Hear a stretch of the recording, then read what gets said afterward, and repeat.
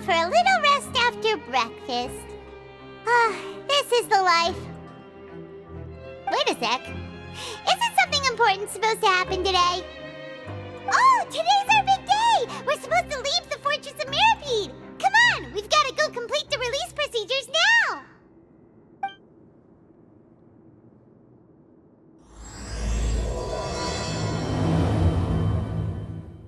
Please, sign here. This document will be effective immediately upon signing, and you two may exit the Fortress of Maripede via the regular channels.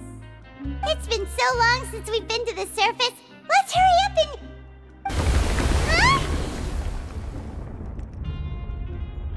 Huh? What's happening?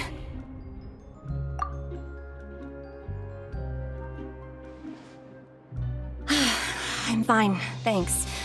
But I wonder what that tremor was just now. Let's go ask the Duke. Your Grace? Ah, good to see you two. Is there something you wish to see me about?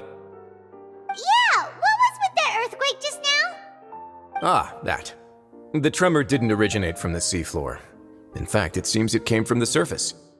Over the years of serving as the warden here, I have developed a sense for distinguishing between what occurs on the surface and what occurs underwater.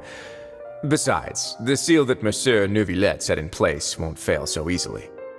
So the fortress is okay? If you recall our last incident, if there really were a problem, there would be crowds of inmates in a panic right now. Huh, you've got a point. Okay, seems we need to get back up to the surface and ask about what happened. By the way, do you know what day it is today? I believe today is this month's pipe cleaning day. Wait, seriously? Ah, yes. Have you completed your release papers? Yep. It's you two. Are you leaving now? That's right! Today is our last day in prison. But now that Paimon says that, it doesn't feel like we were confined here. It's actually been pretty nice. Oh yeah, Paimon feels fond of this place now. Then be sure to come back and visit. I'll miss you. If you've signed the release papers, then you're free to go. The guards will escort you out. You're not going to see us off? I knew you'd ask. All right, sure. Let's go. Well, you actually agreed. No worries, you must be busy. Paimon was just joking. Ah, so you do have a polite side, I see. After being down here for so long, I imagine you must feel like you're lacking companionship. Shall I come along too? Yeah, don't worry, we'll come back to see you. Paimon really likes the cafeteria here.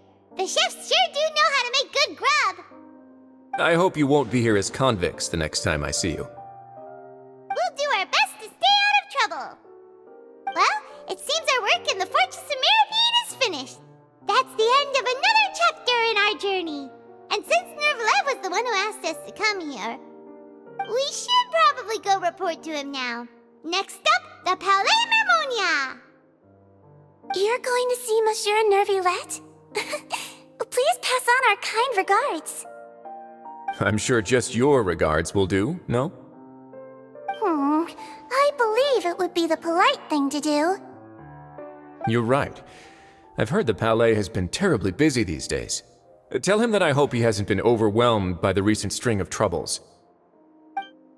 If you're concerned about things at the Palais, why don't you take some time to go up and check things out? I believe you should still have some vacation time to spend. Thank you for being so understanding. It means a lot. It's been some time since I've gone to the surface. I must say that I've started to miss it a little. The Palais Mermonia sure is buzzing with activity today. Halt! Huh? Oh, it's you two. Apologies. Monsieur Neuvillette did say you'd be welcome at any time.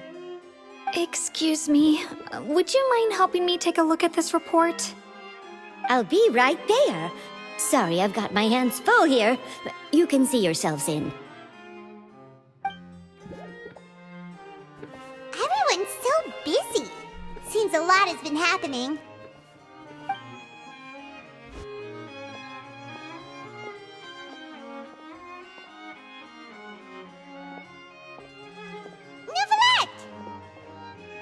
Hello. You've come at the right time, but you'll have to wait for just a moment, as there are some urgent matters I must tend to first. In the meantime, please, have a seat. If you'd like to have something to drink, let the Melusine outside know. That's all right. We just ate. Very well, then. Let's take a break over there while we wait for him to finish his work.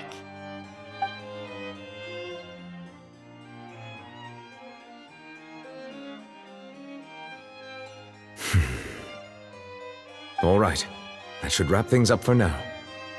Are you done with your work? Yes, sorry to keep you waiting.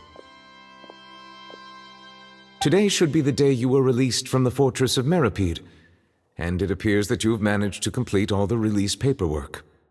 That's right, and we came here to see you right away.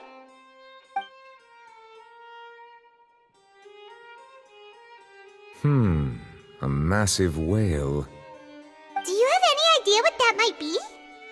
Judging from your description, that cannot have occurred in any ordinary waters, but rather something like the primordial sea. A whale of that size and shape cannot usually be found in the waters of Tevat. Therefore, we can only assume that Child is presently immersed in primordial seawater.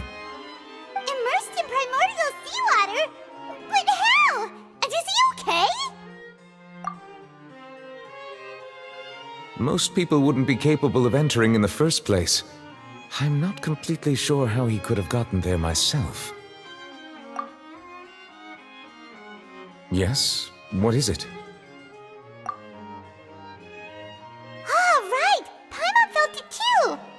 We asked the Duke and he said it wasn't from underwater, so we figured you might know something about it. It turns out that I have just received a report about this particular matter. In fact, that's exactly what I was busy with a moment ago. The source of the tremor was here on the surface near Poisson. After the shaking stopped, the water levels in the Poisson area rose at an alarming rate. The water levels rose? Oh no! What about all the people there? Fortunately, the water levels only rose for a short period of time and have already returned to normal now. However, I still have a bad feeling about the whole phenomenon. If the change in water levels is connected with the leaking primordial seawater, then the situation in Poisson may be much worse than it appears. Navia should be in Poisson, right? We need to go check on her! I would also like to go there as soon as possible, but I'm afraid I can't leave just yet. We must immediately formulate disaster prevention plans for the surrounding coastal areas to avoid potential catastrophes. I'll have to ask you two to go to Poisson first. I'll meet you there to check on the situation once I finish things here. There's no time to lose! Let's get going! Please be careful. The two of you have my thanks. If you need any help, just let me know.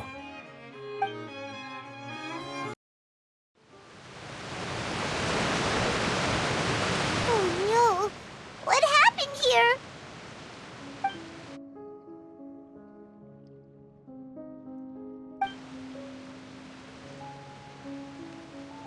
Navia should be around here, right? We need to make sure she's still... Paimon means we need to check on her. We haven't seen a single soul all the way here. Oh, this is getting scary. What will I ever do now? Look, there's someone on the roof over there. Just stay put! We're coming up! Watch your balance! All right, just hurry!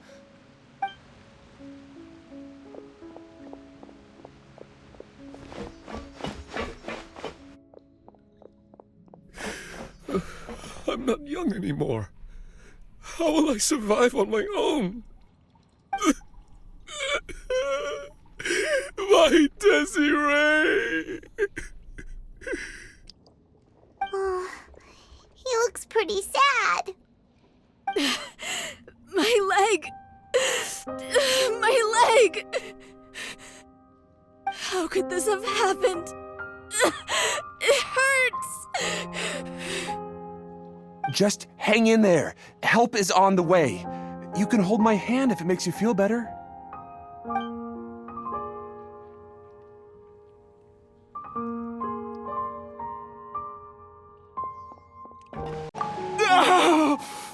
Don't move me! Don't move me!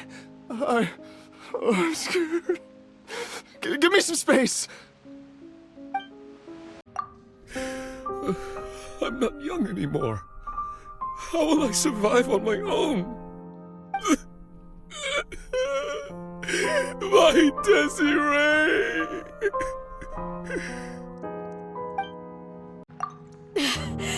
My leg! My leg! How could this have happened? It hurts! Just hang in there. Help is on the way. You can hold my hand if it makes you feel better. Oh, it's Navia. She's over there. Hey, Navia, are you okay?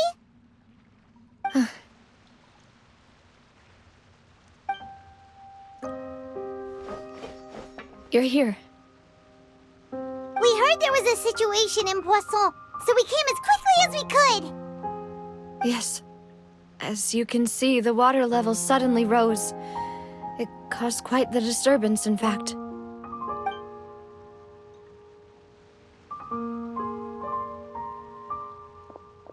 Demoiselle! There was a wounded resident next to a building southeast of here. We've already transported him to safety, but we've run out of medical supplies. He's wounded? How badly? He fell, so it's probably a broken leg. He's pretty shaken up. When the water level rose, he desperately climbed up to the roof. Once the water receded and he saw the ground, he became terrified and eventually... He jumped down then. Find the leader of Squad 1 and tell him to take the wounded resident to see a doctor. He should know where to go. Understood. I'll take over his search and rescue mission in the meantime. All right, you'll be in charge. I'm sorry. Where were we? The situation in Poisson? Right. Allow me to explain. A little earlier, we suddenly heard a loud noise. At first, everyone thought that something might have exploded on an aquabus. But before we knew it, water started pouring out from everywhere. The rushing water seemed a little odd, almost like the unique color of primordial seawater. Some people didn't realize the danger and thought it was just ordinary water, leaking from somewhere. Everyone on the street who happened to be close to the water didn't have a chance to escape. As the water levels rose, they suddenly disappeared. They were all dissolved. Those who realized what was happening started to flee in a panic, desperately trying to get to higher ground. Many were injured in the stampede, and some people fell from significant heights. The Spina di Rosula initiated rescue operations as quickly as possible, but there have been a lot of casualties. Fortunately, the water began to recede after some time, and the chaos came to an end. The water that flooded the area contained primordial seawater, so the lower levels of Poisson are still hazardous. To ensure everyone's safety, I've asked the people there to leave as soon as possible. No one knows if this could happen again. All we can do for now is try our best to help evacuate the residents. We still haven't completed the head count, but we'll have some numbers soon. How awful. And all of this just came out of nowhere. It was quite frightening indeed. I only wish that everything that just happened was a bad dream. Is there any way we can help, Navia? Thank you for being so willing to help in a moment of crisis like this. You don't know how much it means to me. I really can't express how grateful I am. Don't say that, Navia. That's what friends are for.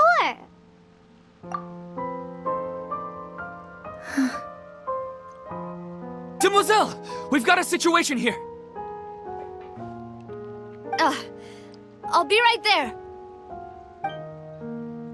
Sorry, I need to go for now.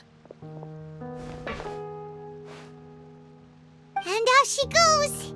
Seems it might be a while before she can take a break.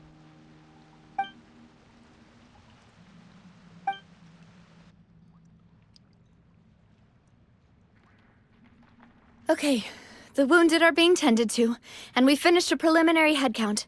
More support has just arrived, so I suppose I finally have a moment to focus on my own matters. Of course, we should remain ready for anything, and continue doing our best to rescue others. I'll be sure to have everyone at the Spina di Rosula ready to render assistance. Traveler, Paimon, would you two accompany me to my father's grave for a moment? Huh? Right now? Thank you.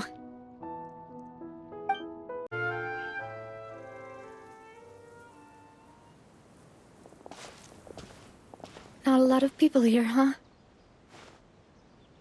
Well, given the time of day and the whole situation in Poisson, Paimon doesn't think there'd be a ton of people here visiting graves.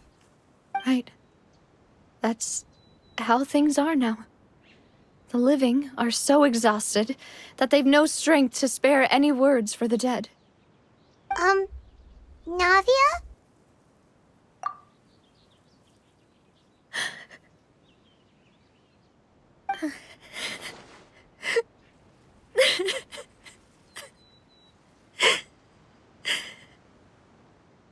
Navia, what's wrong? Sorry. I just... Malus and Silver... They won't ever come back here again. What should I do, Papa? Huh? What happened to them? Everyone agreed on the rescue plan, but still... I was the one who initiated it. They were helping evacuate the residents, but they couldn't leave in time. And they were caught in the seawater.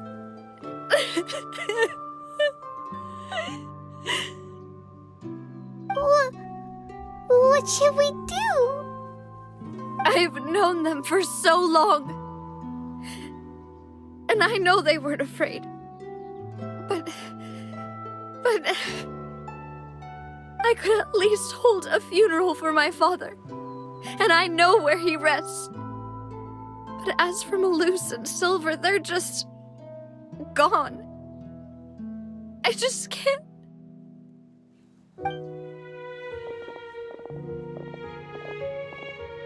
Everything looks so clean after it rains.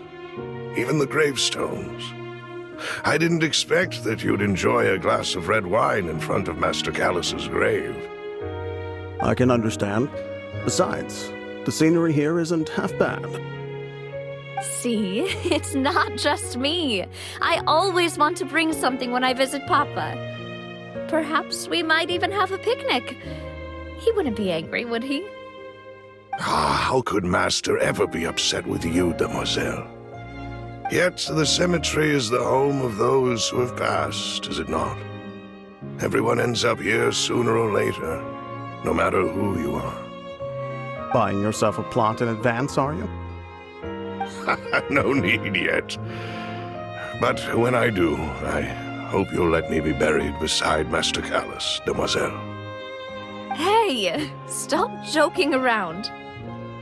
I'm quite serious. That way, it'll save us both the trip to see each other whenever you visit your father's grave. That makes sense. In that case, could I be buried on his other side? After all, besides you, demoiselle, the two of us could certainly be considered Master's closest companions, no? Personally, I believe we fill those shoes just fine. Why are you bringing this up all of a sudden? Seriously. All right. I'll remember your requests. But I'd really prefer not to talk about this stuff. And what do you mean by saving me a trip? I'd make the journey even if I had to visit you two somewhere else. I'd promised to let them rest in peace here. But here I am breaking that promise. I'm sorry for letting you see me in a mess like this. I don't usually cry, really. Paimon doesn't know how to help you feel better. But, well, she understands how you feel. I had always thought I could make my wishes come true. But now that I think about it, that never solely relied on me. Many things can only be accomplished with someone else's help. Malus and Silver have helped me so much. But by contrast, I could do nothing for them. I'm so sorry. You can spend as much time as you need here, Navia. We'll stay with you. Thank you. Right now, you don't know how much that means. By the way, you can have a look at this. It's a list of victims from the incident that took place here. Obena, Khan, Burnett, Giverny, Francine, Karina, Daisy Ray, Joinville, Julianne, Esson, as well as Malus and Silver. So, everyone else is safe. But still... It's okay. I know what you're thinking. And you're right. We lost Malus and Silver. But we were able to save more than we anticipated. The overall outcome indicates that the cost was worth it. Right! Don't think that way, Navia. One person might be saved at the expense of another, sure, but that isn't something we should ever consider a trade. Malus and Silver were not the price for saving anyone. They're heroes. You're right.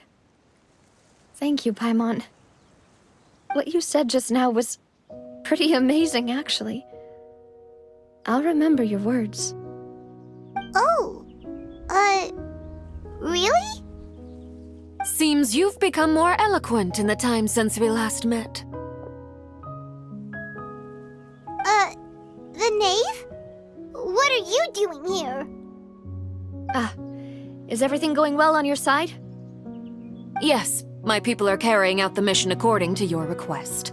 All the residents of Poisson have been evacuated, and we're preparing to relocate them to higher ground. As for these supplies, we have everything taken care of. There is no need to worry. Thank you very much. Wait, do you two know each other? We just met recently. Right, Miss Navia? Usually, I would call this a coincidental encounter, but that doesn't quite fit this time. Besides, it never even crossed my mind that a Fatui Harbinger would come looking for me. Thanks to the Knave, Spina di Rosula received generous support from the Fatui, which allowed us to complete the rescue and evacuation work so quickly. Mutual aid is essential to fostering positive developments. We were already in the area, in any case, so it was nothing. That said, I must say that you're a lot sharper than you let on. I'm sure you understand what I mean. I apologize for all the ways in which I tested you previously. We've never worked with a Fatui before, and it's extremely important for us to know who we're working with. My subordinates have reported that Fatui soldiers have been observing water levels and taking head counts in various locations. I hear that they've also prepared a large amount of emergency supplies. I'm quite surprised. This is nothing to brag about, nor do I intend to. It is simply the way of powerful organizations to act forcefully, whether they are doing good or ill. You've witnessed that firsthand, in any case. As I've told this traveler before, I know of the prophecy, and I intend to prevent the impending disaster. Lending your organization a hand was a natural first step in accomplishing that. As such, do not be troubled by this token of our sincerity. Perhaps one day, you'll also be able to help me in the same way. Without your help, there would have been many more casualties. I won't forget your kindness. Furthermore, I sincerely regret what happened to Malus and Silver. I only wish that my people could have arrived a little earlier to prevent this from happening. Don't say that. You and your subordinates did everything you could. As Paimon said, Malus and Silver didn't choose to sacrifice themselves for any specific person, and they weren't the price paid for other salvation.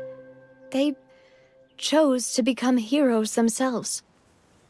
I've never liked hearing people put it that way. It's like trying to relieve pain by saying some noble-sounding words. But right now, there's nothing more suitable. They really did become heroes. You're right.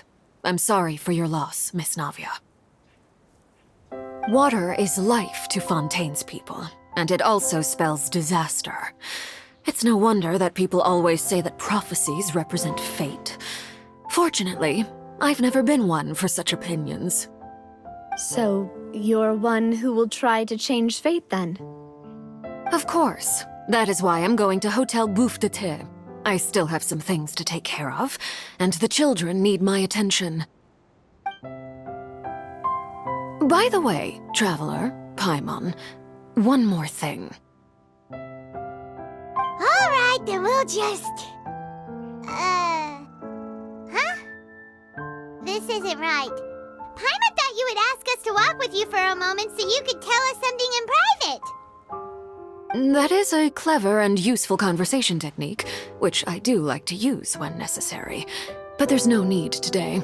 It would not hurt to have Miss Navia listening in. Traveler, I'm sure you remember that I said we could work together when we had the chance. You and I both know that there may be issues with the Primordial Sea.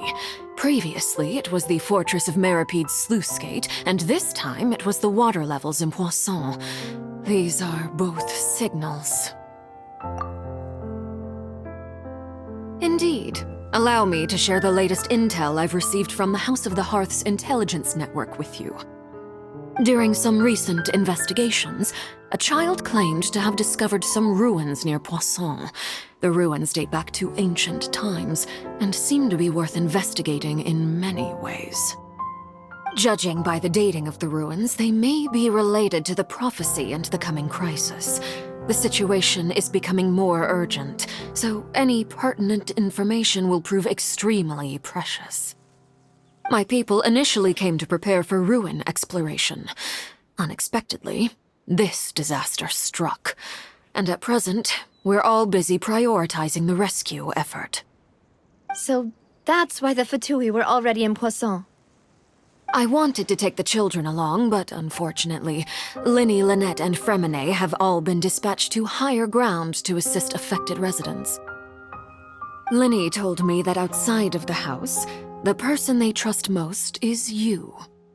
Which is why I want to give you this task. The House of the Hearth's members see each other as family, but Linny, Lynette, and Fremine said that they also see you as such, even though you are not from the house. I'm sure you already understand how earnest they consider their friendship with you to be. Oh, that somehow makes Paimon feel kinda happy. The intel I just shared about the ruins could fetch a high price. But since the children consider you family, it's only natural that I freely share it with you. Got it! So all we gotta do is go to some ruins, right? We can handle that. Excuse me, but may I tag along? You wish to join, Miss Navia? But Are you sure you're up to exploring some ruins? You need to rest. Well, I'm sad, yes. But I can't just go back and plop myself into a chair by the roadside and do nothing. There's no point in being depressed while we still have a disaster on our hands. As my father's successor, I must live up to the hopes he had in me. Besides, I'm also doing this for myself. I need something, a distraction, to keep my mind off Malus and Silver.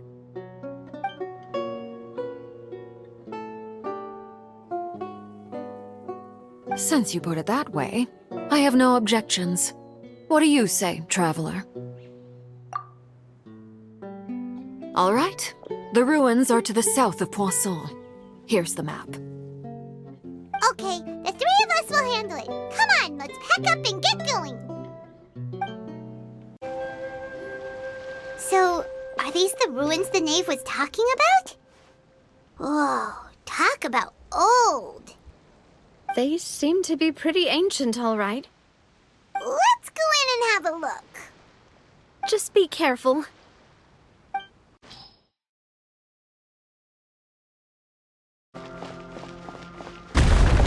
it! The floor here isn't safe!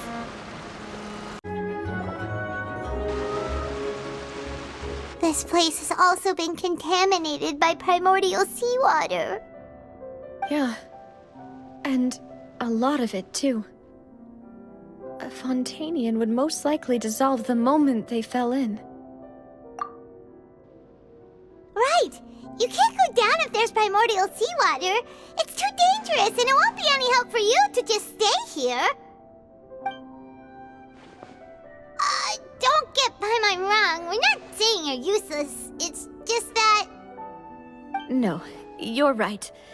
I can't do anything in this situation. I'll leave this to you.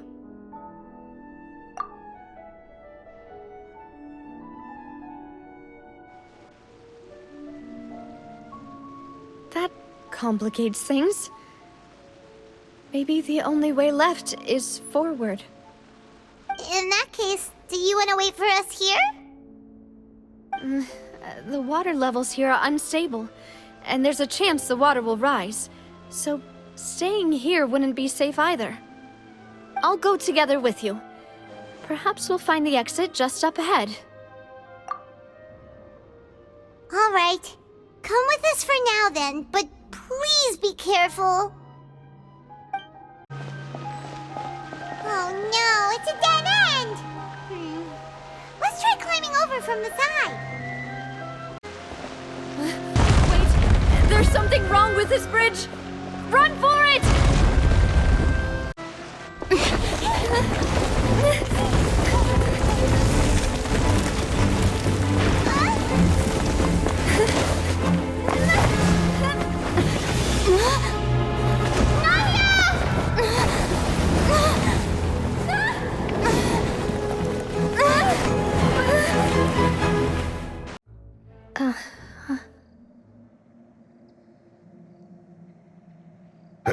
Demoiselle?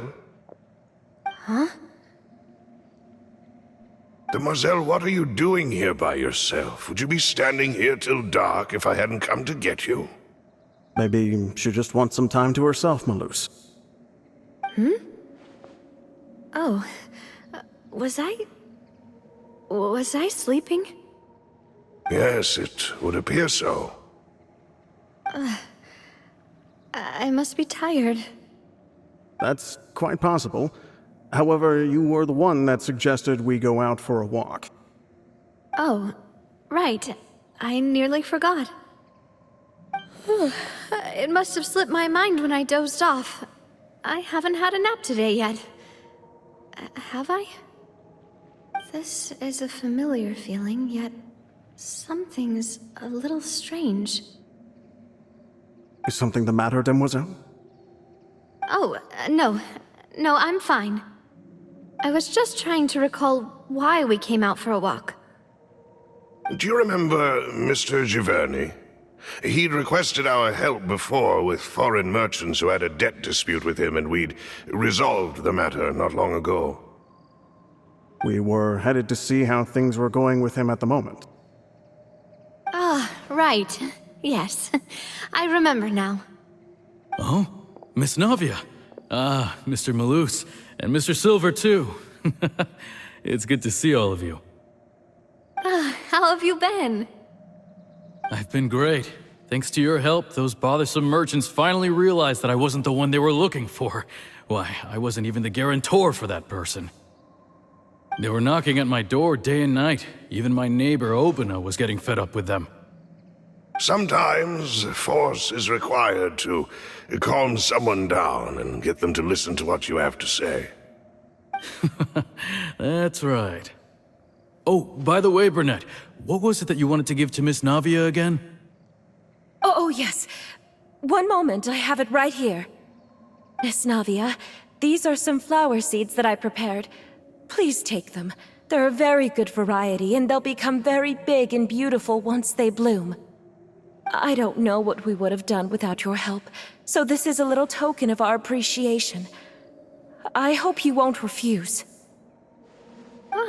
Did you cultivate them yourself? Thank you so much. I'll certainly take them. Malus, we do still have some empty flower pots at home, right? Why, we can have as many pots as you'd like, demoiselle. Perfect. In that case, we'll swap out some of the decorative plants for some of Mrs. Burnett's flowers. Very well. Wait. Something seems to be off here. Excuse me, madam. If I'm not mistaken, your name is Burnett, correct? That's right. Is something wrong? No, it's nothing. This is the first time we've ever met, but your name seemed familiar to me. I must have heard it when I was discussing things with your husband previously. I've heard this name before. Sometime recently, I'm sure of it. And why are there so few people around here? Where did everyone go? We must mind the time, demoiselle. We still have important things to attend to today. Huh? We do? Like what? Well, now, did you forget? Miss Navia, here you are. I've been looking for you. Please, come to the Opera House. Your trial is about to begin. My trial? Wait, why would I need to go to the Opera House? Yes, she's right, demoiselle. It's just about time now, so we should get going. Oh? All right then. Look, it's Navia! She's here! And her two attendants are with her. Goodness, everyone's finally here.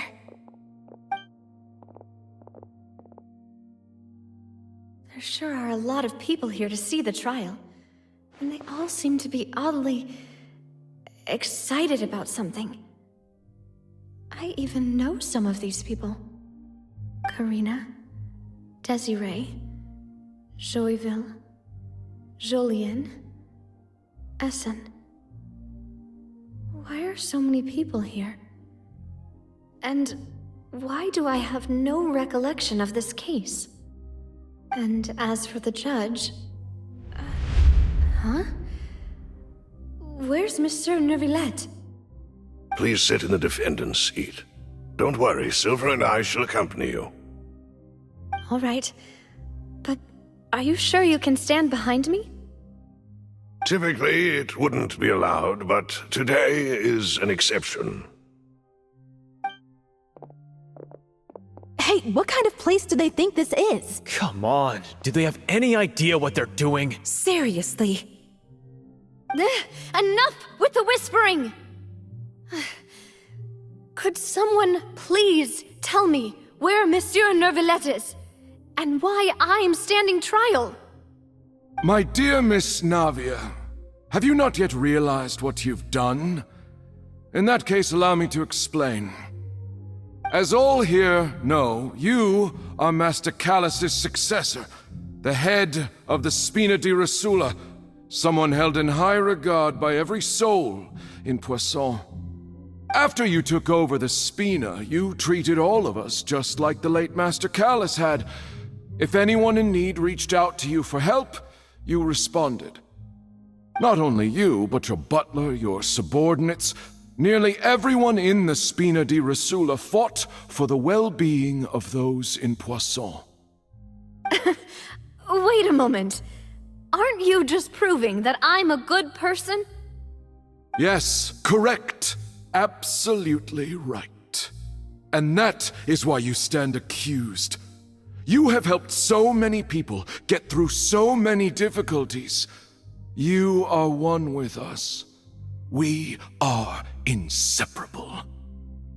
We are one big family, all of us who are from Poisson, inextricably linked. And with you being so important, we couldn't possibly do without you. Therefore, this fair and honorable court shall declare you guilty, and you shall stay here. You will be together with us forever. Huh? What are you saying?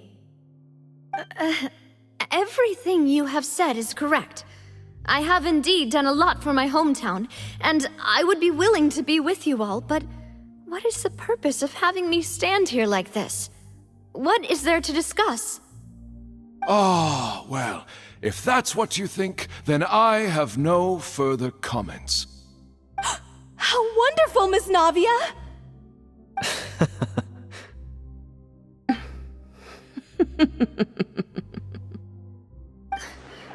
I know all these people. Why are they laughing?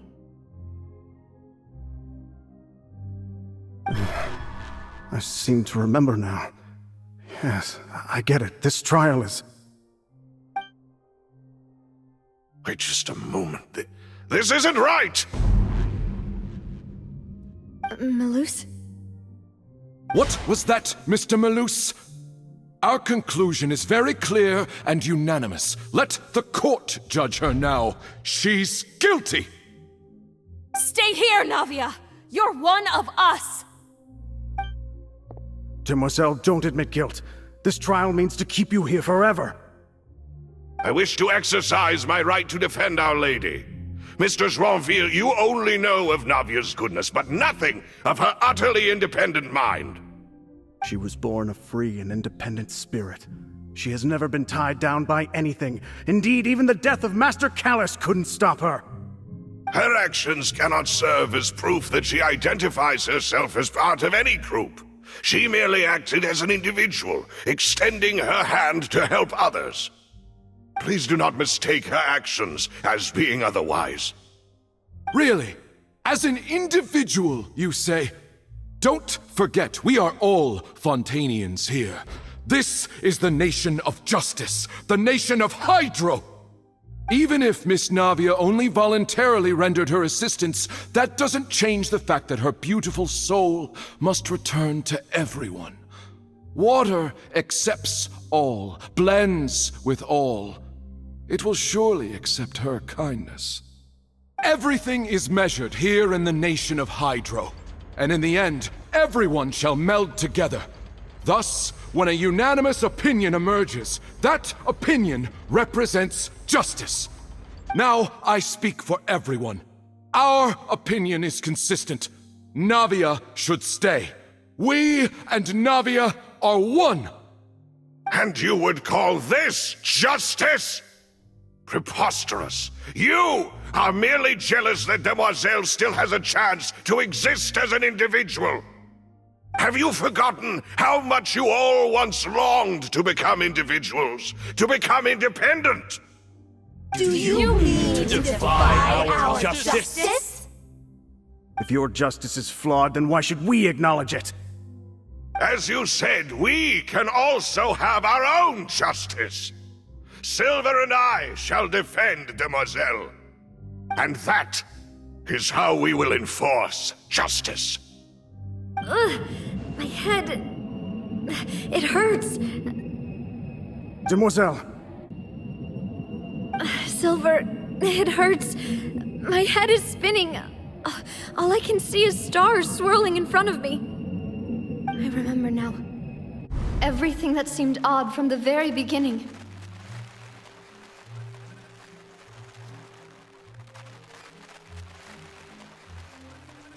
Karina, Desiree, Joyville, Jolien, Essen, and Mr. Giverny and Mrs. Burnett, who we met earlier.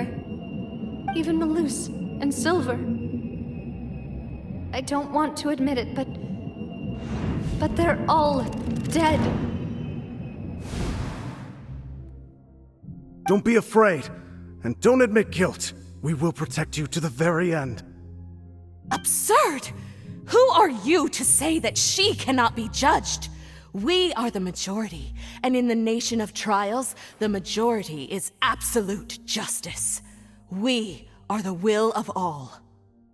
Don't let them escape! We shall keep Navia here with us! Mr. Malus and Mr. Silver, must you be so stubborn? How could the two of you possibly hope to stand against the collective? Do not resist. This judgment is fair and just. Navia belongs to us. After all that happened, she should not be left alone in Poisson. What are you saying? No more excuses! He says we're jealous. Jealous? How could she possibly be an independent individual? What's with these people? Who's jealous of her? She belongs to us! Miss Navia, she... Silence! That's...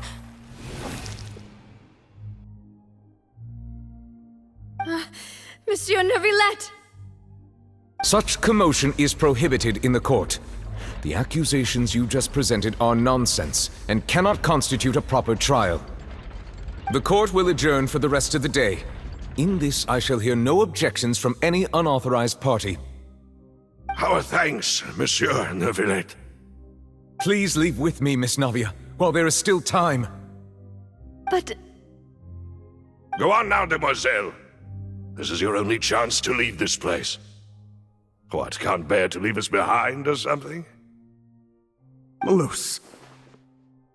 My apologies. I couldn't resist making one little joke once I realized that this shall be our last goodbye. Malus... Silver... Quickly, you must come now! Goodbye, demoiselle. Farewell. No, wait! Just a second! Hey! Navia? You're awake. Good.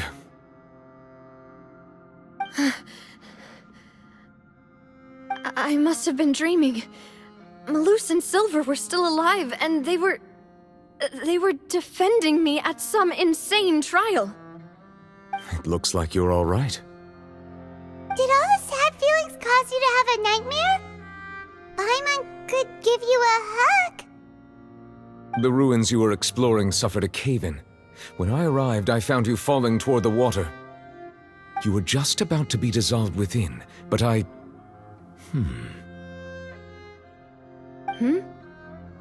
What is it? I think I saw 2 Oceanids protecting you. It was only for a moment, perhaps even a fraction of a second, but they gave me the chance to retrieve you. Were it not for their intervention, I would not have been able to rescue you before your consciousness dissipated. Wait, did you say Oceanids? You mean like what happened with Vacher? Perhaps those 2 Oceanids were the people you saw in your dream. I always told them that they didn't have to protect me. To think that they'd keep doing so even after death. Please come with me.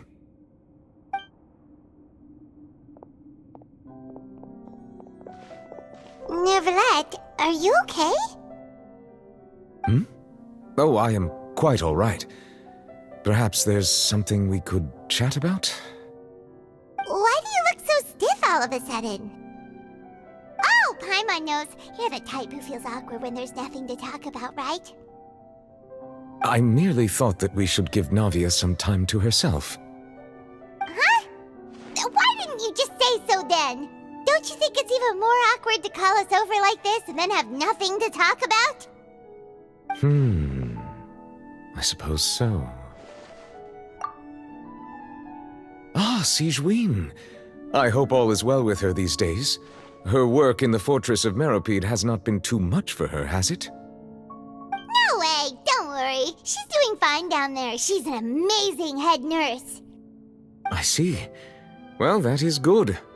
I have always worried that Sigewinne would need a lot of time to understand the world of humanity, just as I have. Oh, and the Duke also says hi. Even though Sigewinne made him do that. He hopes that you haven't been overwhelmed by all that's happened lately. Thank you. I have indeed been busy lately, and I also hope that everything is going well in the Fortress of Meropide. He still doesn't know what to talk about. Let's chat about something else then. So, Neuvillette, you're probably quite the swimmer, huh? Yes, of course. This isn't going anywhere. Let's try something else. How did you find these ruins? Did the knave tell you? Yes, in fact. I had arranged to meet you in Poisson, but when I arrived, I discovered that the Fatui were helping the residents evacuate. They had even transported a large quantity of supplies to the area. Amid my astonishment, I ran into the knave, and we had a chat. She informed me that she had asked you to investigate the ancient ruins here. Yeah, we originally planned to meet up with you, but we thought you might still be busy with all those official documents. We didn't think exploring the ruins would take very long, and who would have thought you'd wrap things up so quickly?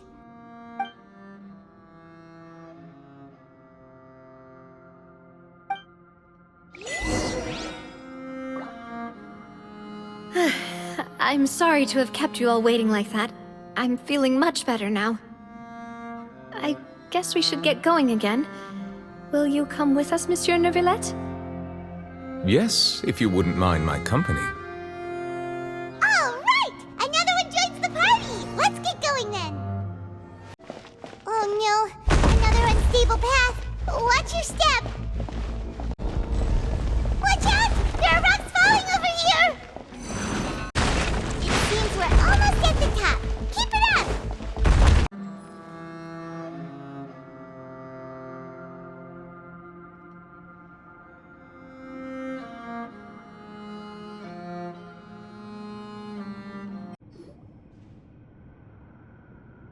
Looks like we've reached the end. This is the place. There should not be any other hidden spaces in the vicinity. The path sure had some twists and turns, but it turns out that this place isn't actually that big.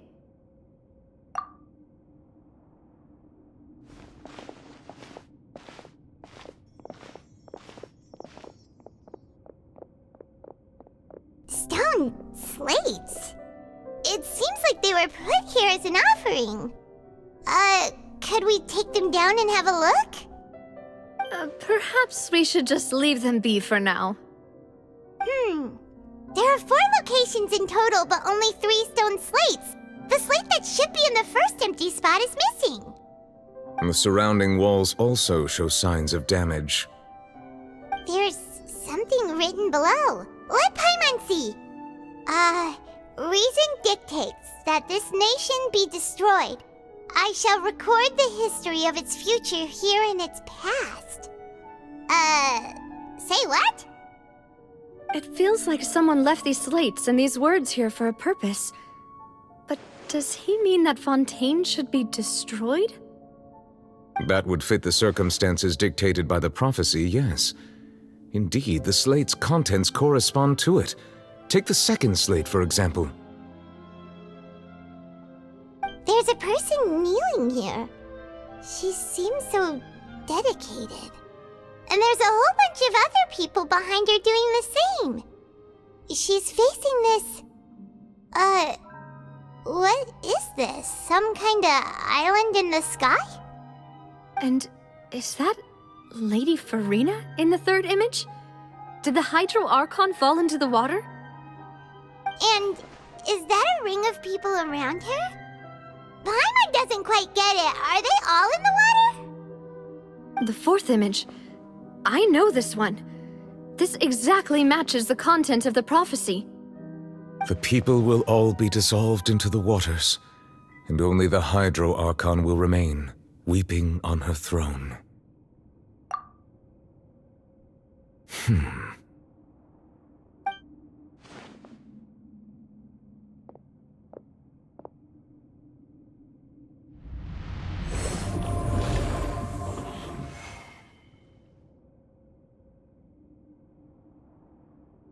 More information should be hidden in these slates, but I fear I cannot easily uncover it, most likely due to us missing the first slate.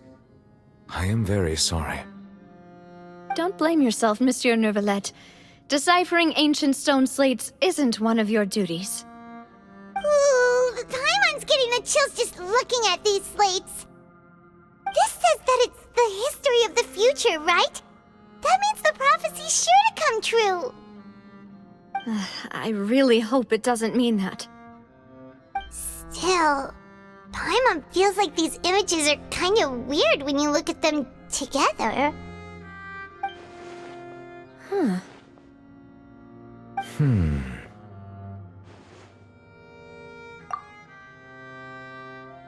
That's right! If the images are in chronological order, shouldn't the fourth, the water's drowning fontaine, come before the third, where the Hydro Archon herself falls into the water? And yet the order is reversed here.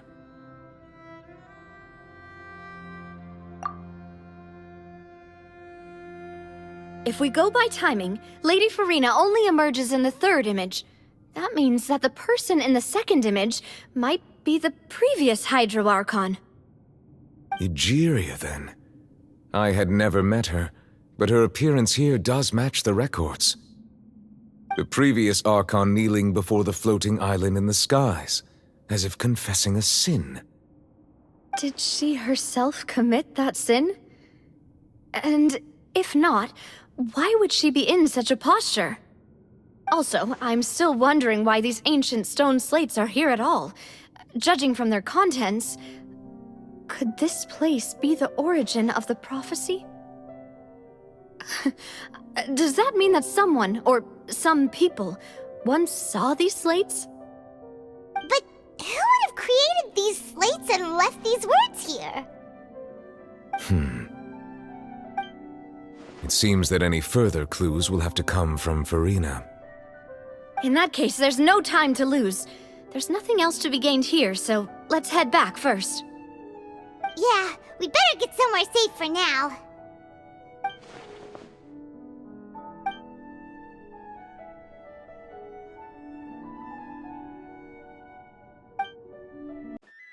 Let's split up here.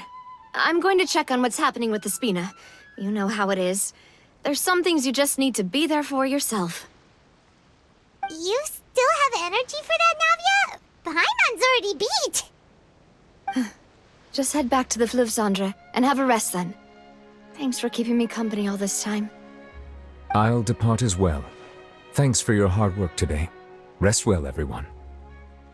Traveler, I will go talk to Farina tomorrow morning to ask about the stone slates. I'm sure that you're concerned about this matter as well. If you have time, drop by my office. I will share the results of our discussion with you. Are you really gonna talk to her about this directly? Will that be a problem? Paimon's getting a little scared now that it's come to this. She has long been harboring secrets and will not give them up easily, which makes it all the more my duty to ensure that she understands the present situation. Alright, we'll leave it in your hands then. You're probably the best person to talk to her anyway. I will be carefully considering my words tonight. Traveler, Paimon, our safe house at the Fleuve Cendre is always open to you as ever, so please don't think you're an imposition. All right, I'll be on my way then.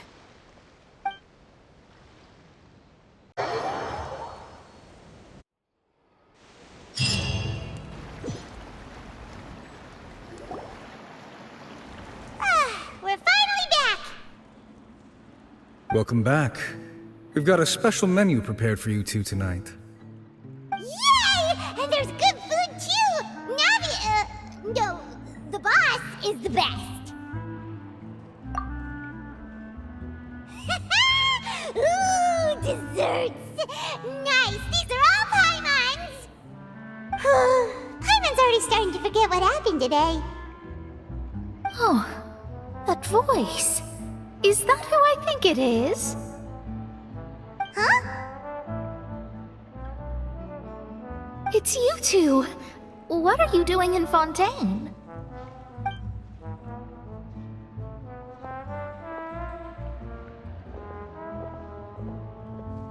Mona?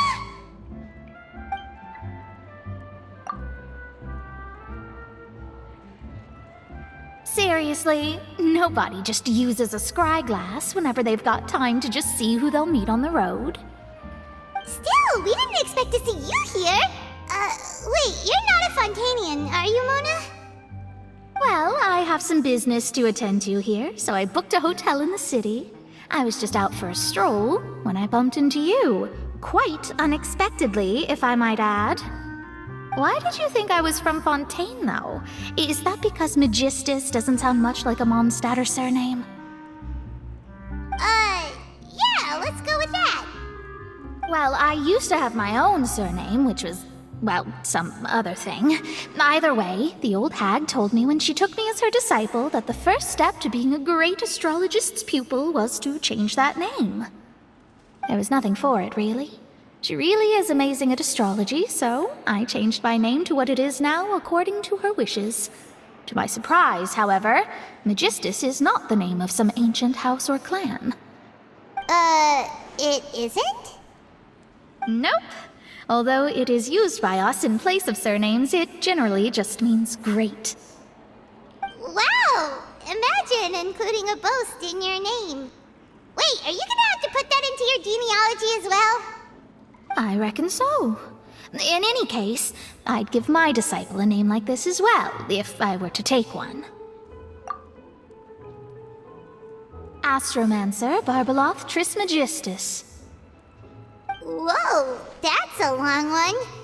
Does it also mean great or something? My name means Mona the Great Astrologist. As for the old hag, hers is, in plain speech, the thrice-as-great Scholar of the Stars. Just take it as a title specific to astrologists. Thrice as great? That's so petty. I know, right? That's just how she is. She used to call herself Magistus, actually, but when she took me in, she changed her name to Trismegistus. Talk about excessive. Magistus is thus the calling card of our school, so to speak, which makes it about the same as a surname. It's all right if you don't get it. You can look into it further should you need to study astrology more deeply. That sounds terrible! But anyway, you're not Fontanian, are you, Mona? You're from Mondstadt, right? Well, I was born in Mondstadt, yes. My parents migrated to Dorman Port, and I traveled with the old hag for a while, after which I settled down in Mondstadt City. Oh, that's a good thing then. At least we know you won't be dissolved by Fontaine's waters. Speaking of that, I'm sure you're aware that a bunch of things have happened here in Fontaine, right? I know you're not a local, but I'd avoid getting too close to any water that looks strange all the same. There's something ominous about it. Well, the water, I mean.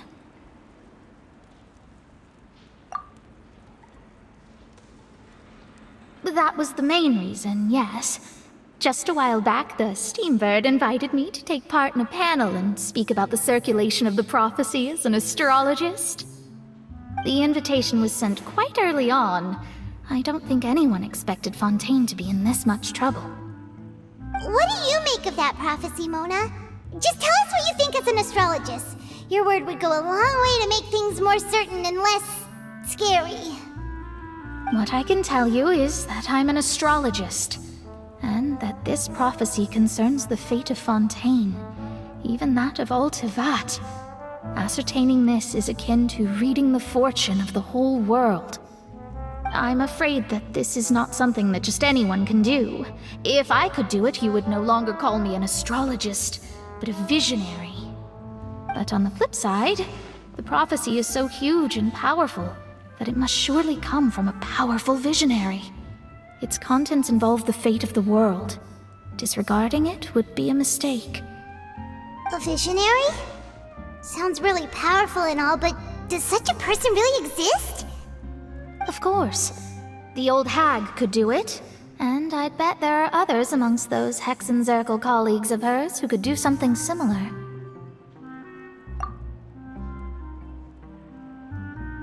Huh? Are you sure? All right, I'll help you. It isn't often that I see you with such a serious look on your face. I'll tell you once I hear back from her. Thanks, Mona! You're amazing as always! Oh, well, this is something only I can do after all. So yes, your praises are quite welcome. That's the greatest of astrologists for you! Of all the people we know, you know the star's the best! Indeed, indeed. That's the spirit. Oh, sorry. I came to see what all the commotion was about. If there's anything you need, do not hesitate to inform the Spina di Rosula. Oh, whoops. Guess we were getting a little too carried away there. Well, I'll go tend to my own business now. If I receive any news, I'll be sure to come find you two again. And there she goes, quick as rushing water. And here we are with the Spina guy giving us suspicious looks. If Paimon hadn't spoken for you, it'd be you getting all the weird looks! Huh, the things Paimon does for you! That's more like it.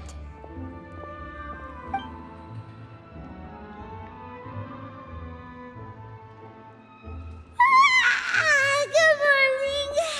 To be honest, Paimon's still feeling kind of sleepy. But it's time to get up, Traveler. We agreed to go see Neuvillette, so let's pack it up and get going.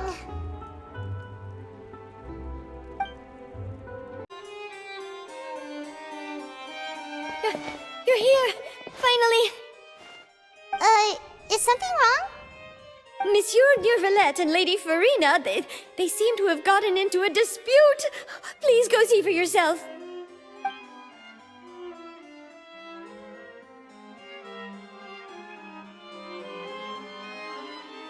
Like I said, I've already explained everything!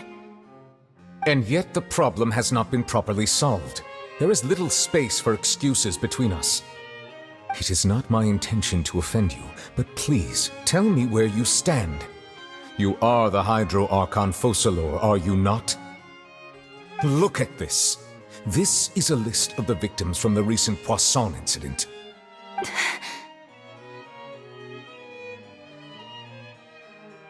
You mean... they're all... We did not arrive in time to avert this disaster, and I will not have it happen again. I will say this once more. You must tell me everything you know. Yesterday, I found 3 stone slates in some ancient ruins near Poisson. Do you know anything about those? Seriously? You're questioning me like this is a court case now. I don't know anything about that. But you found them in some ancient ruins, you say? That's correct, which is why I came to ask you some questions. There should have been 4 slates, but one of them was missing. The other 3 feature different images that seem to correlate to the prophecy. The prophecy? The second of these slates depicts the previous Hydro Archon Egeria kneeling before a floating island in the sky, as if confessing something. Do you know nothing of this either? I don't. I've never seen such slates. I'll ask you again. Do you really have no information regarding the previous Archon? My deciphering of the slates indicates that the Hydro Archon Egeria once had to confess to, or apologize for, a certain sin. If anyone would know about it, it should be you. All gods don't have the same secrets, you know. She was herself and I'm me. Is it really so strange that I know nothing? I understand your concerns, but I'm sorry. I just don't have anything to tell you. Forgive me for saying this now, Lady Farina, but I have long known of your various secret investigations into certain matters. There are several indications that you have been investigating the prophecy on the sly. This is not strange in itself, considering that you are the Hydro Archon. But it is strange that you should also claim to not know any of Egeria's secrets, as well as do nothing following your inquiries. You have never been as superficial as you have presented yourself to be, nor are you a fool. And yet, your behavior is very inconsistent.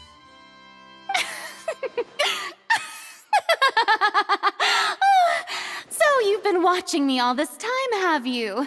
I didn't think you were that type. You... Well, since you know about my secret investigations, then you should know I'm actually working to take care of it. There's no point questioning or suspecting me. You're the Eudix, but you're still my subordinate. You should be following my lead. Just trust in me, you're Archon, and do as I say. Never mind whether you can truly convince yourself to or not. It'll all turn out fine. That's all I have to say. We do not discuss this matter again. Oh, the opera's about to start. Toodles!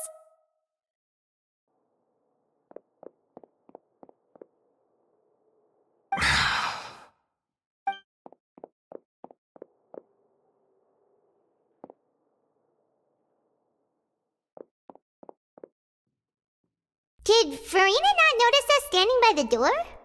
Wonder what's up with her. She was smiling. Huh. She didn't seem in the mood to care if we were listening in or not.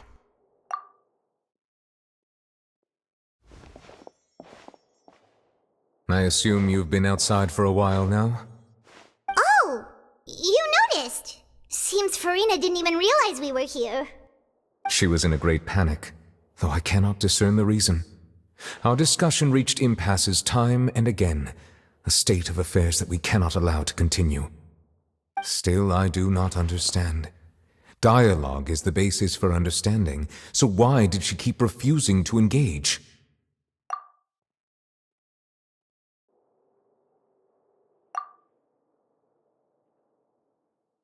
Everyone in her inner circle has noticed that she is hiding some secret. The issue is her attitude.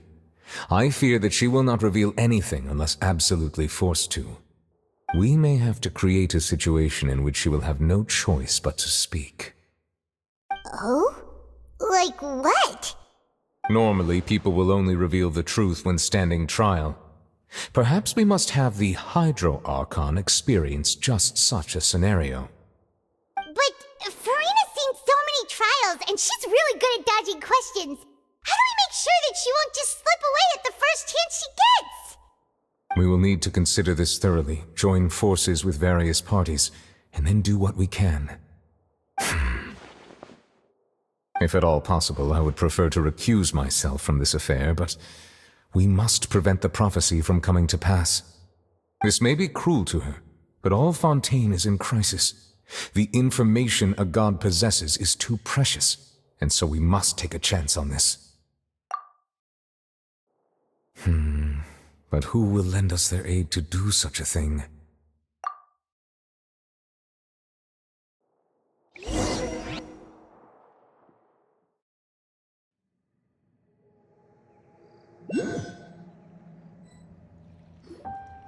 Well, that's everyone, huh?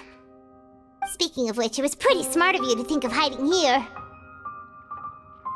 Poisson was just involved in a disaster, so it's presently devoid of people. That naturally makes it the best choice. And here you are drinking tea like it's the most natural thing in the world, huh? That's what families should do. Sit and enjoy a leisurely time together. It's nice to enjoy tea here, you know? Care for a cup? Lend me your ears, everyone. Or perhaps one of you might like to start us off. How about you, friend? Me? No, I don't think I can. Then, how about you, good sir? I fear that I will cause the mood on this boat to become as somber as it is in court. Well then, I guess we're lucky we've got a local like me to organize things. Wonderful, the spotlight at last. I guess I'll be facilitating things from here. That was a little long-winded, don't you think? Oh, you might be right. Anyway, to cut to the chase, our friend here, the Traveler, has brought us together to discuss something. As for what that is, well, let's start by saying that we'll be pooling our efforts together to create a series of traps. Oh, how intriguing.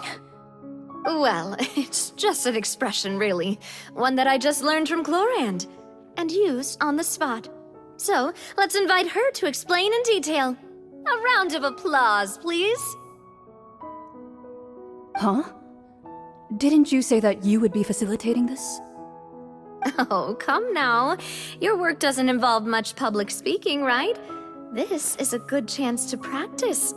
You might even pick up some fancy oratory tricks to impress your boss with in the future. I see. And what does my boss say? He is glad that you consider him your boss. Do go on.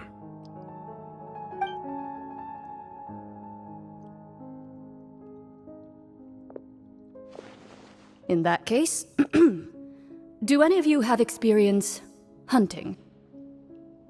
Not that I recall. Fremine and I once used a wooden stick in a basket to catch wild rabbits when we were younger. As for Lynette, oh, right. You were sick that day, weren't you? I've also gone diving to catch some fish before. Does that count? I'm afraid not. You may or may not have heard, but Fontaine once played host to a group known as the Marechaussee Hunters. Though that was their name, they did not hunt animals, but rather various monsters left behind by the ancient dynasty of King Remus. Today, Fontaine's monster population has already thinned greatly, so the hunters have blended back into society, taking up arms in other lines of work. They even left a unique methodology of hunting in their wake. A trap comprises of the following components: bait, a trigger, and a containment device. Sometimes a lethal implement will also be necessary to deal with the prey. So, if we were to build a trap together, right now, what would you choose to build it with? For me, I would prefer something basket-shaped. Pigeons and rabbits will see the bait and naturally enter the snare. Our line of work requires a deft hand, and we're some of the best in the industry, so you can count on our techniques. You used some of those techniques while moving the people of Poisson, didn't you? My subordinates mentioned that you even performed some magic for the bawling children. Yes, and I even managed to gather some intelligence in the meantime. I'm quite the multitasker if I do say so myself. I'm afraid I can't claim that as my strong suit. I prefer more stable methods, like placing bait in the water and waiting for the fish to come within reach. That's the kind of method I would count on. Calm and steady. Exactly the kind of person who would catch loads of fish. And I can be their assistant. With discretion, I'm sure. I'd probably use some sort of mechanical animal. Papa once bought me some small clockwork squirrels, mice, and such. When placed in the forest, they can attract others of their kind. I remember that you liked those too, didn't you? I did. And that would be a good way to go about it. If they're realistic enough, animals of the same kind will follow them all the way to the trap. What about you, Monsieur Neuvillette? I fear I do not have any related experience. That makes sense. You usually solve problems directly, without the use of any such tricks. But I do have one more question for you, Monsieur. If we were to create a trap now, how would you design it?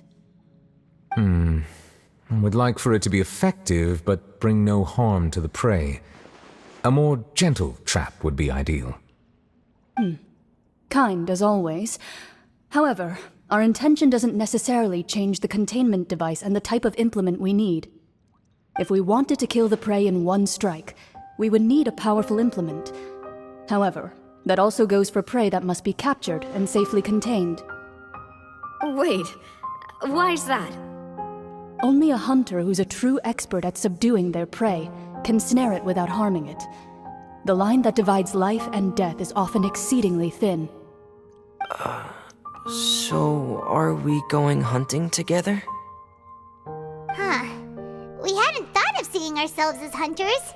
It kinda works, but maybe it's still not the best metaphor. If our means of capturing and dealing with our prey is to put them on trial, then the hunting metaphor is actually quite accurate. But we shall require much more courage than any hunter to judge a god, a being whose seat is an exalted throne. Oh, so that's what's going on. Sounds very interesting.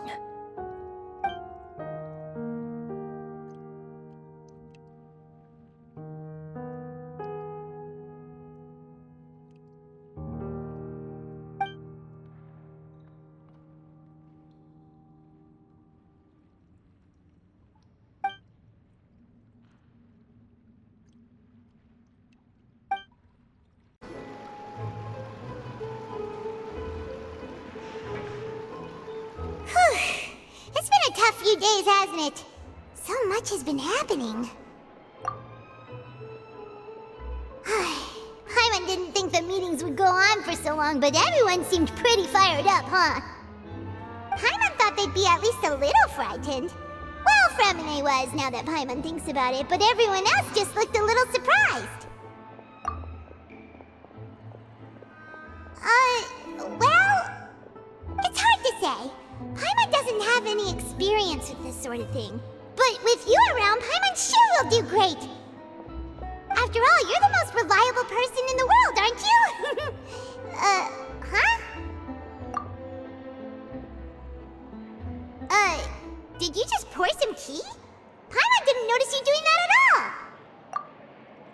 Then what's that? Paimon's never seen that cup before. Don't be frightened. I'm just joining you two for tea. I merely refrained from saying anything till now. Who's that voice? But there's no one here. Ah, have you forgotten me already? Wait, you are familiar. You're the voice we heard from the sky in Sumeru. The voice from the sky, I fear that description is wrong. Though, not completely wrong. You're feeling lost now, just as you were feeling previously. I sensed that confusion and thus came to you. Guiding people is an irresistible hobby of mine, after all.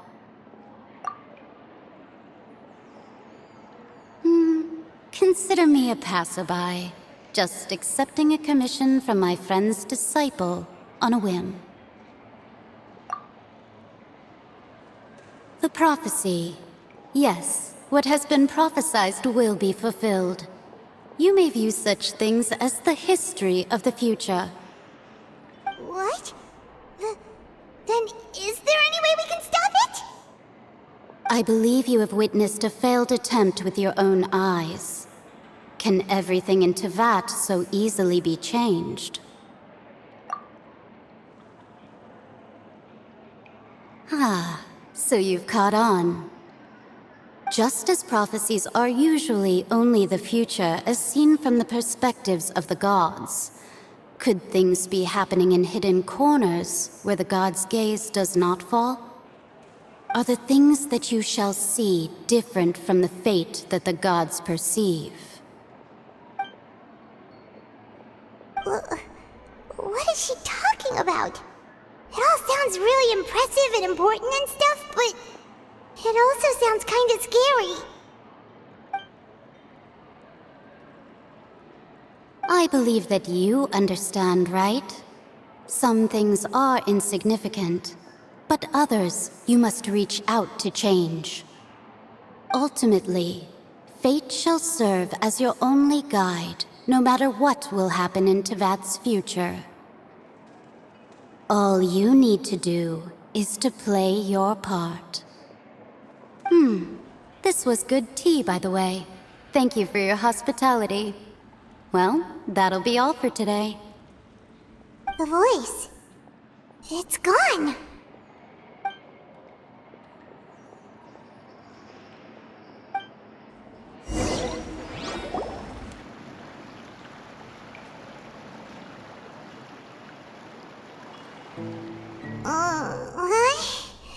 I want to hear someone talking. Alright, coming! Hey, it's you who's getting lazy, okay? Well, I see I've walked in on some lively banter. Luna!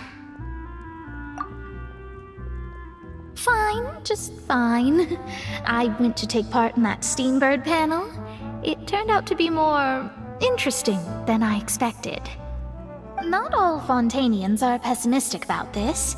One journalist mentioned that sitting around and waiting for the end to come would be wrong, and that they should make their own rescue preparations. I agreed, so we had a brief chat with her. Did she have pink hair by any chance? Why, yes, it was Charlotte. I assume you've heard of her, no? That daredevil journalist? I'm in full support of her view. Prophecies are very important, but how can people allow their lives to be commandeered by just a few words? That's right! Paimon's glad to hear something sensible for once. Ah, yes. About what we had discussed before. I did try, but I'm afraid I couldn't reach the old hag. I'll try again tonight, but I wouldn't get your hopes up. Huh?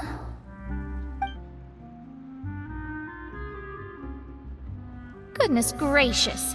Are you serious? She said that even the god's gaze has blind spots. Pretty bold if you ask Paimon. Most people would believe the gods to be all-knowing, right? The Hexen Circle members are certainly anything but ordinary. As for the mage named N, the old hag has mentioned her a few times. She said that N's sense of direction is incredible, and that she loves guiding those who are lost. But I've never met her, and if she were still alive, she'd be...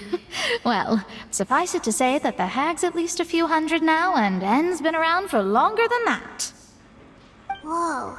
The Hexen Circle sounds like a scary group. But they must really stay in shape to live so long. Their abilities alone are pretty terrifying. If she came to see you personally, then the problem you're facing must truly be of great importance. Well, it's not like Paimon could understand anything she said. Yes, she was quite cryptic, but I suspect she means that there is still a way to turn things around. She didn't say when or what that would be, though, so... Perhaps it is something that you cannot know right now.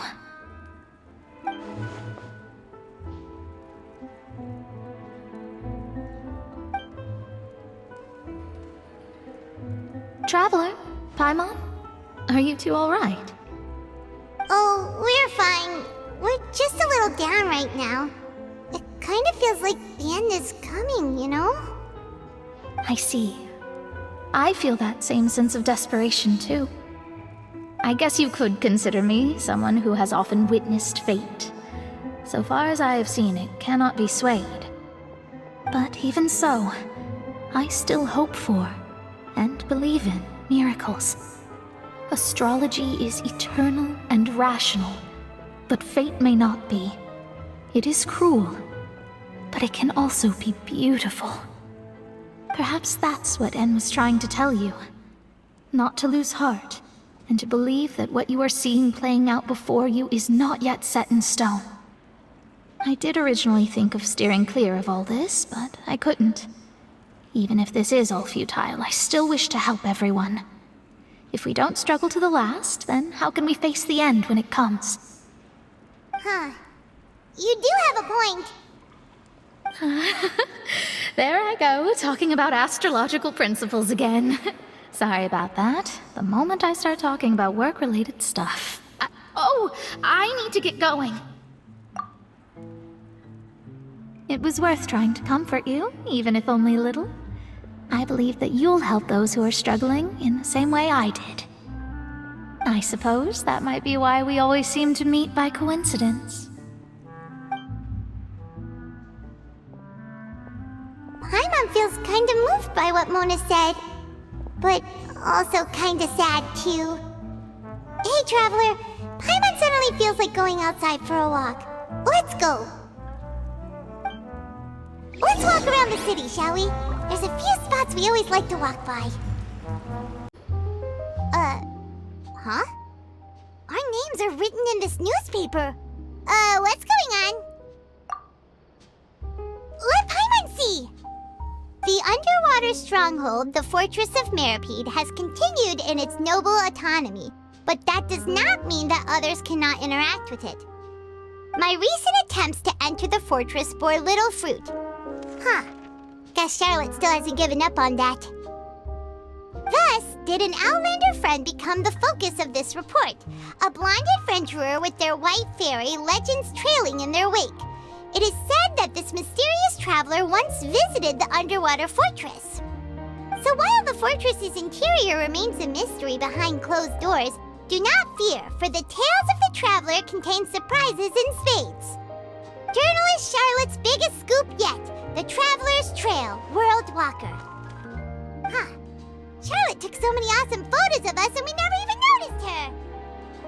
She hasn't been able to get a hold of anything at the fortress, so since we're easier to find, she's using us as the subject matter instead? Ugh, seriously? Well, fine. Those headlines and photos do look cool, so Paimon will forgive her this time.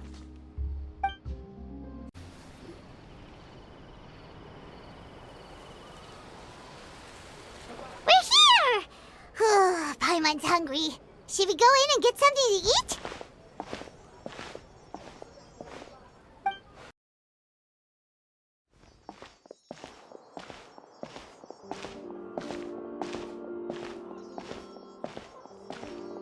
Hey, quick! Look! That's the limited edition, only 16 slices a day cake! It was so delicious the last time we tried it! Despite the tense situation we were in, let's give it another go. Paimon's sure it'll be great. One slice of cake, please. Someone showed up after all. Oh, wait, you're the one from the Palais Mermonia. Oh, are you here to buy cake too? It seems Monsieur Neuvillette was right. You really can eat. Wait, did he really say something like that? That's right. Even he has his own preferences when it comes to food. As for me, I love the cake and coffee here. Do you come here often?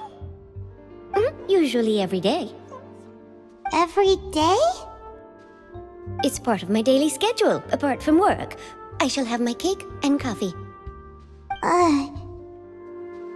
Then what if someone told you one day that this place would be closing soon, and you wouldn't get to eat cake here anymore? What would you think? But why would it close?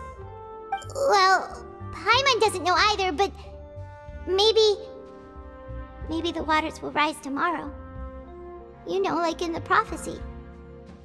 Oh, the prophecy. To be honest, I haven't paid much attention to that. No, still, even if there'd be no more cake tomorrow, that wouldn't keep me from having some today. No, it's the same for eating in general. You might not be able to eat tomorrow, but if you can do so today, then you should carry on. That's what people call living, you know. Huh. Don't be sad. Excuse me, could I have 2 more slices of cake to go? These 2 slices are for you. Sijuin said that this kind of expression you're making is what humans call being sad. Oh, you know Sijuin? I sure do. She was born before me, and she sometimes comes to the surface to teach us things about humans. She said that humans are creatures that are saddened easily, yes, and you can only lift their spirits by feeding them delicious food. So please try the cakes here. I've got something else to do, so I'll be going now. You two try to stay in a good mood after eating, all right? Bye!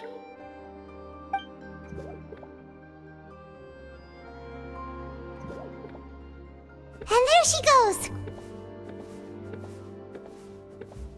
Alright, let's dig in. Paimon's sure this cake will be delicious.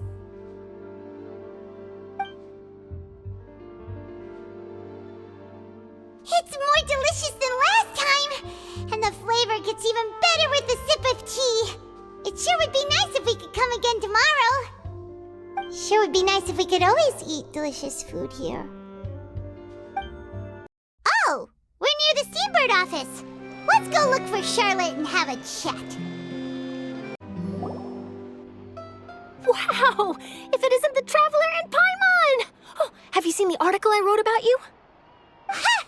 You've got some nerve! You just used us to make some quick mora! Oh, you needn't worry about that. I heard that you were in Poisson some time back, so I sent you a letter to discuss just that. It appears you didn't receive it, though.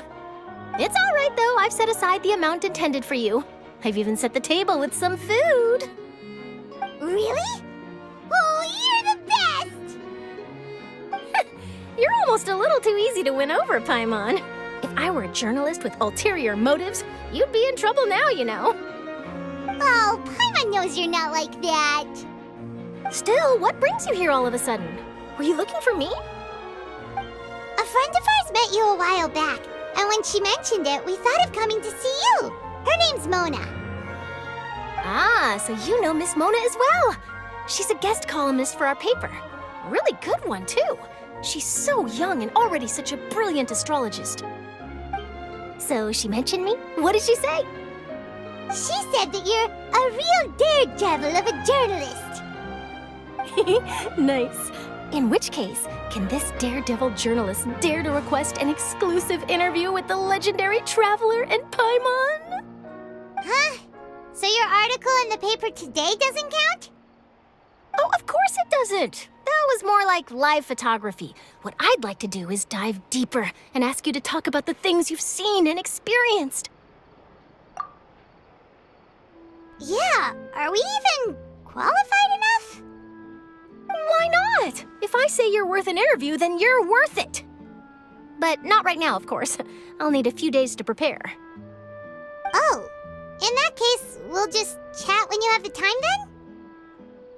Oh, so that's a yes? Ooh, splendid! I'll tell the editor-in-chief immediately. I'll have to apply for lighting, a venue, some props, and... Whew, so much to get done now. Talk to you later. Wait, Charlotte, Paimon's still got a question for you. And what's that? If, just for example, Fontaine were to be flooded tomorrow, what would you do today? Huh, that's the prophecy you're talking about, isn't it? I mean, I do hear about it often, but I've never once thought that the day could be tomorrow. If you're seriously asking, then I might try and think of a way to leave Fontaine. Oh, but I'm still a journalist first and foremost. That means I have a duty to be reporting from the scene.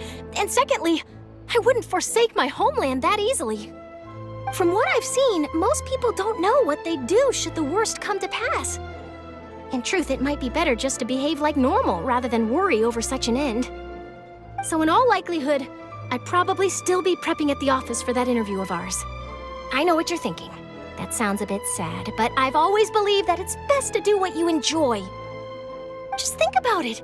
If this nation really were to be suddenly destroyed tomorrow, but I still successfully finish an exclusive interview with a truly unique person, then the story I would wind up writing would truly be timeless.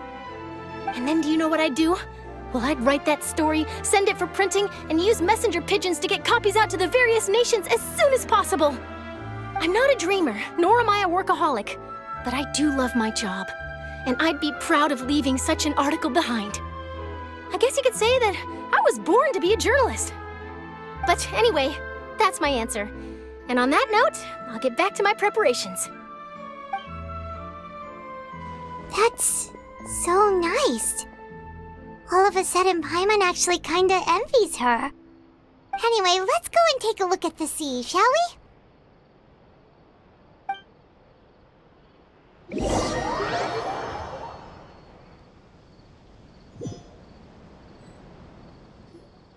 The sea breeze and scenery can be a pretty soothing combo, huh? Paimon's been thinking. If it wasn't Fontaine, but all of Tevat that would be destroyed tomorrow, where would we go and what would we do? No, Paimon should ask, if you could choose, what would you like to do?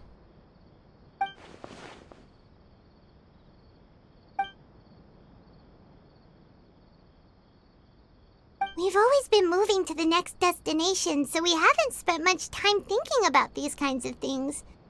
We didn't have to either, with us always being on the road and whatnot. You mean, still traveling? Huh. Wait, isn't that what we've always been doing?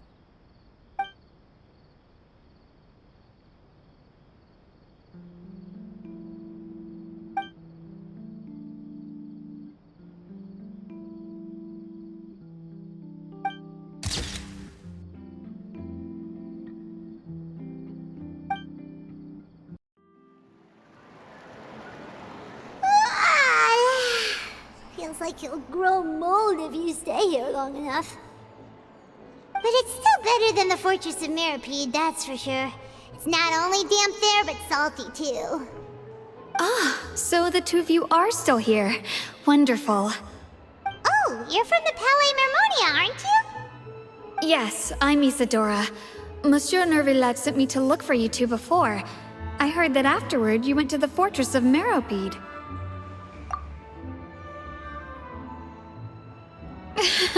Not at all. I'm well aware that you're friends of his.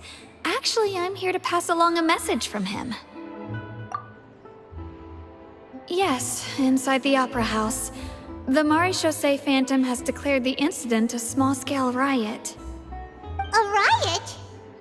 Well, that said, I don't personally think it was that serious. Lady Farina was watching a performance at the Opera House, and while she was resting during an intermission, some other audience members suddenly started harassing her, loudly accusing her of doing nothing about the prophecy crisis.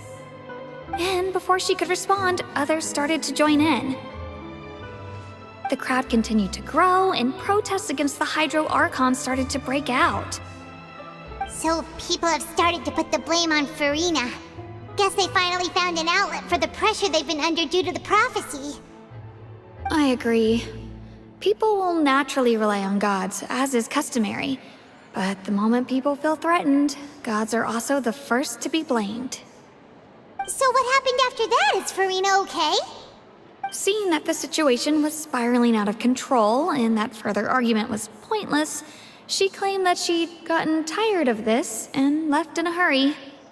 The Maréchaussée Phantom had their hands full maintaining order and did not catch where Lady Farina had gone. Only when things had stabilized did we realize that she had gone missing. So, you mean she's still missing? That's right. The Maréchaussée has dispatched many people to search for her, but we don't have any leads yet. That said, I don't think there's much to worry about. She is a god after all. Even if she were to fall into the hands of rioters, what could ordinary people do to her? Good. Monsieur Nervillat sent me to tell you about the situation, but he didn't say anything else. Don't worry, this is more than enough to go on. Thanks for keeping us informed. Ah, is that so? Well, all right then. In that case, you two take care. I'll be heading back to the Palais now.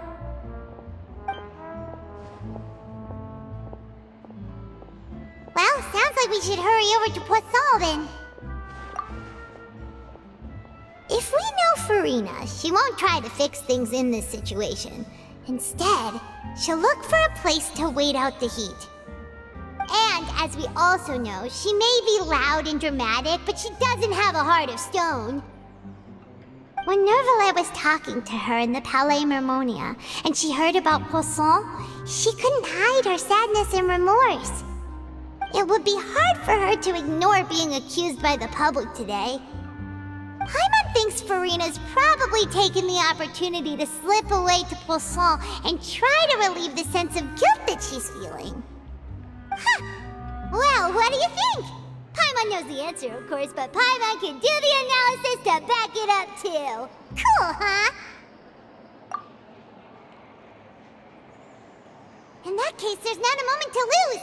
Poisson, here we come! This place looks deserted. Guess all the survivors must have evacuated already. All that's left here are signs of devastation. Could Furina really be here? Let's try to find her as soon as possible.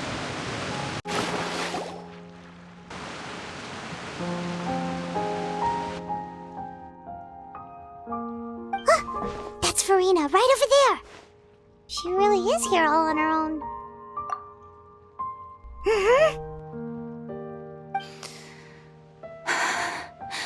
Should I just give up? This is all meaningless. What was meant to happen did happen after all. Everyone's dead. I'm sorry.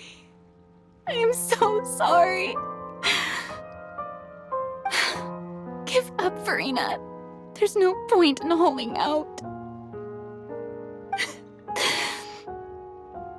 I'm sorry.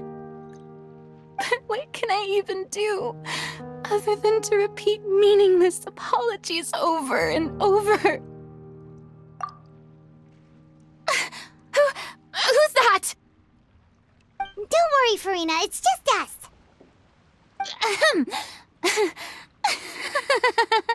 So it is you, blonde traveler from another land. Why, I almost thought you were someone from that mob of my ignorant subjects, come to kneel and beg for my forgiveness. Furina, you were crying just now, weren't you? The tear stains on your face are obvious. What do you mean, tear stains? Oh, I remember. The show at the Opera House earlier this morning was so moving. I'm still trying to process it. Who did that uncivilized rabble think they were, disturbing my enjoyment of the arts? They even dare to tout their Archon. I must teach them a lesson. I can just imagine their twisted and frustrated faces once they realize that I'm nowhere to be found. Oh, and I'm sure Nouvellette and those people from the Marish Dose Phantom are freaking out right next to them, too.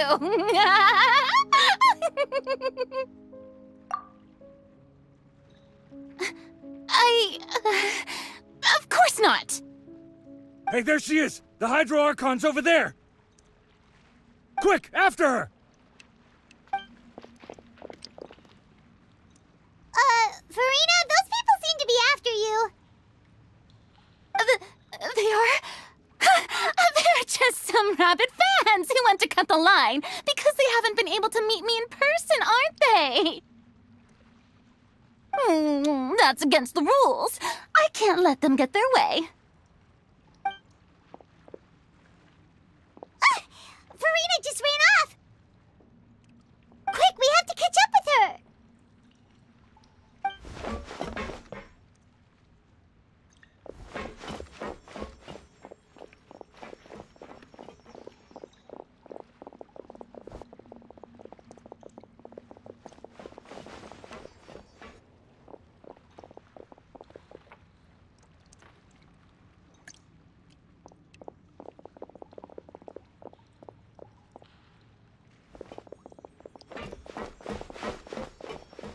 This should be the place, right? Hey, Furina! There's a good hiding spot over here. Quick, come to Paimon before the rest of them catch up to you.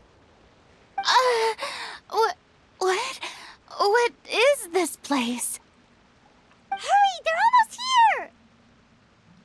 Fine. fine. I suppose haste is warranted. Lead the way.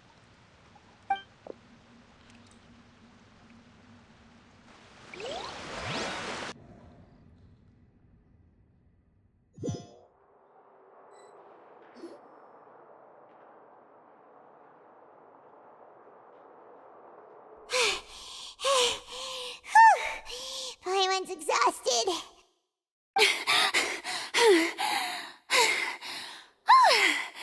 I'm so tired. I totally thought they had caught me. No, I mean, I merely gave in to the sheer enthusiasm they displayed.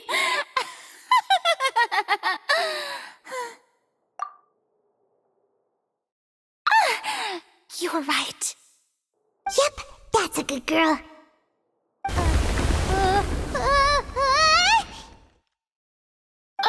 What's happening? The ground's shaking. Is it an earthquake?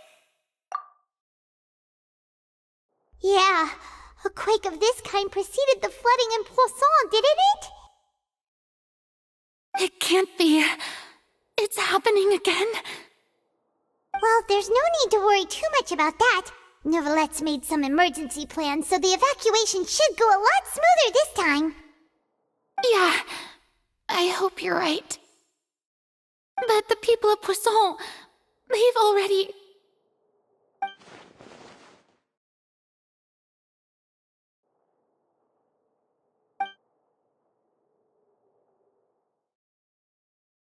It's true. I've been investigating the prophecy for hundreds of years. I once had informants all over Tevat, searching for clues and feeding information back to me. I've tried all kinds of ways, too, to hold back the sea. Anything to keep the coastline from advancing. But all my efforts proved to be futile in the end.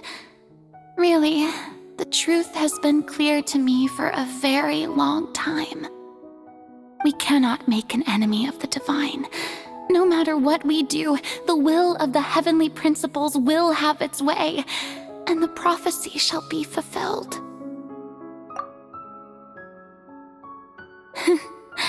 Give up. I do love the sound of that phrase. It would mean finally coming to terms with fate, but also for me to finally be free. Indeed, I've thought about giving up so many times, especially after we almost lost Poisson. Fate is really unreasonable, isn't it? It has no heart and obeys no rules. The prophecy has only just started to come true, and so many people have already lost their lives. But just now, it all became clear to me. I still don't have the right to come to terms with fate on behalf of everyone else. As long as the final moment hasn't come, it's still not too late. Don't worry. I will keep hope alive for everyone until the very end. Well, that's enough for now. I got the impulse to play the stricken maiden, but honestly, considering my rank and station, that wasn't a good fit at all. Don't take any of what I just said seriously. How could I possibly let Fontaine fall to the whims of trivial prophecy? Come on! Paimon could have sworn you were actually being honest just now.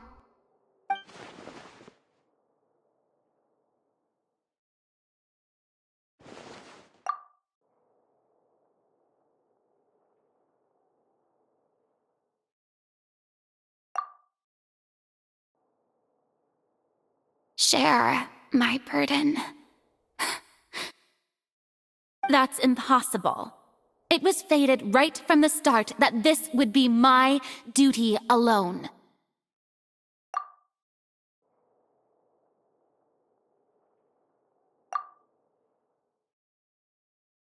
A witness. Yes, I've heard that you came to Tevat from beyond the stars, yes. In other words, you never belonged here. And if Tevat is, in its entirety, a show on a stage, then you're just a spectator, aren't you? If that's the case...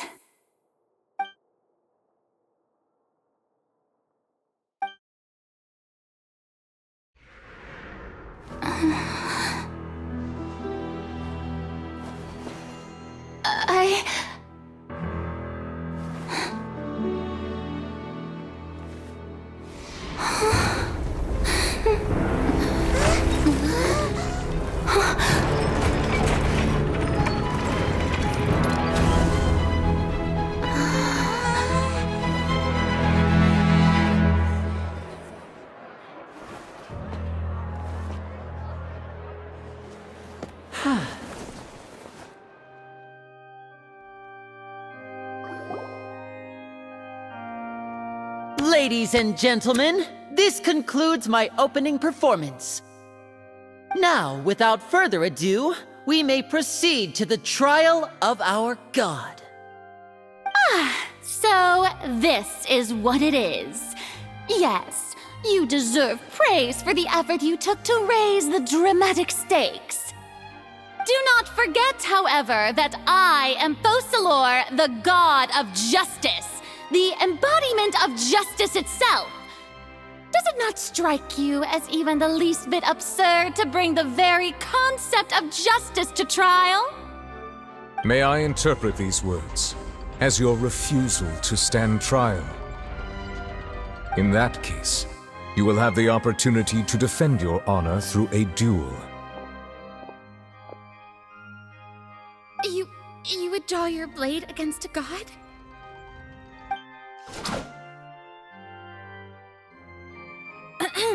I see. It seems like you have made up your mind.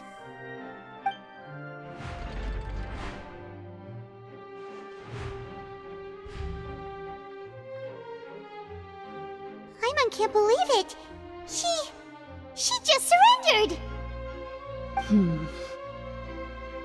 What the heck is going on?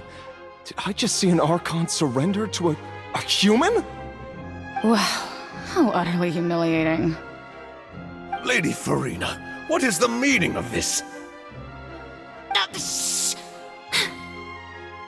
It would seem that there has been a misunderstanding. To be clear, the raising of both hands is not always an indication of surrender. Looking for excuses again, huh? I raised my hands just now to indicate my acceptance of the trial. No duel shall be necessary. I will admit that I've been running away for a long time. I'm sorry, everyone. I was unable to protect the people of Poisson. It is my duty to stand trial for my crimes. You are not the only ones to be disappointed in me. I, too, am exceedingly disappointed in myself.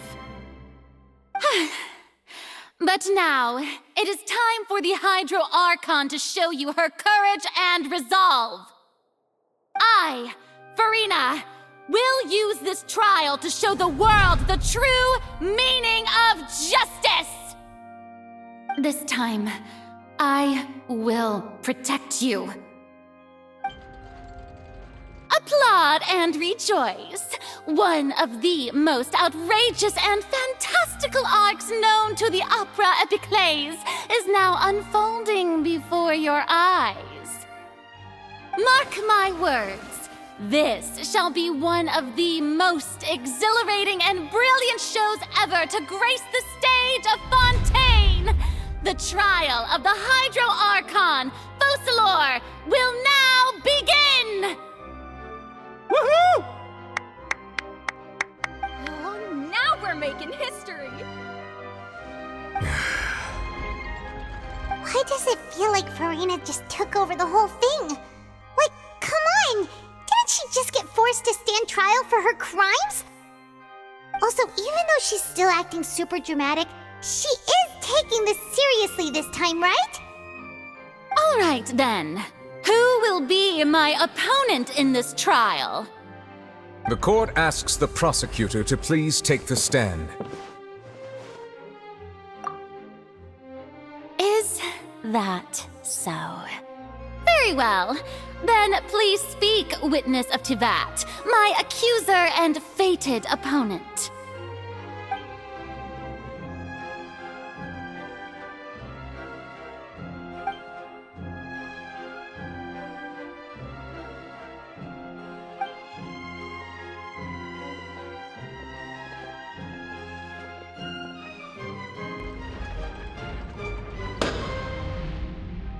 Also, please allow me to ask, as a final question before the trial begins. Just how much work did you do to force me onto this stage? Well, we did do a lot of prep after the meeting that day. I can go over the tasks assigned to the Spina di Rosula, since they were rather straightforward and easy. Navia, the president of the Spina di Rosula. Most of the people who participated in the disturbance this morning were my subordinates. They changed into plain clothes and came to the Opera House as regular audience members, waiting for the perfect opportunity to incite insurrection against you. The people's resentment against their Archon has been building as more and more of the prophecy is fulfilled. A spark was all we needed to turn smoldering anger into a flame. Moreover, according to our understanding and analysis of you, when something like that occurred, you would likely flee the scene and head to Poisson by yourself. So, we arranged for a second group to lie in wait there. So, you mean, the ones who scoured the settlement for me were also from the Spina? And their goal was to force you to step into the giant magic box so you may personally participate in the greatest magic performance in all of Fontanian history. That's right. That house was a magic box, rather than someone's residence. As the super ultimate version of the setup that I used when I first performed at the Opera Epiclese, the volume of the box was increased by a whole order of magnitude, and the distance it traversed was the entire gap between Poisson and Aranias. Its cargo, of course, was an Archon instead of a human. My thanks, Farina. Without your help, we could never have pulled off such an extraordinary performance. You're welcome? Of course, this performance was only made possible with Father's support. The House of the Hearth spent a massive amount of labor in Mora to pull this off. We had to select a location, construct the giant magic box, dig a tunnel, and open up a path through the water. It was a lot of work for all of us. So, in other words, the earthquake that we felt within the giant magic box was just a normal tremor from the transportation of the whole house? That's right. It wasn't a sign of another disaster to come. Then, I can guess Nervilette and Cloran's parts. You gathered a crowd, prepared a stage, and made sure that the champion duelist would be immediately ready for a fight. Also that as soon as I appeared on the stage, the trial may commence without a hitch. Am I right? Yes, that is correct. Well, Clorand, I must commend you for your courage. Only the most outstanding champion duelist in all of Fontaine would accept a duel with an Archon without flinching. Thank you. As for you, Traveler, I suppose your role was to keep me distracted with conversation once you found me in Poisson. You'd make sure that I didn't notice anything amiss before revealing yourself as my prosecutor once we'd arrived onto the stage. Oh?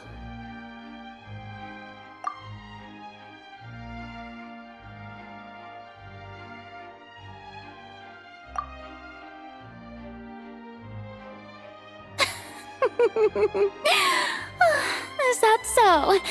Then I suppose I must have missed my final chance. It's fine. It matters not. What's done is done.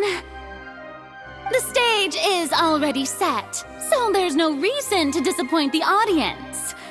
Let's see this trial through to the very end.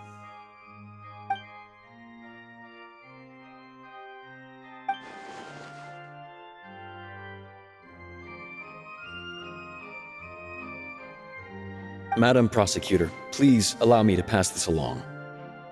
This is a document that Miss Charlotte applied for and received permission to share with you during the trial. According to her, it should speed up the proceedings. Huh? Charlotte wanted to give us something? Oh, so she's here too! Hey, Charlotte! Oh, let Paimon see. Isn't this the exclusive interview that she did with us before? So she's already finished it, huh? Wait, then that means this document is a perfect timeline of everything that's happened ever since we stepped foot in Fontaine! So in other words, we can refer to this anthology of evidence every time we want to use something from our journey as evidence for an argument! Let's quickly confirm the information in it. Just think of it as a refresher, alright?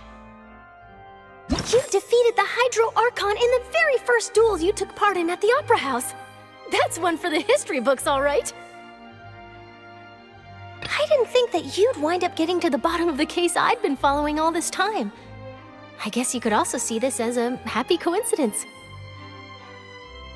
This is the first time Monsieur Nervillette had a difference of opinion with the Oratrice. Even the Hydro Archon can't figure it out. A Fatui Harbinger. She's an extraordinary person. Her instinct must mean something. The fortress of Meripede was almost destroyed in a single day. That I didn't witness that scene personally will always be a source of professional regret, I think. According to Monsieur Nervillette, both Child and that whale should have been in the primordial sea at that time. I nearly lost my awesome friend Navia. To be honest, that still gives me shivers. The words of someone as extraordinary as a witch can probably only be truly understood when something surreal happens to you.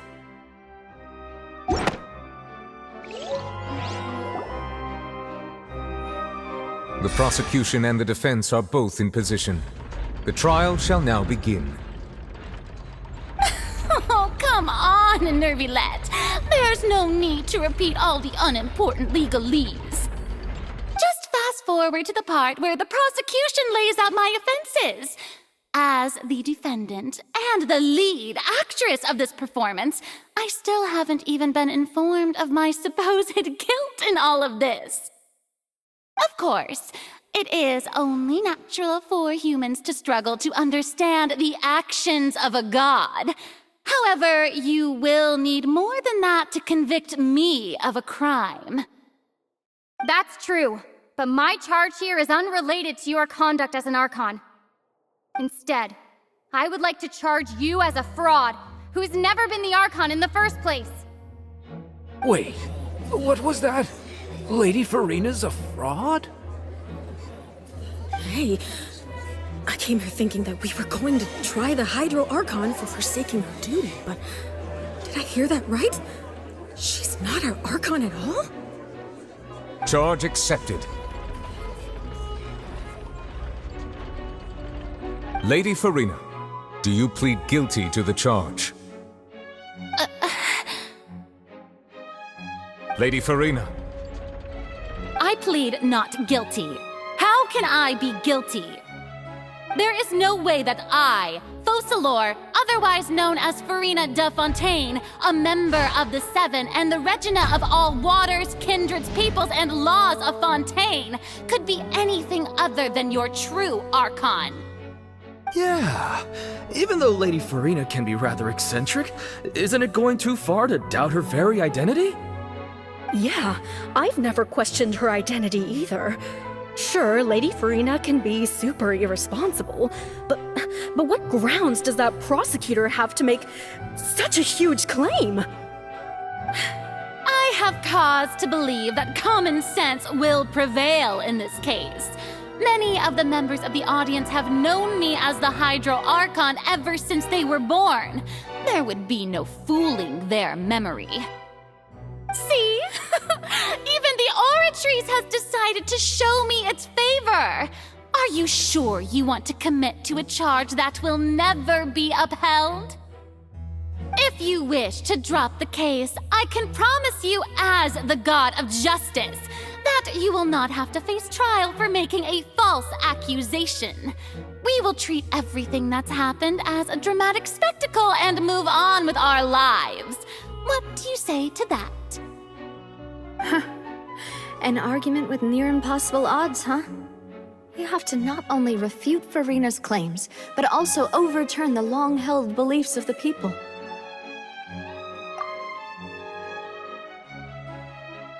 Well, I tried to give you the chance to surrender. If you must persist, then let me ask. If you believe I'm not the Archon, then what manner of being do you think I am? And if I was not the Archon, then how did I manage to live for over 500 years?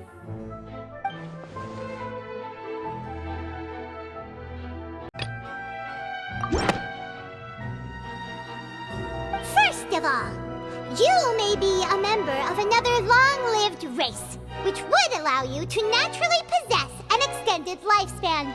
And second of all, even if that wasn't the case, there could be other ways to extend your life. Who gave you that idea? Was it the knave? You'd sink so low as to use a harbinger's words against me.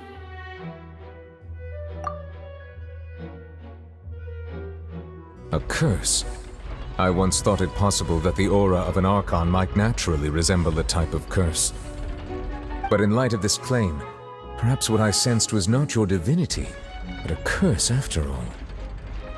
Neverlet sensed it too, huh? Lady Farina is actually a human? Well, it is true that it's extremely difficult to tell humans and gods apart just by looking at them. It's not impossible.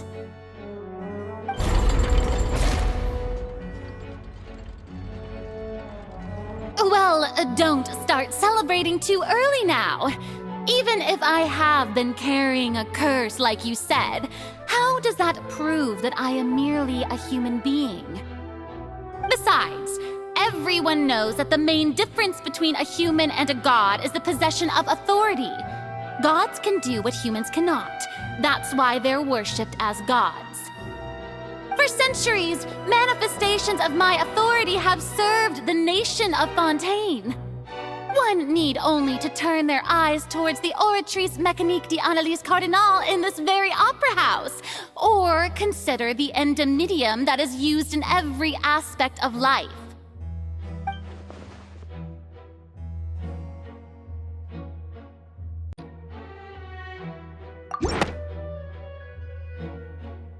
You tried to reference the Oratrice, but weren't you as confused as all the rest of us when the Oratrice declared Child to be guilty without any proof? Otherwise, you should have come up with a good explanation for that by now. Didn't I make myself clear at the time? The decisions of the gods are naturally difficult for humans to comprehend. There is no need to provide an explanation. Lady Farina, I believe a reminder of your current circumstances is in order. While the court is in session, the principles of justice and the law must come before all else. While you are an Archon, you are also first and foremost the defendant in this trial. You will prove yourself unable to defend against the prosecution's charges if you continue to withhold vital information against the rules of the court. I never thought you'd use that kind of rhetoric against me. That was no trick of rhetoric, Lady Farina. I've merely reiterated the rules of the court. Rules that all should respect and follow. So, you neither knew why Child was declared declared guilty, nor did you understand the structure and operations of the Oratrice.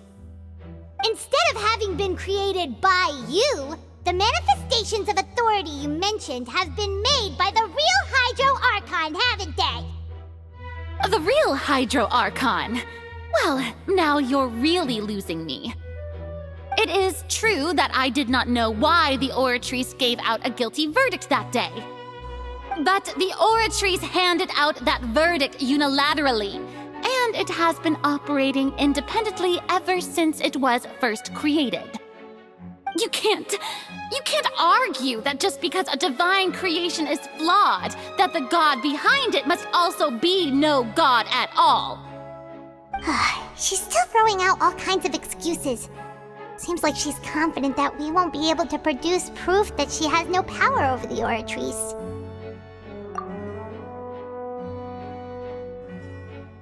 My power as an Archon. There are many ordinary citizens in the audience. How can I just carelessly demonstrate the formidable power of an Archon? If that poses a concern, I'm prepared to extend my protection to the audience. You don't need to go that far.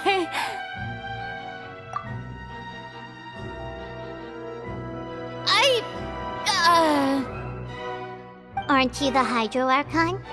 Or is it that you can't even wield the power of Hydro, much less the authority of a god? Indemnitium! Yes! It's all because of Indemnitium! All Archons derive their power from the faith of the people, and I've converted the people's faith in justice into Indemnitium! Thus did I give up all of my divine power to provide everyone with energy for their daily lives. Have you ever seen a more magnanimous god? Isn't that a huge stretch? Yeah, no matter how generous an Archon can be, how could they give up all their power? Can a god with no power even still be called a god? It seems like nobody's buying Furina's excuse. Hey, come now, everyone! Please don't stare at me as if I was a liar! I'm still the same Furina you knew, right? The one that you loved! Shouldn't you want to believe in me? Please?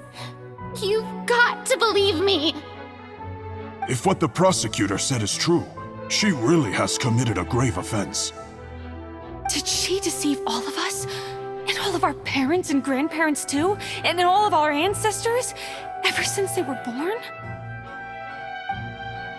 Enough! That's enough! Tell me then, if I'm not the real Hydro Archon, then who is? If you have no evidence of another Hydro Archon's existence, nor can you find anyone who can back up their claim to be such, then what grounds have you to say that I'm not actually the real deal? Wow, she came up with yet another argument. How can we refute her now? Seems like she really doesn't want to give up.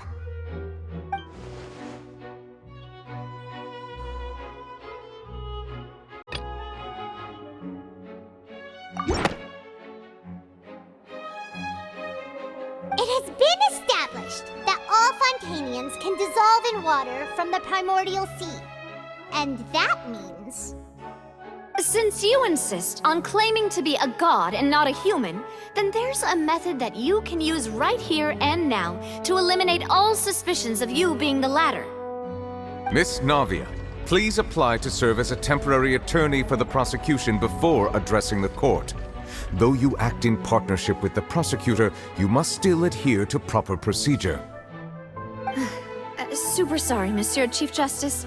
I swear this really will be the last time that I'll speak out of turn. Now, I've brought some seawater from Poisson. As everyone knows, a massive flood struck the area not long ago, taking many lives, including those of some of my closest friends. So, Miss Furina, would you dare to touch some of this seawater? If we are to believe that you are indeed the real Hydro Archon, touching the seawater would have no effect on you. All it should do is strengthen your case. But if you don't dare to touch it, then we would have basically proved the reverse. Oh, and I must remind you that after the disaster at Poisson, nobody wants to see any more people dissolve. I do hope you'll act prudently and choose the simpler path of admitting guilt. Navia from the Spina di Rosula.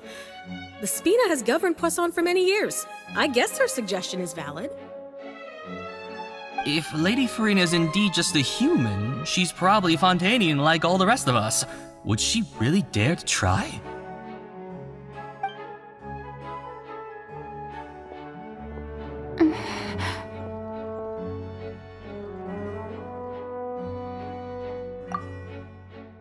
Lady Farina, this test has been unilaterally proposed by the prosecution. As it falls outside the realm of standard court proceedings, you possess the right to decline participation. Well, of course he had to tell her that. But refusing to participate is basically the same as a confession of guilt. She's just staring at the water without saying a single word. It really does seem like she's quite terrified of it. That could only mean... What's going on? Is she really planning to... that's not what we thought she would...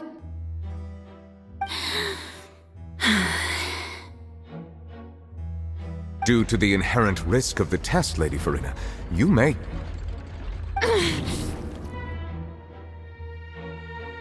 What? Hey!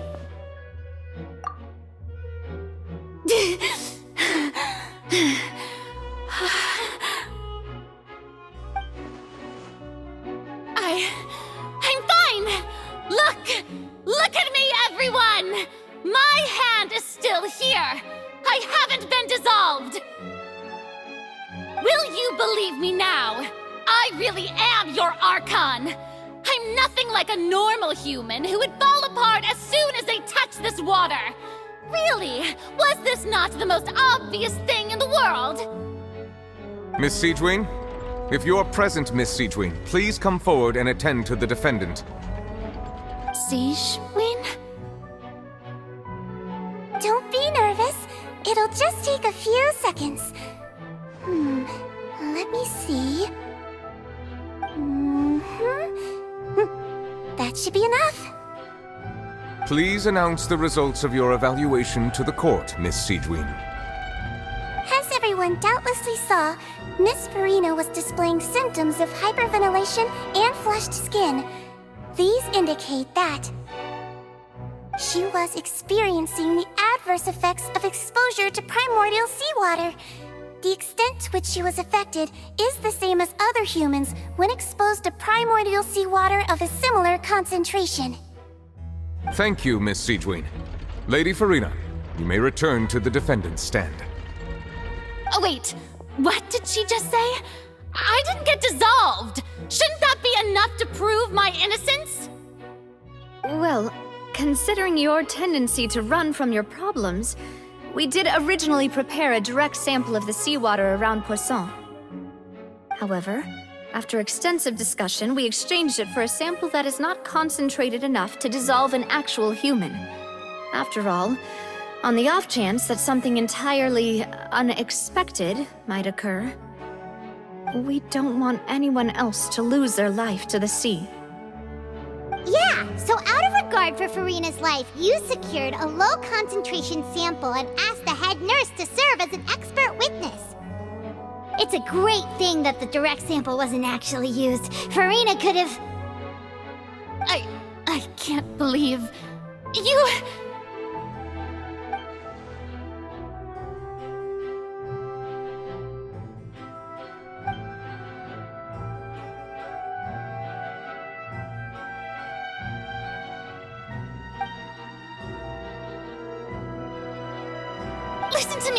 Listen to me, everyone! Please don't give me such cold and disdainful looks! What happened just now didn't prove a single thing! Think about about it! How can you conclusively prove that an Archon can't also be affected by the primordial seawater? Also, if I was really just a human, why would I dare to just put my hand in that kind of water?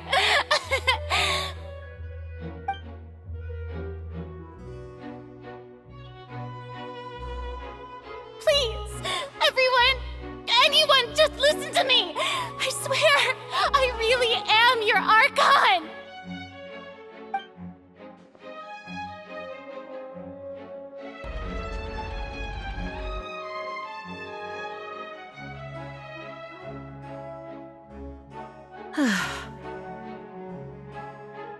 I don't think anything she says at this point will sway anyone. The odds are just too stacked against her now. With all the things that have been said, Paimon doesn't think there's any way left for Furina to win. I believe the time for arguments and presentation of evidence has come to an end. If there are no objections, we will move on to the final judgment.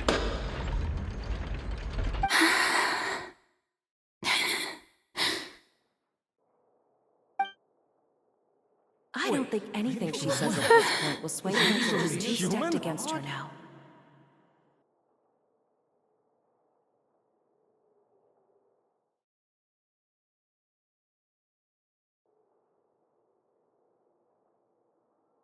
In my capacity as Chief Justice, I shall now render judgment on Furina's misrepresentation of herself as the Archon of Fontaine. As a human who knowingly deceived her fellow citizens, Furina is guilty.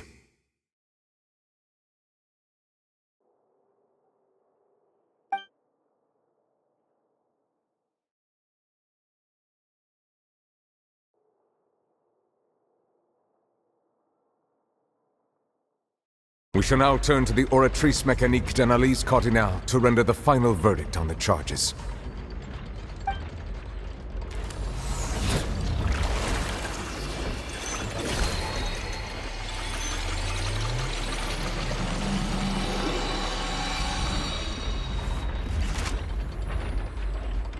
According to the judgment of the Oratrice Mécanique d'Analyse Cardinale, Furina is...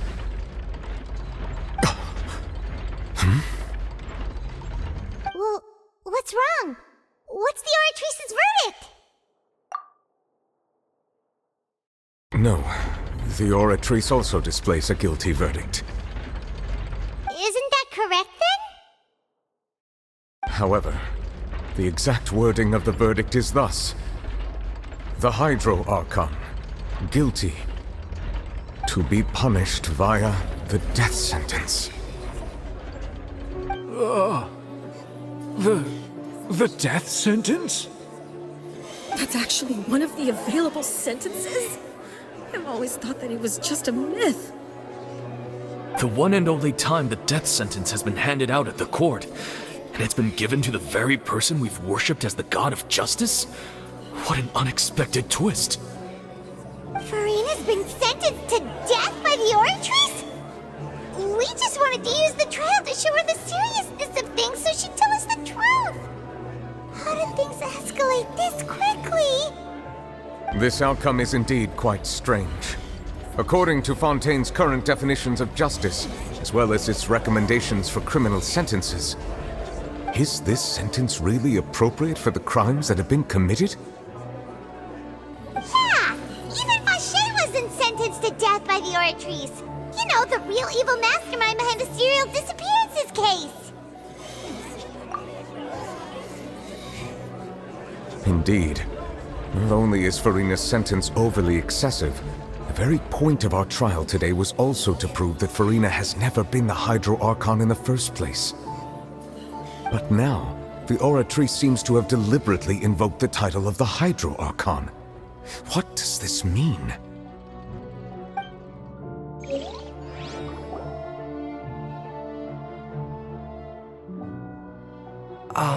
Excuse me, if I may interrupt.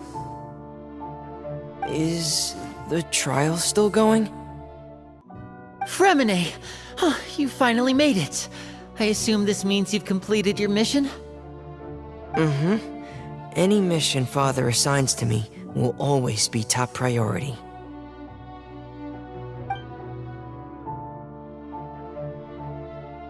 Is that the first prophecy slate?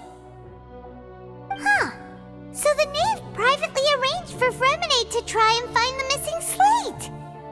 I looked everywhere and finally found it at the bottom of the sea.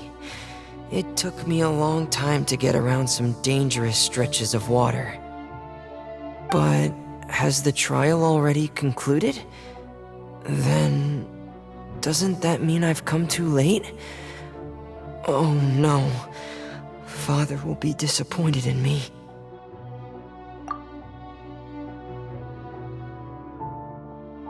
Thank you for your hard work, Mr. Fremenade.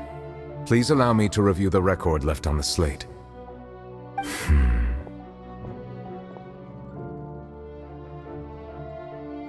Traveler, I believe that you have already seen the other existing slates, and would like you to come here and confirm their contents.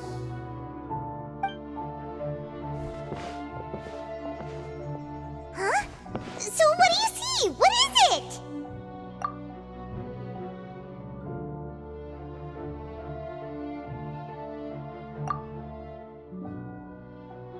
I believe I've now made sense of the Hydro Archon's crime. It has to do with Fontaine's lost history. Huh? Isn't the Hydro Archon just guilty of deceiving her people? Oh, wait, no, that's Farina, and we've already proven that she's not the Hydro Archon. So when you say Hydro Archon, do you mean the real Hydro Archon we've been kinda talking about? In truth, everything that you've encountered in Fontaine up until this point can be traced back to the contents of these stone slates. However, I'm uncertain as to how much sense they currently make to you. Okay, let's try to recall the contents of the other 3 stone slates. Paimon will do her best to help you remember.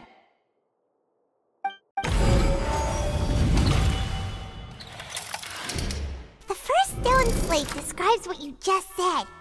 It seems to show the previous Hydro Archon using her divine power, and then the Oceanids turn into humans. Does that mean that Fontainians are transformed Oceanids? Oh, Paimon wasn't expecting that.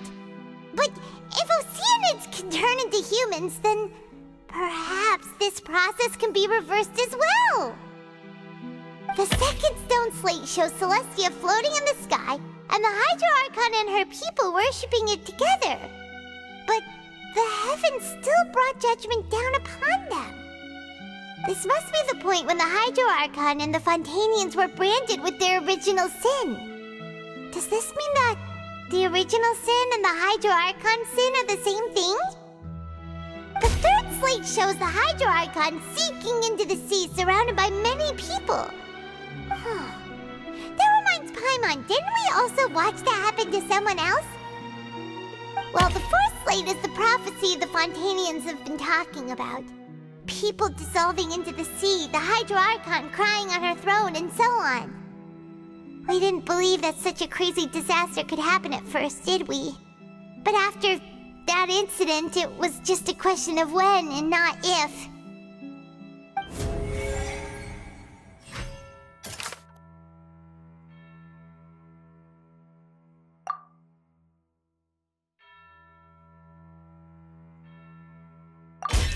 We know from the case of the serial disappearances of young women that Fontainians can be dissolved in primordial seawater. And the first stone slate tells us that long ago, the Hydro Archon used her power to turn Oceanids into humans. This might be the reason that Fontainians can dissolve.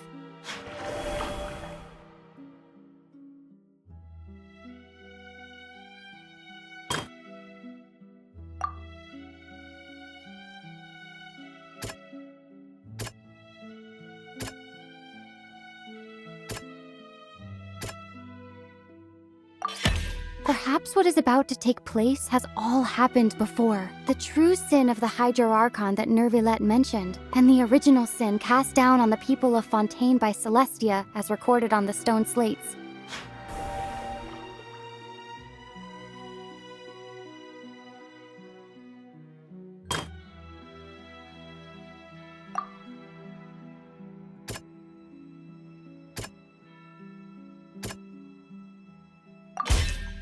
not as simple as falling into the sea. When Navia fell into the sea, her consciousness was subjected to judgment. The stone slates show the people gathered around the Hydro Archon in the sea.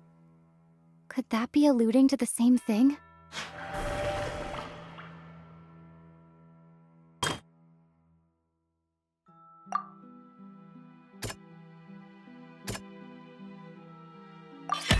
The prophecy from the stone slates found its way into society, but not many people believed it at first. The fortress of Meropide was nearly flooded with primordial seawater, which we know can cause Fontanians to dissolve. It seems increasingly likely that the prophecy may come true. If we hadn't dealt with it in time, things could have gone very badly. They'll dissolve into the primordial sea but won't cease to exist. Their essence will flow in the seawater, converge, and take the form of an Oceanid. The Hydro Archon was sentenced to death in court, shocking everyone present. Perhaps this means that her sin was actually Fontaine's original sin.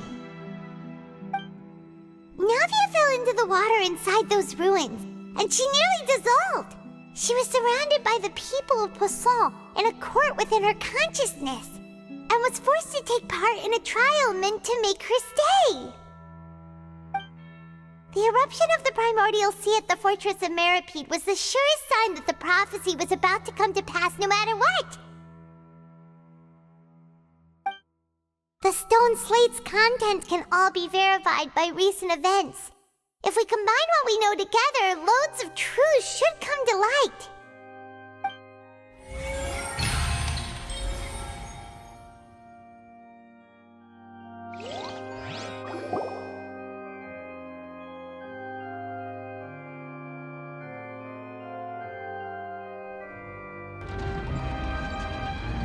Huh? Oh, Paimon gets it now! So that's how you can make sense of it. But then it feels like we're going to have to share some truly shocking revelations. Let's hear them.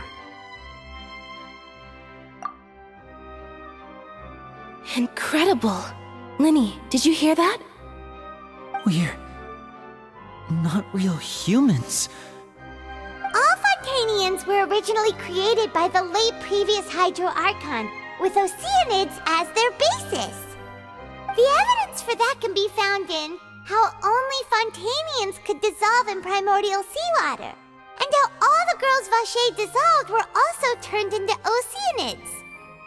Oh, and according to Navia, when she was about to get dissolved, she also saw everyone gathered around for a trial, all of them in the shape of Oceanids. Indeed.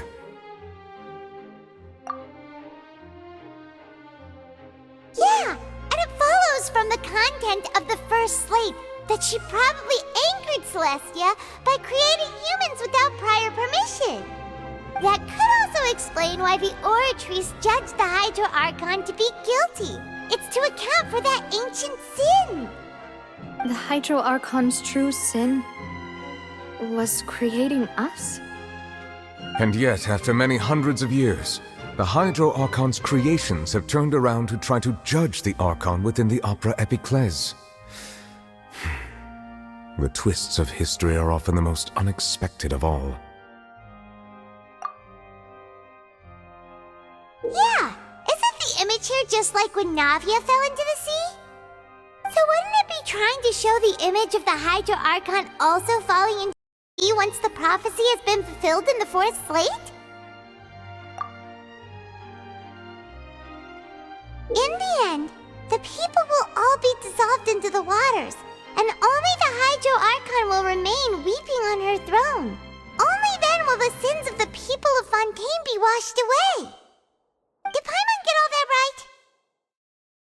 You've made some keen deductions. I must say, given how much you still don't know, it is impressive that you've already managed to connect so many pieces of the truth. However, while you were able to decode all the information on the slates, they've also been etched with an additional layer of hidden information using a different power source. When we were at the ruins, I tried to decipher the hidden information recorded in the slates. But since we only had 3 slates at the time, I was unable to come to a full conclusion. Now that the slate collection is complete, I shall make another attempt to decipher the narrative recorded within. If everything goes well, we should finally be informed of the unadulterated truth.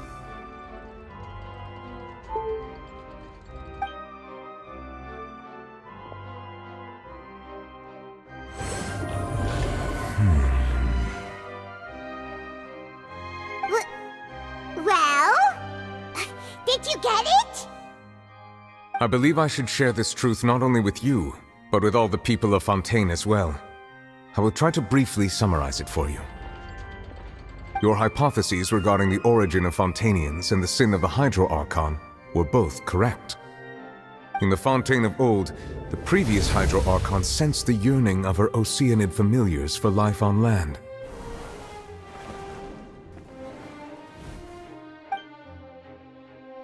The Oceanids were enamored with the beauty and romanticism of human beings, and wishing to have those experiences for themselves, expressed to the Hydro Archon their desire to become of a similar kind.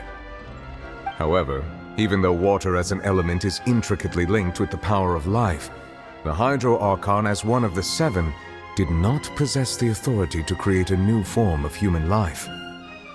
Not one to give in, she eventually found a way to create permanent humanoid bodies for her familiars by appropriating the power of this planet's primordial sea.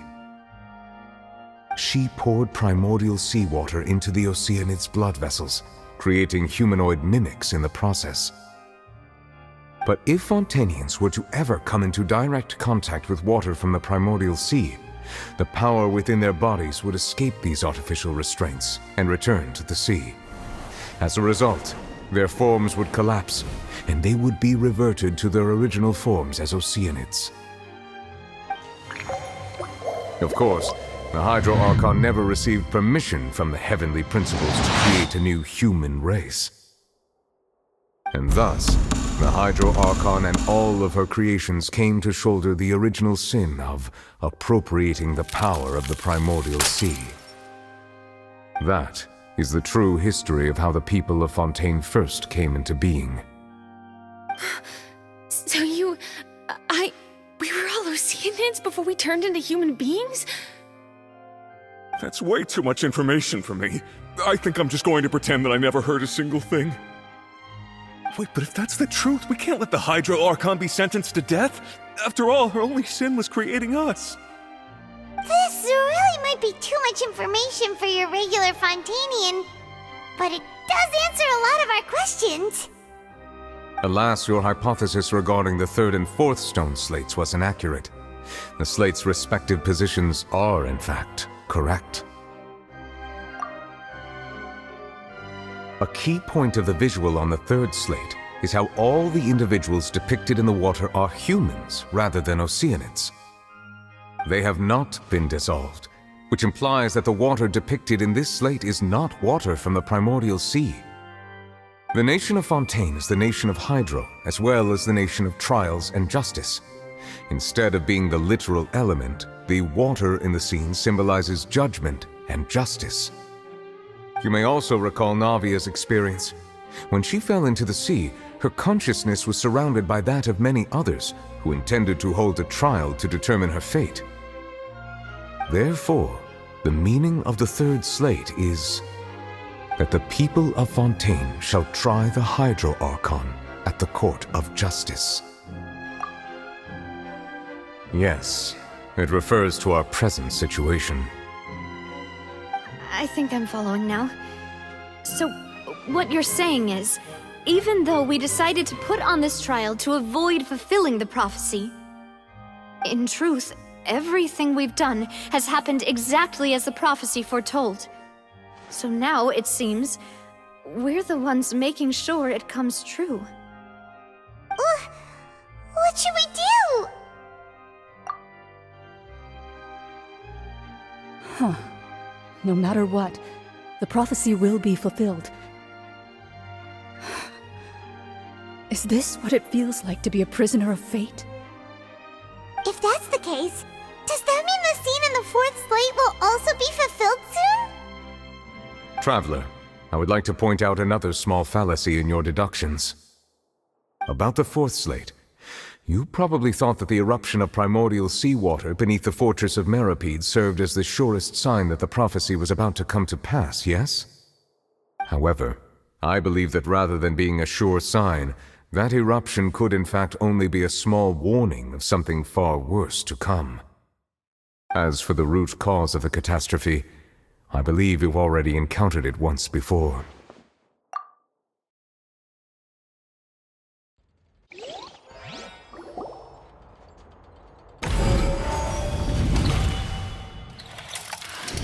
This eruption was just a small warning of the things to come.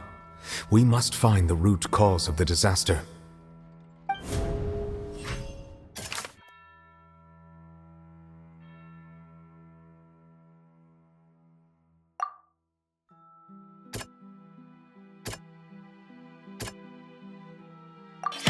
It was both dream and reality.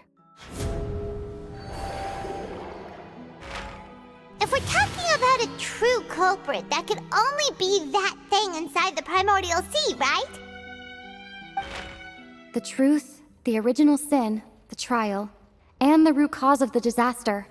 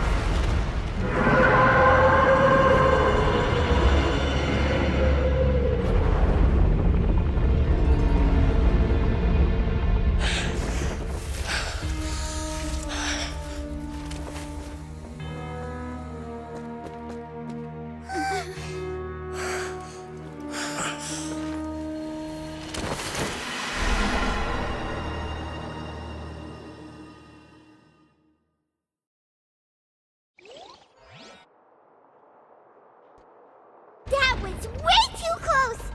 How did that thing just burst into the Opera House? Wait, was that the huge whale you saw in your dream?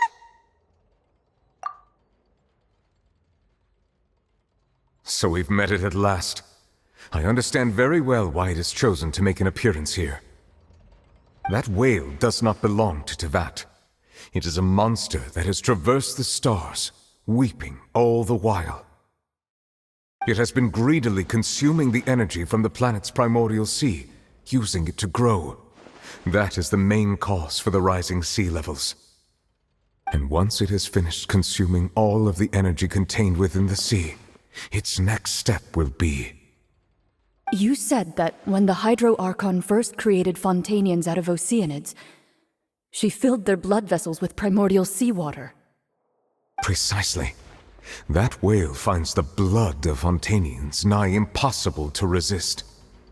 Therefore, when it left the primordial sea, it decided to make its next stop a packed opera house full of food. Food in the form of Fontanians. We just barely managed to push it back, right? In that case, won't it come back to target the people again once it's managed to recover its strength? That is correct. Indeed, it is more accurate to say that we should thank that Harbinger for buying us some time. Without him, the whale would have likely come onto land far sooner. From the way he looked, he must have been fighting the creature for quite a long time. That battle maniac! We've always know that he had a special connection with that whale, but we definitely didn't expect it to help us out like this. Anyway, now that we know that this whale is the actual cause of the disaster recorded in the prophecy, all we need to do to stop the prophecy would be to find a way to beat it up, right? It is too late. It had already absorbed too much of the primordial sea's energy before we could notice it. At this point, it has become practically integrated with the sea itself. Even if the entirety of Tevat were to be destroyed, it could still survive and swim off towards some other world. That's not something I will accept. We've already done everything we can, and we even found the true culprit. We've come so far. You can't just tell me that the last hurdle is some impossible foe. That's just not fair. Indeed, that's not how a grand performance should end. I'll fight it to the end, no matter what. So the prophecy will be fulfilled no matter what, huh?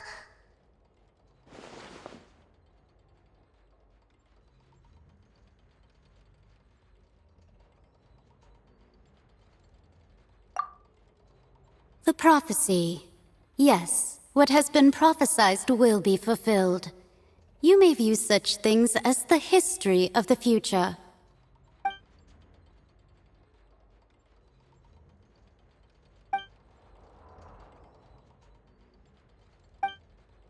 Just as prophecies are usually only the future as seen from the perspectives of the gods, could things be happening in hidden corners where the gods' gaze does not fall? Ultimately, fate shall serve as your only guide, no matter what will happen in Tevat's future. All you need to do is to play your part.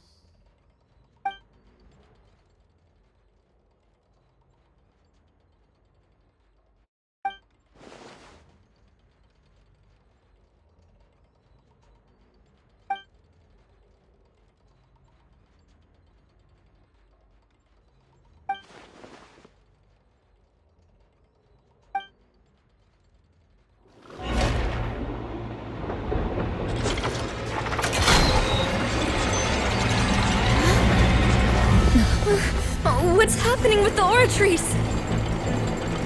I believe it is preparing to carry out the death sentence.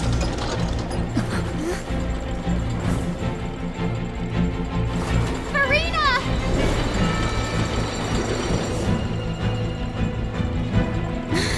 No, I still need answers!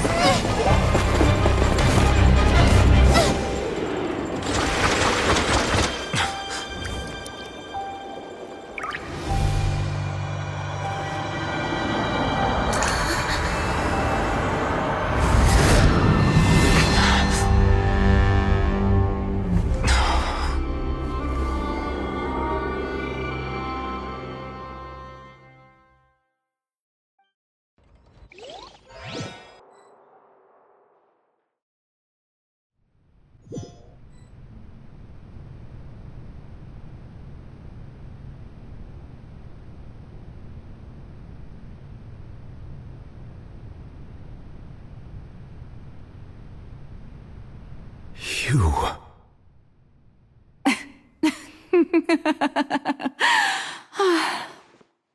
Sorry. That shocked expression on your face is just too amusing. I couldn't help myself. You are not Farina. Who are you? The sweet sound of bewilderment. Marvelous. A sure sign that my attempt to deceive everyone was a resounding success. But to answer your question, I am Focalor. You know, the god. Focalor? Why did you deceive us? Oh, that wasn't my goal, of course.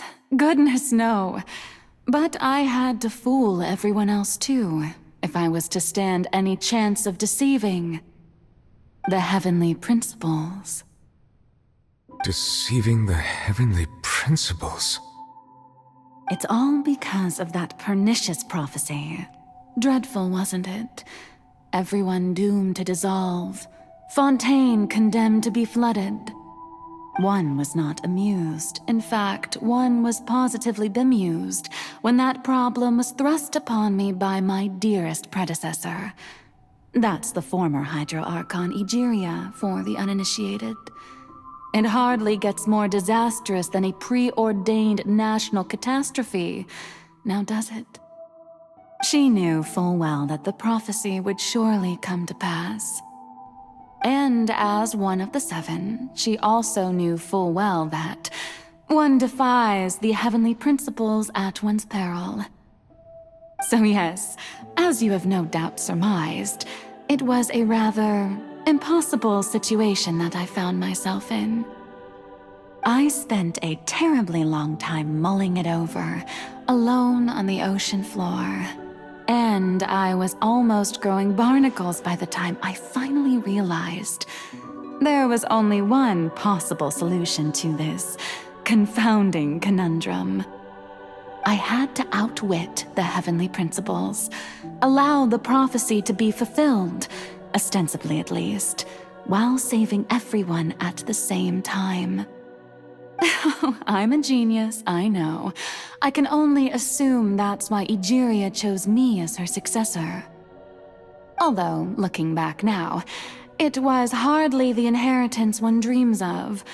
Between the task of saving the nation, the quotidian duties of the Hydro Archon, and not to mention the original sin of creating a new race of humans, I dare say she left me quite a colossal mess to clean up.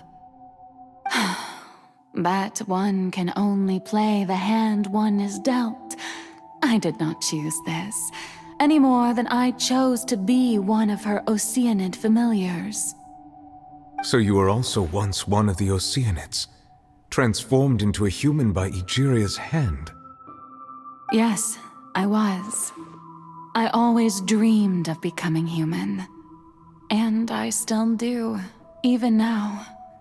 In my eyes, to be human is to be part of the greatest opera ever known.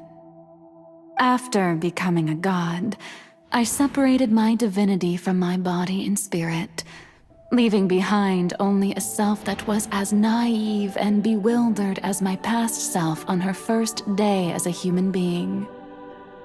The me you see before you now is that divinity, and the human counterpart I left behind, I named Furina. She could feel joy, sorrow, and everything in between. She could be as vain and conceited, or as meek and vulnerable as she wished. Her strengths were of a kind only a human could possess, as were her shortcomings. But in my eyes, Furina's humanity was what made her perfect. She was perfectly human in every way, the person I always wanted to be. Anyway, so then I cursed her. All part of the plan, of course. The plan to deceive the heavenly principles. Do you still remember the final scene of the prophecy? The Hydra Archon alone, weeping on her throne. In order that the prophecy might appear fulfilled, I invited Furina to be an actress, to play the part of the Hydro Archon in the prophecy. Under the curse I placed on her, so long as I, Focalor's divinity, continued to exist, she could not die. But nor was she free to live her life in the pursuit of happiness. Instead, she was forced to take the stage in the opera house, to embrace the role of leading lady, to forever play the part of the god from the prophecy, all to create a deceitful appearance of that prophecy coming to pass. I suppose now you probably understand why your court is called the Opera Epiclese. But Furina is only human, isn't she? Even though she has had a long life, her mind is no stronger than that of any other ordinary human being. I cannot begin to fathom what she has had to endure. It must have been torture for her. It has indeed. And although she is, in a sense, me in human form, I most definitely owe her an apology for it. It's been 500 years. And all along, she's been playing her part in the most unimaginably long, unbearably lonely, and agonizingly painful opera of all time.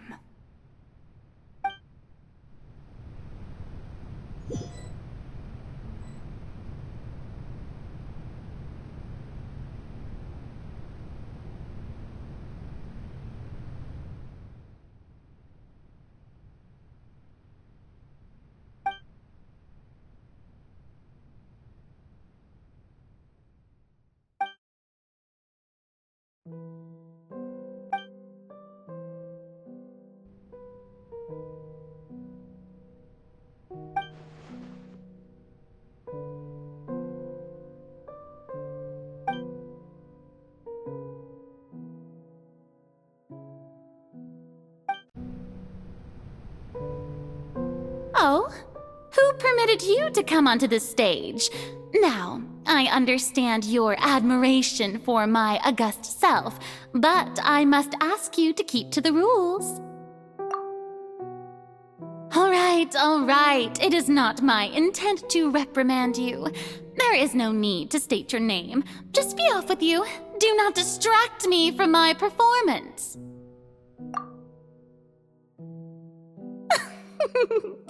Oh, do not jest. Can you not feel it? I am Focalor. The eyes of countless Fontanians are upon me. I must, at all times, display the utmost elegance and nobility.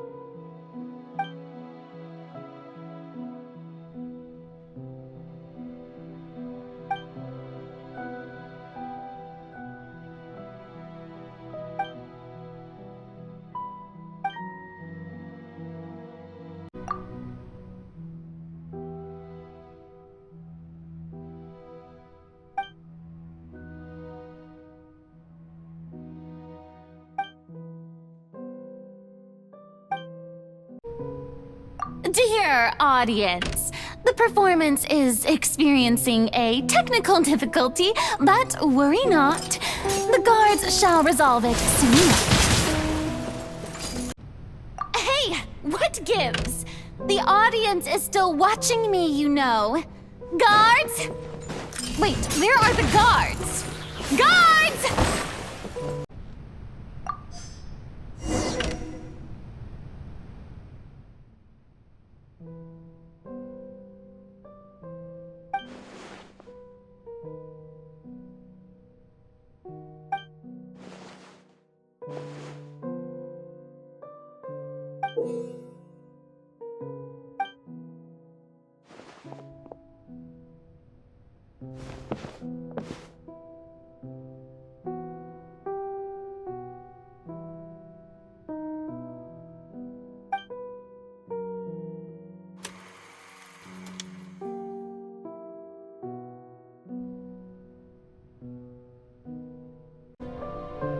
Farina.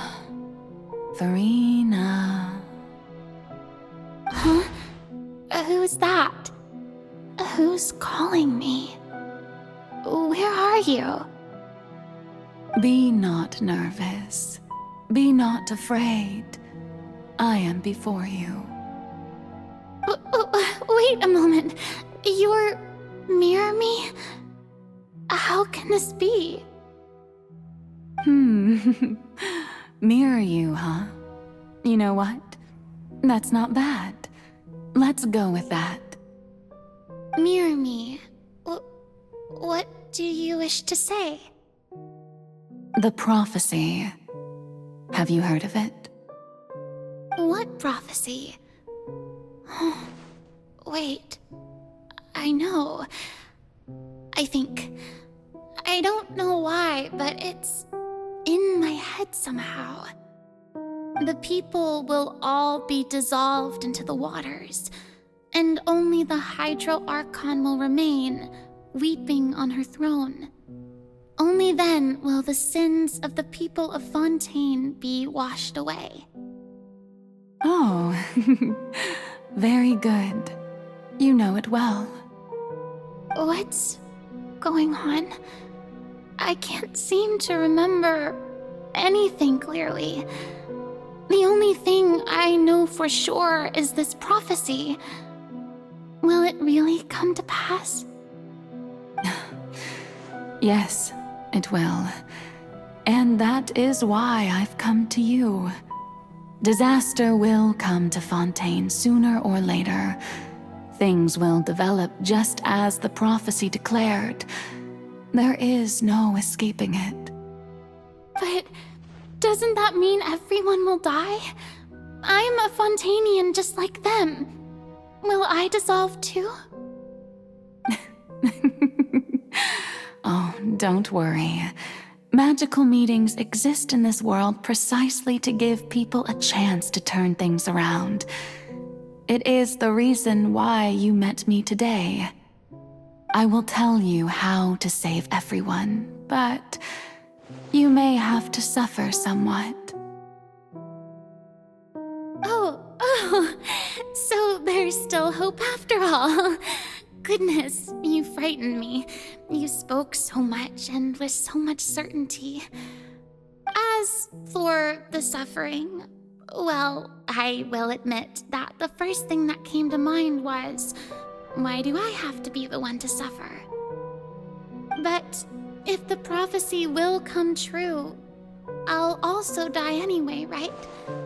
So if I've already met you as my magical meeting in this world, if there were scales, with all the people of Fontaine on one side and my pain on the other, is it not obvious where the scales should tilt? You truly are the perfect human, my ideal. I suppose this would also be the justice that belongs to you. Huh? Don't worry, it's nothing. Listen well. Fontaine has just lost its Hydro Archon. I need you to play a role, that of the new Archon. Play as a god? That's right. You must begin a never-ending masquerade. You must never let anyone suspect your identity. If you can keep it up, then I shall have my way of defying this prophecy. But should your identity be revealed, then all hope will be lost. But how will I do this? A human assuming the role of a god without being exposed.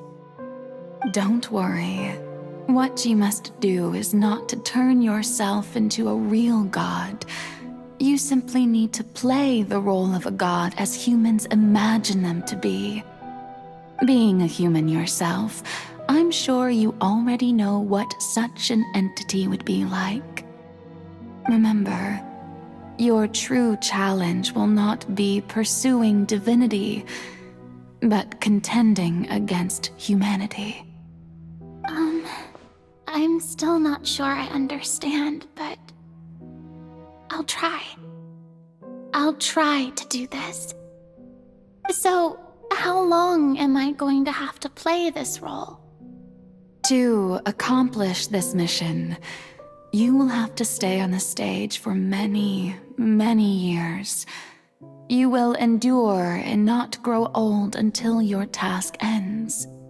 But I promise you, all will eventually end in a magnificent and dramatic trial, and everyone will be saved. A trial, huh? How exciting. I'll be looking forward to it.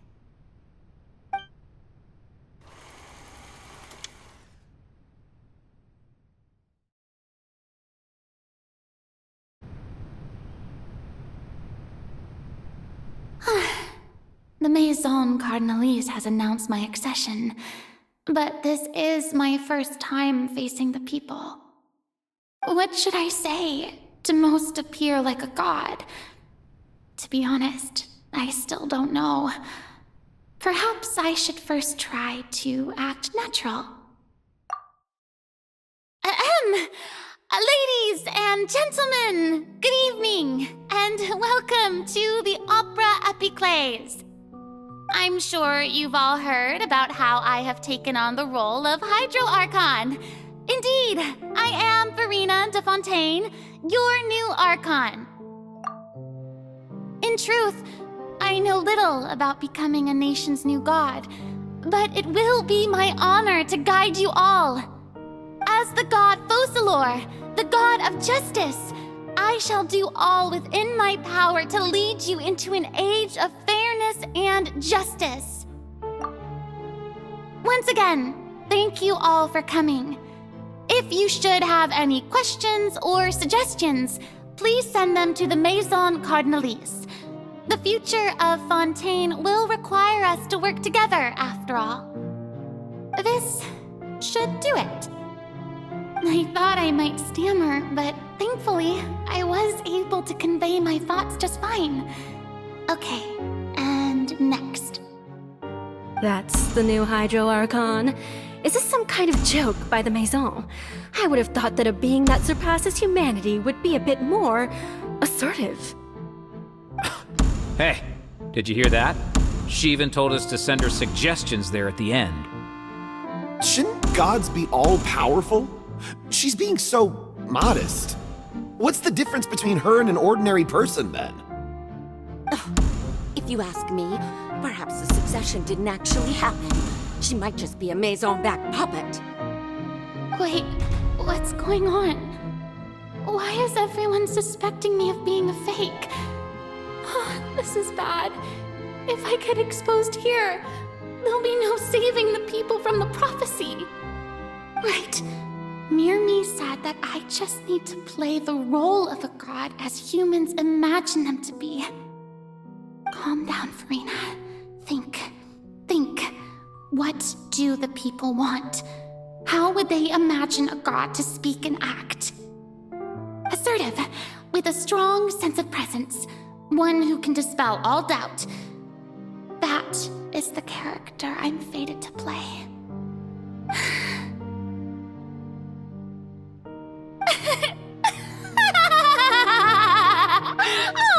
Oh, very good, my people.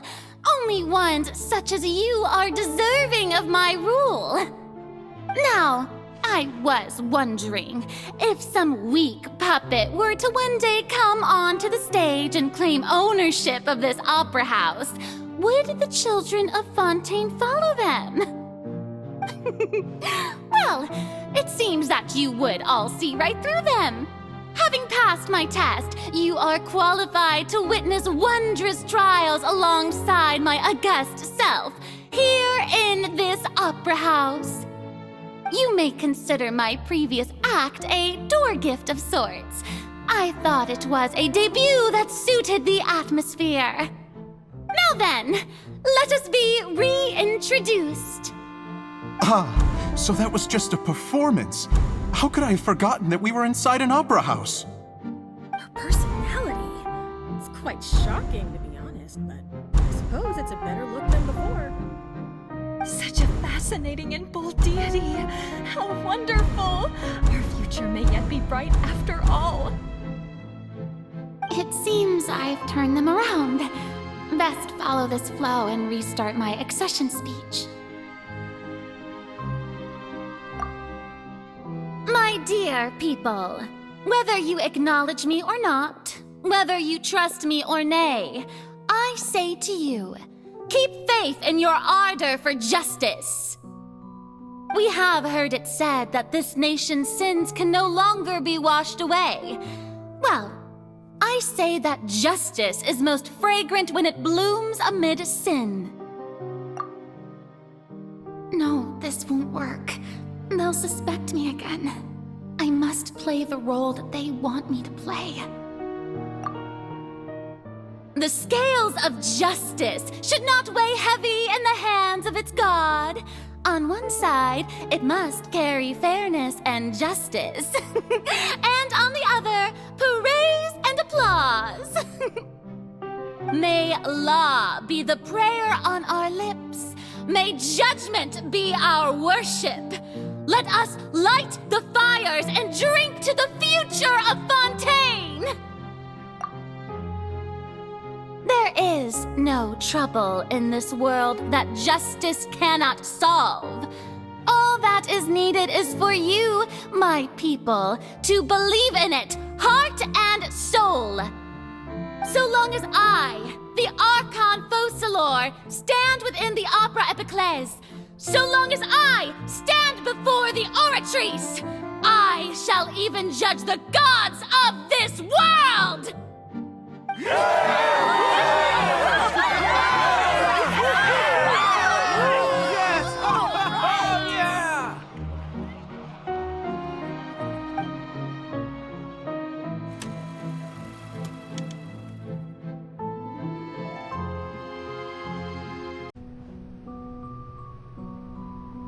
Lady Farina, here are today's case reports, as well as a summary of the follow-up for your perusal. Come now, was I not just at the Opera House in person? Leave these kinds of things to Neuvillette. Besides, none of these trials were the one that I'm looking forward to the most. If I may be so impertinent, what kind of trial are you truly looking forward to? A magnificent, dramatic, and wondrous trial. A trial to end all things. How could you hope to understand? That's true, I fear I lack the ability to grasp your divine thought, Lady Archon. No need for fright, and do not take what I said before too seriously. Go now, do your duties. The trial I await. It will come one day. Lady Farina, I don't know what to say. Thank you for agreeing to see me. No need to thank me. Or rather, thank your own sense of perseverance instead. Long have you stood in line to meet me, have you not? Oh, I'm afraid that's just an inevitable consequence of my divine charm. All right, Deoteria, is it? How is your son's illness? You remembered me, and you knew of my family, too. He is doing much better now. In fact, he is far more of an ardent believer than I. He was the one who forced me to seek an audience with you, and to bring your words back to him. Oh, good. Very good. If this should happen again in the future, please do not hesitate to come and tell me. Going down to citizens' homes every so often, while not usual practice, should serve as a fine change of pace. Oh, you're such a gentle and wise god. Thank you once again, on behalf of my son.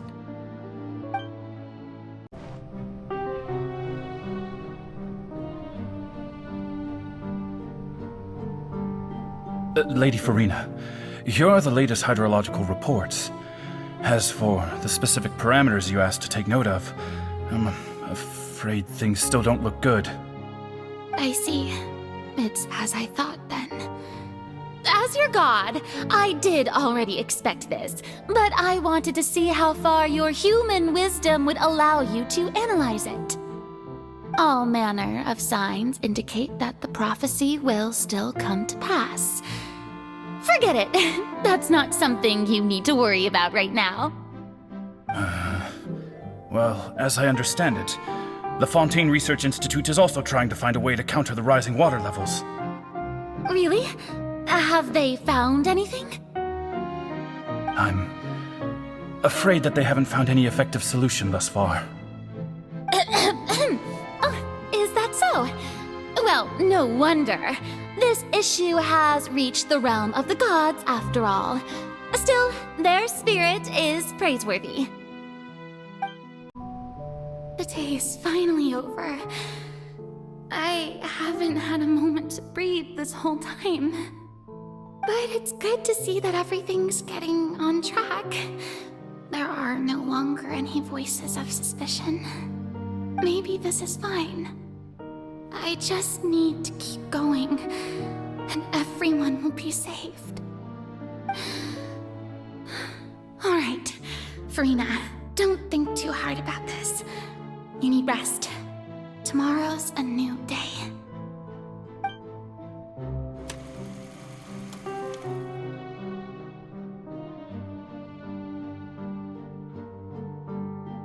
Lady Farina, here are the new trial reports for the latest cases, as well as a summary of the follow-up. There'll be no need for that. I've seen them already. There's no need to go back over scenes I've witnessed in person before.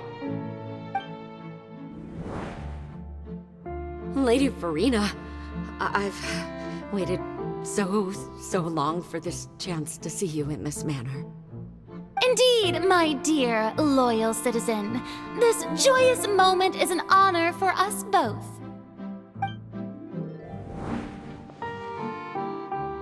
Lady Farina, we're detecting significant hydrological anomalies near Poisson. Understood. Keep monitoring. Keep me informed should anything come up at the Institute.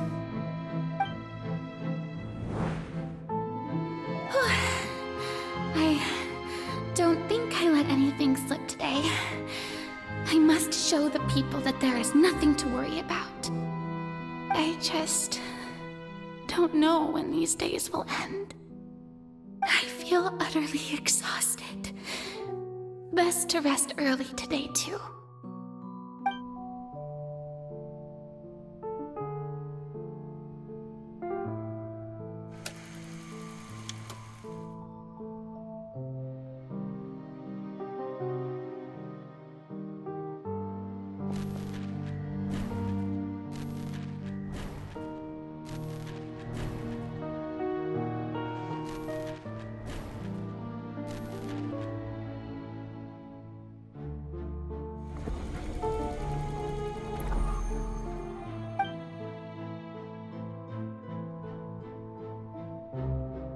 Lady Farina, it's like a dream being able to speak with you up close like this. I've heard that the first member of our family who was honored to receive an audience with you was Madame Deoteria, almost 20 generations ago. And what a fine family yours is indeed. It brings me great joy to meet such a faithful believer, a descendant of a line most ardent. Surely you exaggerate, Lady Farina. My lady? What is it, good citizen? Are you crying?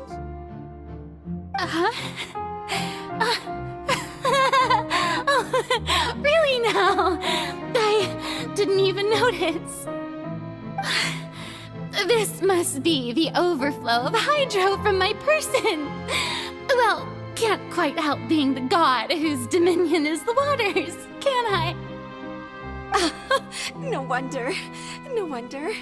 A manifestation of your power, then. Oh, Archon, I am honored to have witnessed it. Honored indeed.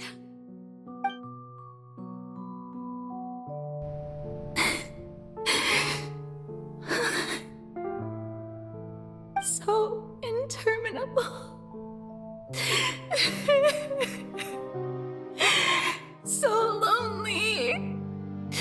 Just how much longer? Hundreds of years must have passed by now. Perhaps the show must go on for hundreds more. I never imagined that it would hurt so much. Have I reached my limit? No. Perhaps I reached it long ago. Today I didn't even notice my own tears. I want to tell someone, anyone, about this. But Would that not destroy all I've done so far? I've conducted so many investigations across the centuries, but there's not even a sliver of hope that we might break the prophecy. All I can do is keep heart. I must maintain this act. It is the only way to save Fontaine. Please, mirror me. You have to succeed.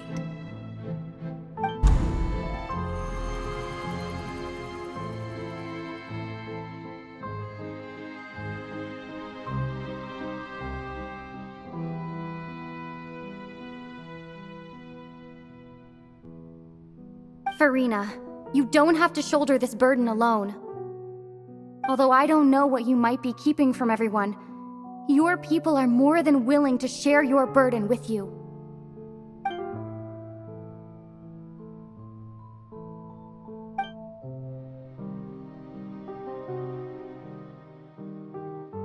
Share my burden. That's impossible. It was fated right from the start that this would be my duty alone. But even if your burden doesn't need to be shared, you can still choose to confide in someone. Just share it with me. I'm what you'd call a witness. A witness? Yes, I've heard that you came to Tevat from beyond the stars, yes. In other words, you never belonged here. And if Tevat is, in its entirety, a show on a stage, then you're just a spectator, aren't you? If that's the case... She's right. I could confide in her, couldn't I? But if things don't play out as expected, the people of Fontaine will be the ones to pay the price. No, Farina. You shouldn't be selfish. But what if it's really alright? Farina, you've worked so hard for so long. Surely it would be okay to put yourself first for once. Just this once. Is it such an outrageous thing to do anyway? To find someone in whom you can confide your frustrations and sorrows? Surely it could not hurt. If you let this opportunity slip through your fingers, it might never come by again. Think about it long and hard.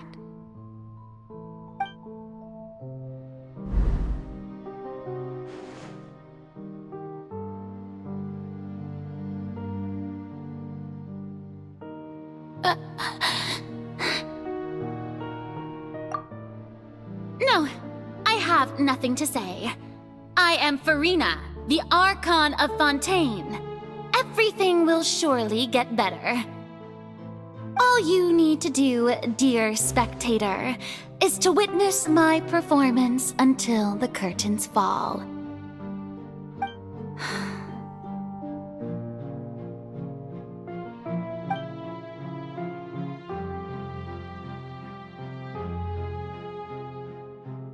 Fine.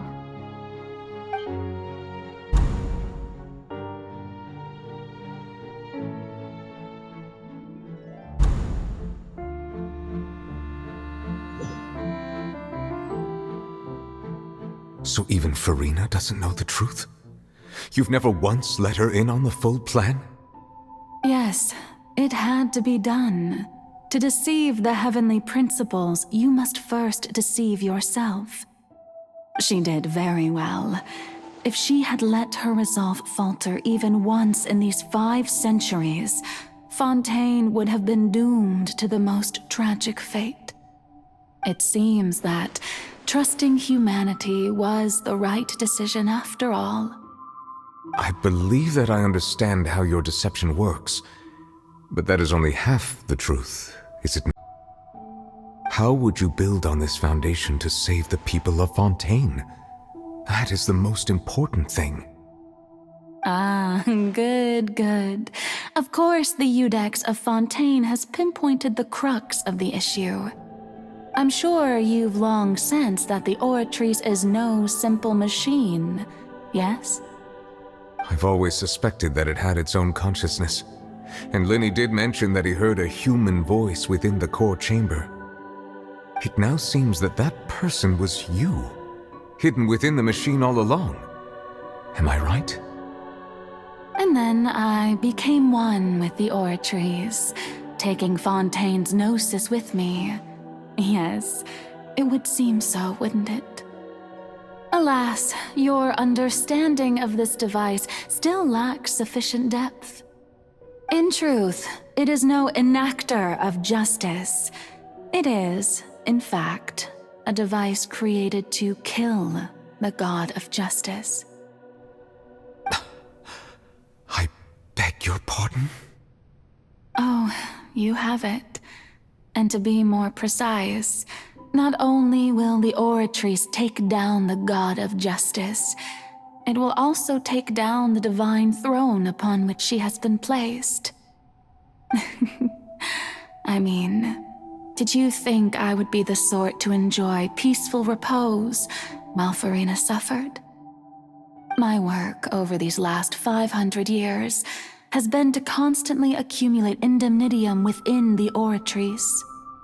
But really, some have already discovered that only a small fraction of the energy generated by the device was ever used to provide power to Fontaine. The vast majority had to be accumulated to enact this death sentence. It was all part of your plan then? Both the trial and the sentence? Indeed. This power, accrued over 5 centuries, could have sustained Fontainians for millennia had it only been used for that purpose. Almost all of it has now been stored within the Oratrice. But only power of this magnitude could hope to destroy the Hydro Archon's divine throne, shaking the rules established by Celestia and breaking through the institution that is the Seven. So the Oratrice's call for death was for neither Farina nor Focalor, but for the Hydro Archon. The destruction of that divine throne. If I do not misunderstand your intent, you must be...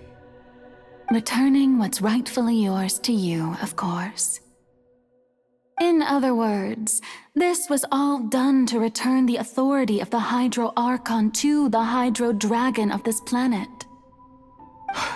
But...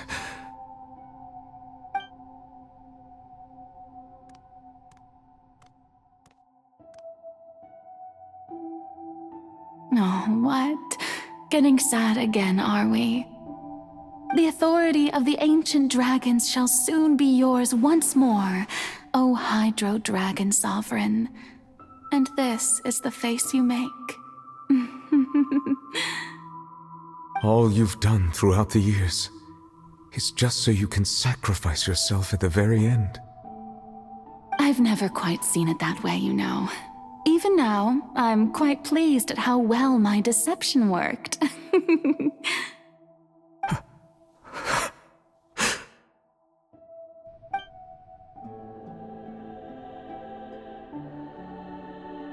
Hydro Dragon, don't cry. I must say, had it been within my rights, I would have loved to judge the heavenly principles themselves. Were they not guilty of essentially the same crime? Egeria stole the power of the primordial sea, and the heavenly principles stole the power you ancient dragons possessed. I, for my part, am the god of justice. And is it not just that your original powers should be returned to you? Speaking of justice, I have always believed that justice lies in the process of pursuing human existence itself. So, if the theft of the primordial sea's might was Fontaine's original sin, then Leaving matters of procedural right and wrong aside, the descent of the Fontanians as humans and their right to exist in this world would be Fontaine's original justice. In other words, existence was Egeria's justice, and to me, justice is the continuation of that existence. Defying the prophecy and ensuring that Fontaine's people shall live on, that should be the justice enthroned over all others. At this point, we, whether it be myself or all other Fontanians, have shouldered the burden of this sin for far too long. Iudex Neuvillette, the highest judge in our land, when you regain your full power as an elemental sovereign, what verdict shall you pass upon us? So when I was invited to the court of Fontaine to serve as Iudex, I see now that that was your idea too. At last, I now understand the true purpose behind this position. In the beginning, I was uninterested in human existence. But these 5 centuries of living alongside them have gradually brought about mutual understanding between us. And I have even attempted to feel as they feel. You are a devious one, Focalors. Things being as they are, surely you know that I could never declare them to be guilty.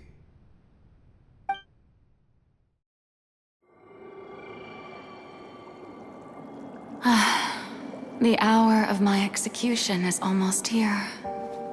For the sinner, the curtain call has come. I know I may not sound it, but faced with death, I find myself a little afraid. Perhaps this is one thing both gods and humans have in common.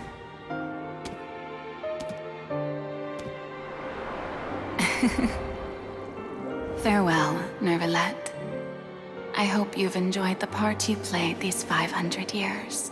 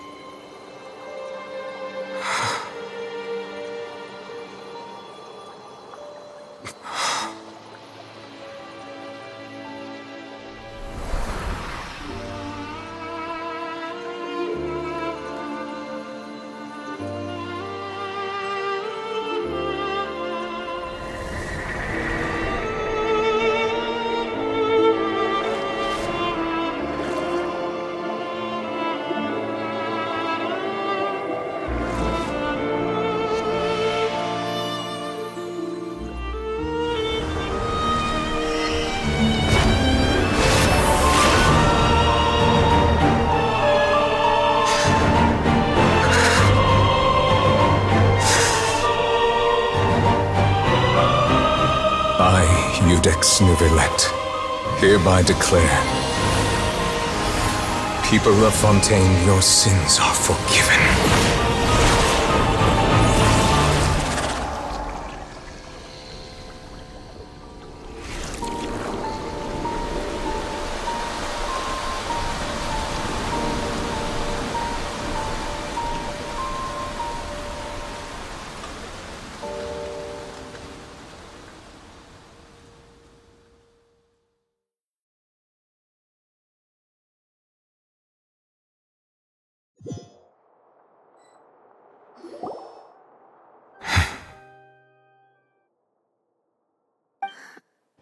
What just happened?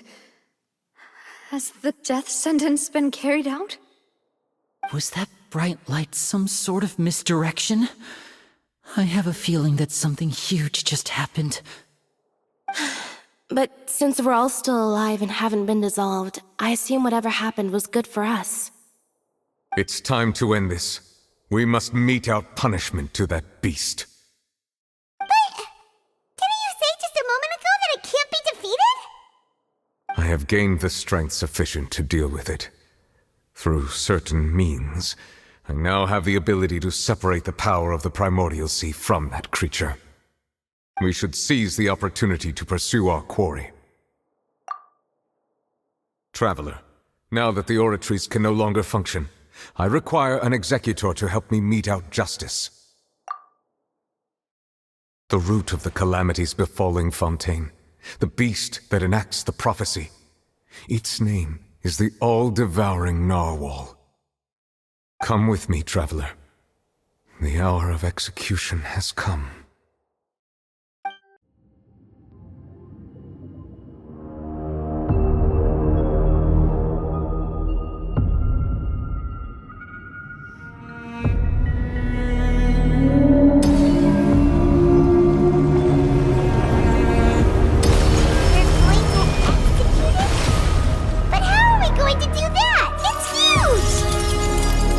I've already done my best to separate the power of the Primordial Sea from the whale. Considering the size of the beast, I cannot reach the power source.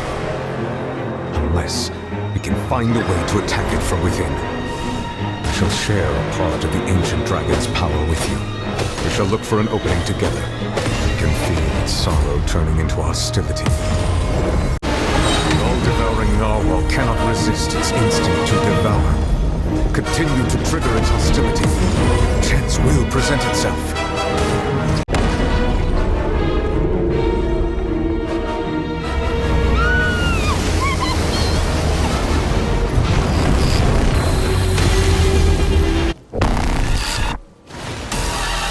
Why is there a hole-looking thingy over there? It's really scary. That's the authority of the ancient dragons. Witness the might of the Primordial Sea. I have granted you my protection. Do not fear.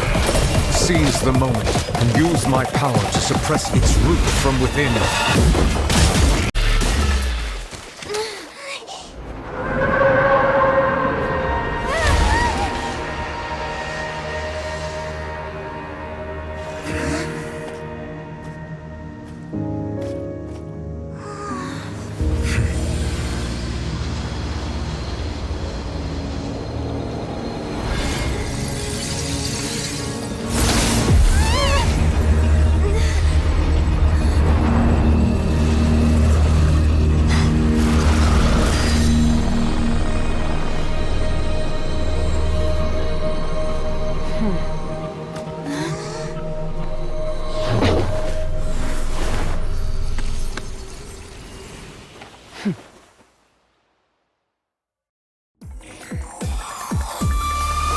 Thanks for helping with the cleanup.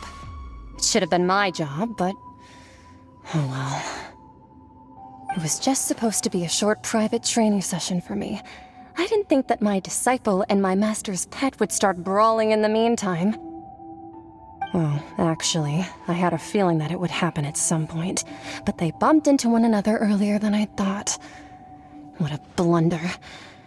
I suppose I'll have to swing my sword 3 million times as penance. That power. Who are you exactly? Paimon has an idea. From what she said earlier, she must be Child's master. Skirk, right? It's just that he gave us the impression that she was the less talkative person. I simply did not have anything to say to the weak. But you, on the other hand, managed to defeat the all-devouring narwhal without using power from beyond this world. So you may speak to me as equals. I have to agree. It's a strange use of a planet's primordial waters just to raise an all-devouring narwhal. That kind of power is wasted on it. It's not cooperative, it eats too much, and I have more important things to do with my time than pet sitting. The only thing that creature has going for it is its looks. All in all, it fails as a pet. Miss Skirk? I think you might have missed the point. The point being? Well, being that this pet almost destroyed an entire nation. So what sort of person is your master? Well, child's master's master. Wait, is that right? Oh, right. So you don't know him. Sorry, I assumed you did. His name is Sertologi. Huh? I am unfamiliar with that name. Huh. So Master isn't sufficiently famous.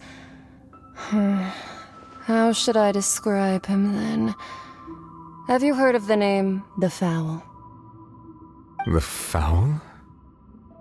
Still nothing? Well, how about the Visionary?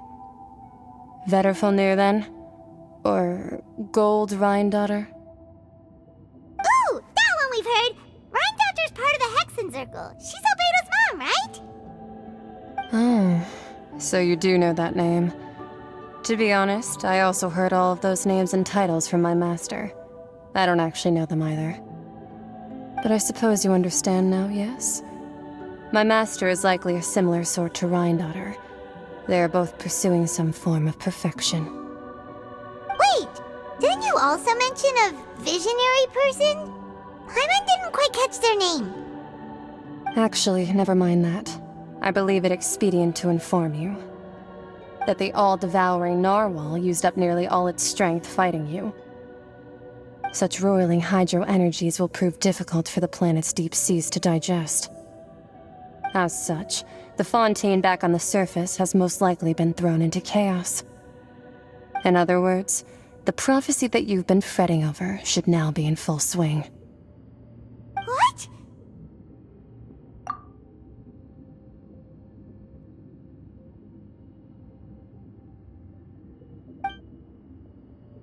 Not to worry. Focalor has already managed to deceive the heavenly principles. In the end, the people will all be dissolved into the waters, and only Farina will remain, weeping on her throne.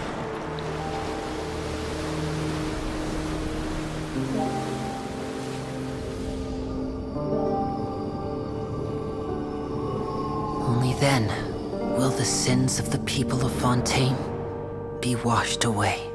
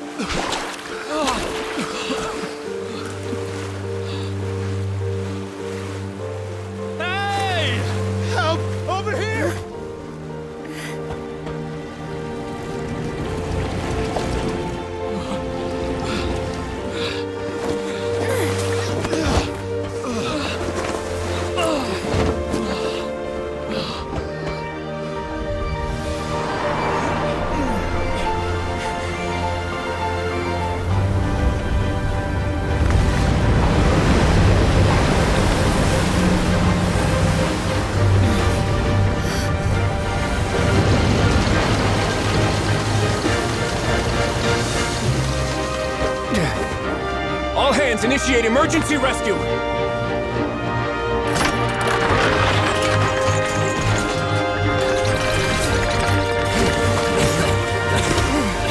Hurry!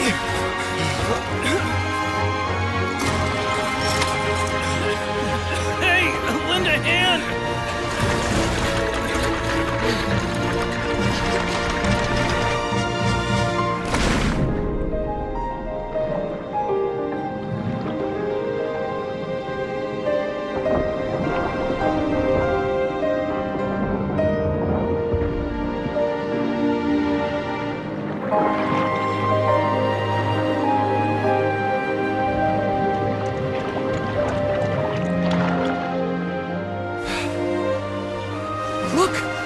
water's receding!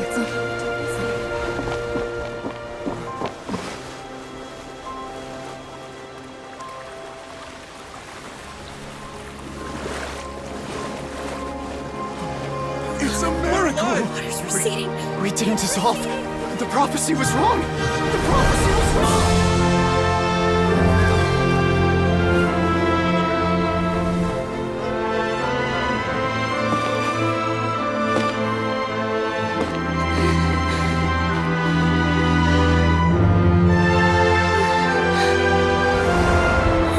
Are you alright? Yeah. We're safe. The prophecy was wrong.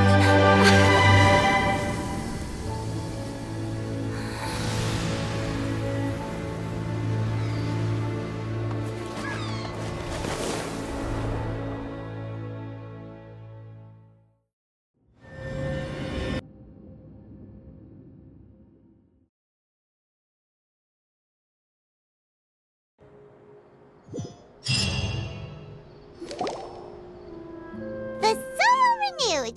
The Spina di Rosula talks post-disaster rebuilding. I recently visited Poisson to meet with Miss Navia, spokesperson of the Spina di Rosula, and we spoke about Poisson's present and future. Old soil can still give birth to new bloom, Miss Navia stated. Hope is like seeing a small cookie when you're starving late at night. You just need a little of it. Skyship Winglet, lunar brain of the Fontaine Research Institute.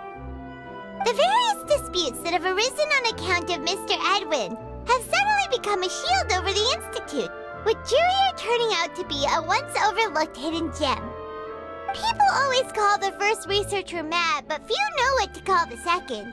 And should that latter person achieve a miracle, they would find it all the harder to find a word with which to classify him and his team. Wow! Paimon barely recognizes the people in the reports. Are those really Jurier and Navia? They sound like real big shots. What do you think? Pretty enthralling, huh? The Steambird's idea was pretty simple. With the disaster just having passed, we would print a free edition packed to the margins with good news to calm people down. The value for these big scoops lies in their inevitable follow-ups. We'll publish further reports and go into the stories behind those people. Edwin's assistant, Jurier, created a true flying ship, while Navia is leading people in the reconstruction of their home. I'm sure that these stories could draw even your well-traveled eye. Paimon's curious too! Wait a minute. Didn't we watch everything happen from start to finish? What's there to be curious about? And that's exactly why I'd like you to come conduct interviews with me. You're the best incubators of news, if you haven't noticed. And also, with you around, I'm sure I'll get to see that Duke. Are you sure? Hasn't he turned you down several times already? Oh, this time will be different. Come on, let's head to Poisson first, and then make a trip to the fortress. There are some things you'll only know when you get there.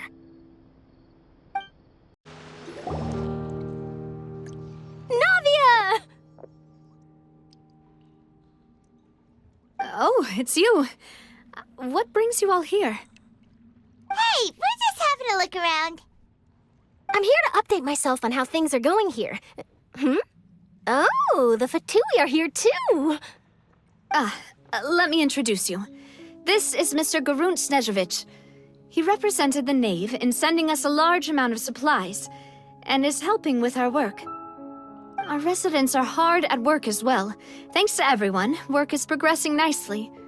We've lost a lot of people, but we're moving forward. That will have to be enough. Hello, Miss Charlotte. I'm a big fan of yours. I especially like that article you wrote last year about Fontaine's stray cats.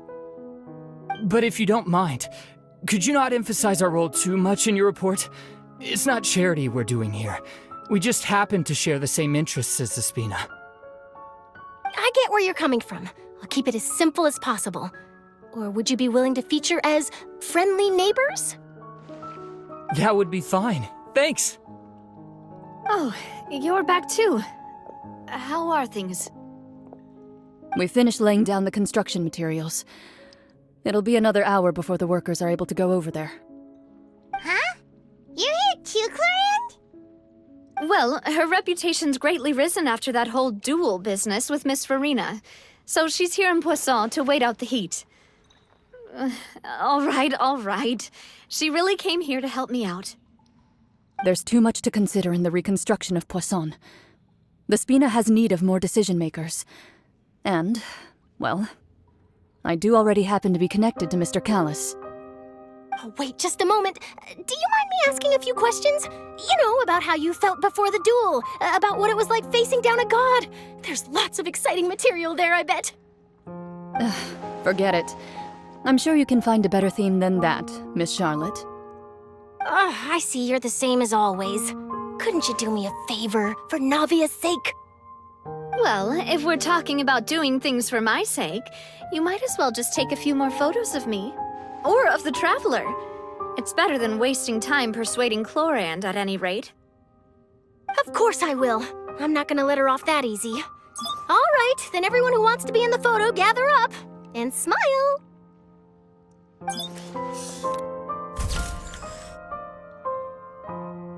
How did it go? Was it a good shot? Did Paimon look cute in it? Not bad. Your addition really helped the composition of the picture. All right, hang on a moment. Let me snap a few more shots.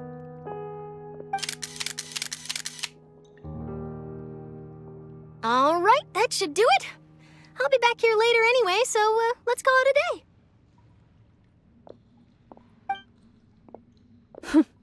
You're very quick. Speed is of the essence when it comes to the news, and freshness is the key. Also, not to brag, but I'm pretty good at building connections. Who knows? I might eventually get that interview with you after all, Miss Clorand. Wow, you really do have that never say die spirit. I'm impressed.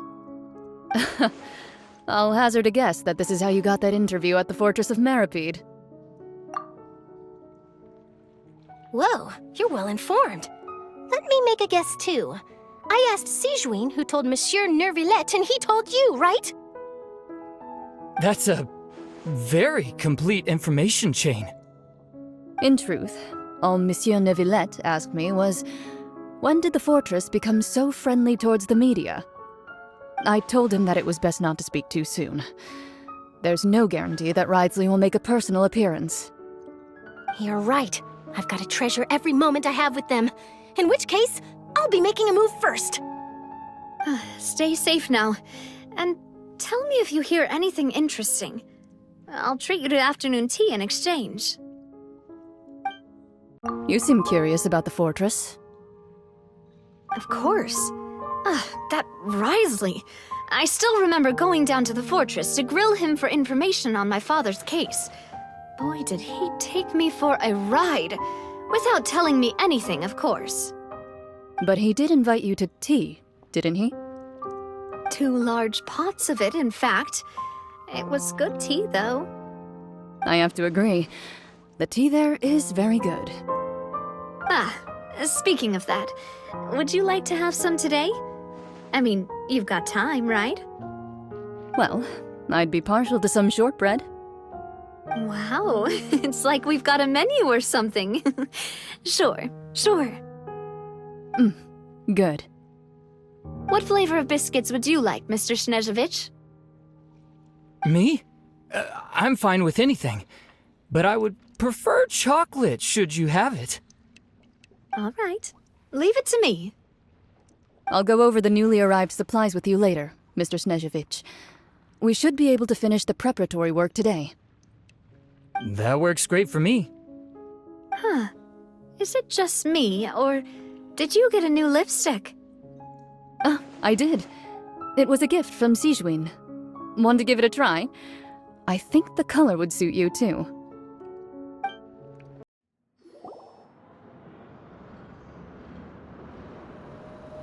Wow, guess we're here again, huh? There's a real nostalgic feeling to this place. Looks like you've been missing us. Duke! Did you come all the way to the entrance to greet us? Of course. I'm here to welcome you and our dear Miss Charlotte, whom our good head nurse recommended to me. It's an honor to finally meet the much-rumored Duke. Thank you for consenting to my visit to the fortress, sir. No need to thank me. But that said, I shouldn't be the focus of your interview. I trust you recall our agreement? Of course, of course. All right then, this way.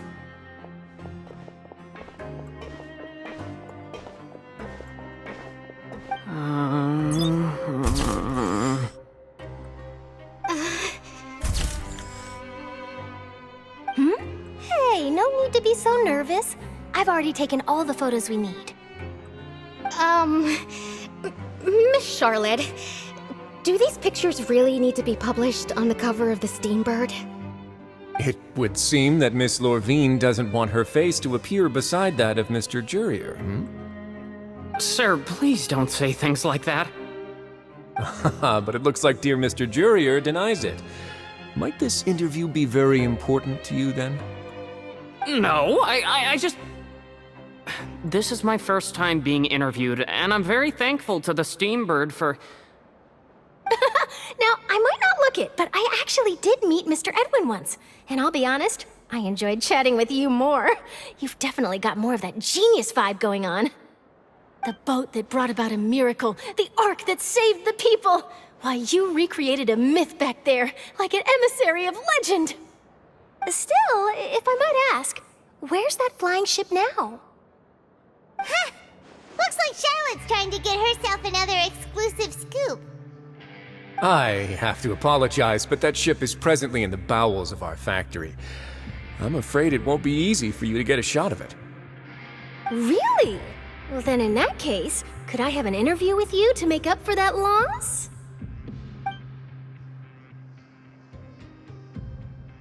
You already know my answer, I'm afraid. Best you interview our head nurse instead. Or perhaps you'd like to take another photo of this couple of researchers? Did you really have to use the word couple? Well, then, 2 solo photos will do. Is my hair messed up? Please, someone help me have a look. Things sure are getting pretty lively here.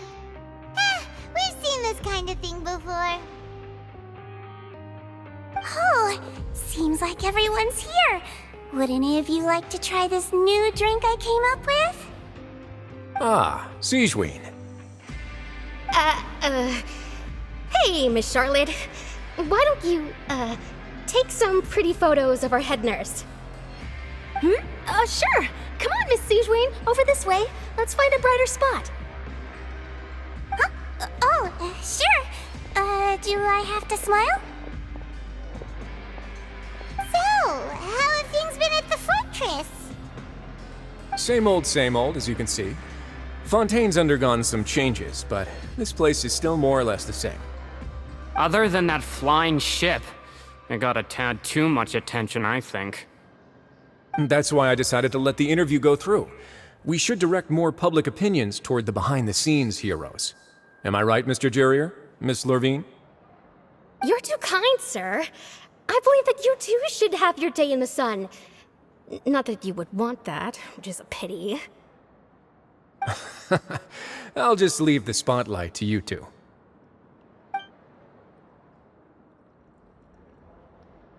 I see. Lots of things happened that day, huh? Anyway, regarding that Harbinger, I'm not sure you remember, but his 3 young followers are still waiting for his return. He sure did win them over, huh? I'll tell them that there's good news and bad news. The good being that their boss seems fine, and the bad being that they must face extended sentences for abetting his escape. Oh, actually, what about you? Are things gonna change for you too? What change can there be? The fortress will keep chugging along, and so will my duties. As to what Miss Farina's departure will mean for the nation, and if our laws and governance will be transformed, we'll leave those to the folks in the overworld. Hey everyone, the photo shoot's done. Good. In that case, let's call it a day here. Thanks for your cooperation. Come on, Traveler, let's go. Till next time, everyone. There'll be a next time? Maybe. Who knows? I might write a story about the underwater factory next time. Until then... All right, last stop, the docks.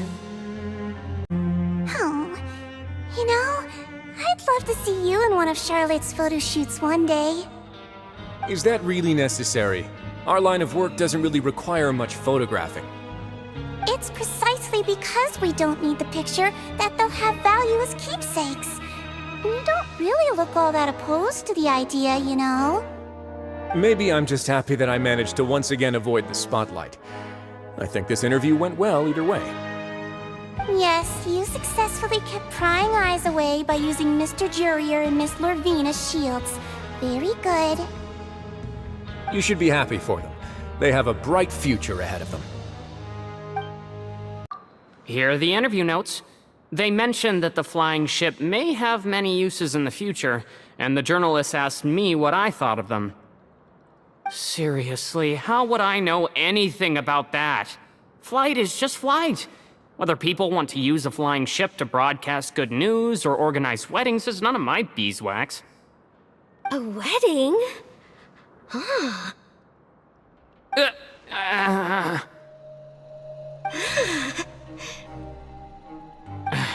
Why are you looking at me like that? So the flying ship can be used for weddings? I didn't say that. That journalist mentioned it, and what does that have to do with us anyway? True. What does that have to do with us?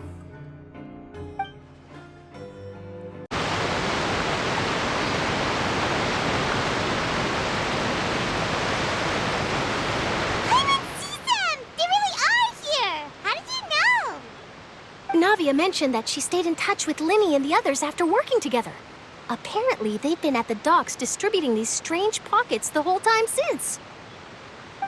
Traveler, Paimon. Ah, and Miss Charlotte, too. Would you like a magic pocket? What sort of gadget is it?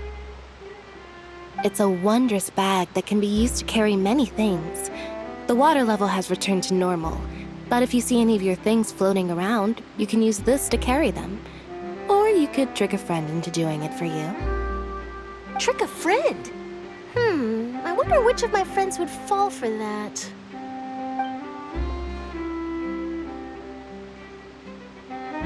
You could just make a friend like Fremine here. Isn't that right, Fremine? Is this what you meant by, I'll help you make some more friends? To be honest, that sounds pretty sweet. Could I have your contact, please? Sure. Please, write down my address. Lynette sure is working hard to help Fremine socialize. He was the one who proposed doing this.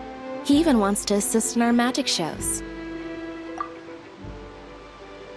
Yes, I was planning to first introduce Pear as an assistant, and later Fremine himself. In the future, I think we can leave underwater escape magic to him too. That said, would anyone want to see a diver escape underwater?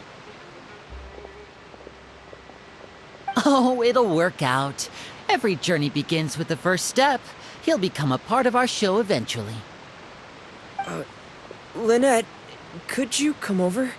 Miss Charlotte says she wants to take a picture of us. Got it. My, that Charlotte is rather perceptive. She got rid of everyone the moment she realized I had something to say to you. So, how have things been, Traveler? Father says that you did a great deal during the latest events. She's very grateful for your contributions to Fontaine. That's all right. We were more than happy to help. So, what's she doing now? Oh, I guess you haven't heard. Well, after Lady Farina left, Father and Monsieur Neuvillette opened negotiations, during which he gave Fontaine's gnosis to her as a diplomatic gift. A diplomatic gift? A gnosis? Yes, I was quite surprised at first myself. But when I thought it over, there were actually a number of things going for it. It could have been done as an apology for the incident with Lord Child, or as thanks for his help in tying the all-devouring narwhal down. Furthermore, Father did also lend significant aid to Fontaine and Poisson. Well, that's true, but this is a gnosis we're talking about. Doesn't this seem a bit irresponsible? I would agree, but I've also heard that it seems that Monsieur Neuvillette has had a significant change of heart regarding the matter. So there's some reason for this that only Neuvillette knows about? I suspect you'll have to ask him about that yourself. Yes, speaking of which, I did see him strolling around the entrance to the Fortress of Maripede a while back. Isn't he real busy and stuff? Paimon didn't think he'd have the time for that. But back to the topic. The Gnosis was given to the knave, right? What about Child? They say that he's returned to Snezhnaya to recover from his wounds. I hear that the recent disaster really did a number on his health. That's true. When you think about it, we've had loads of run-ins with the Fatui. To think we'd be allied with them this time. So shocked by such a simple switching of sides?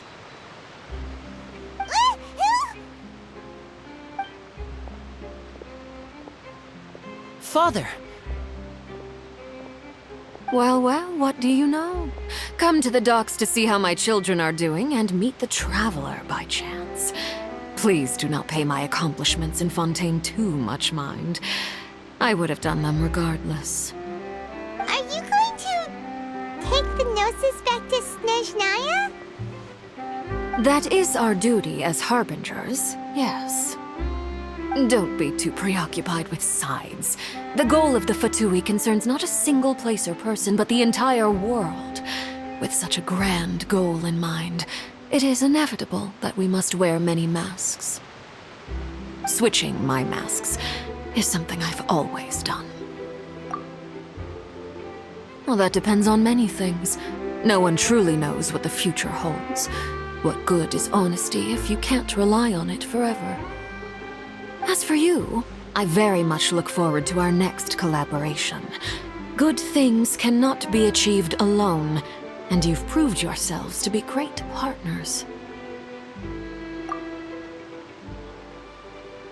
A vision? All right. I'll remember to return it. Thank you for keeping it safe for him this entire time.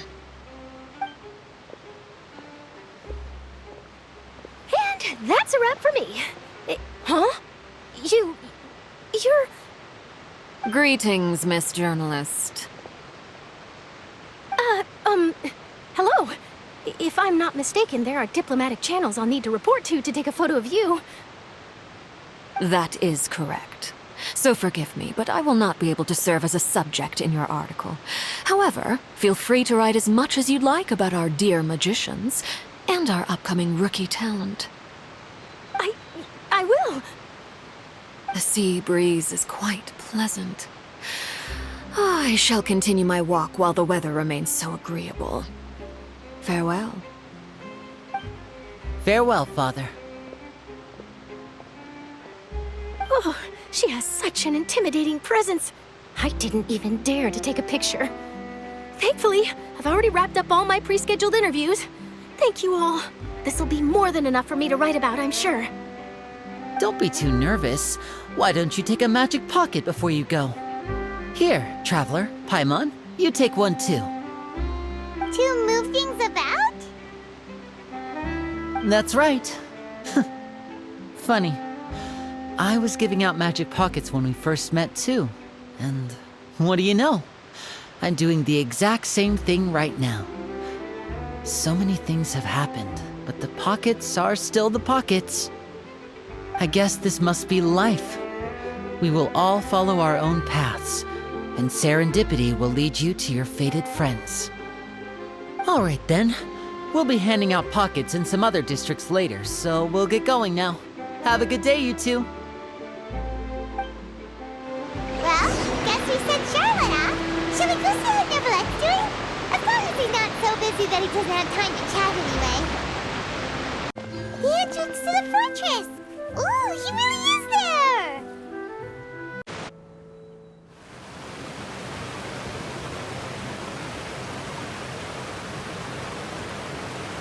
So, you really are here, Neuvillette! Paimon didn't think you were going to have free time this hour of the day. Really? Oh, I suppose you must have met Mr. Linney. He took the time to greet me earlier when he passed this way. In any case, you came at a good time. I was just considering reaching out to you to set up a meeting, so I may explain some things that I haven't had the time to before. Aw, Paimon's glad that you remembered. Thank you for keeping us on your mind, what with you being busy and all. Alright, let's have it then. How was Fontaine actually saved? The whole business is still quite the mystery to us. It is strange how words can often leave a bitter taste in the mouth when it finally comes time to say them out loud.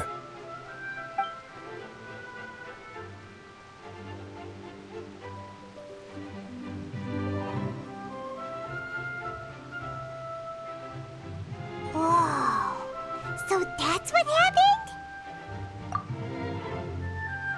Focalor destroyed the divine throne of the Hydro Archon and restored your power to you, transforming you into a fully fledged elemental dragon sovereign! But Paimon still doesn't quite get what you did to save the Fontainians from dissolving.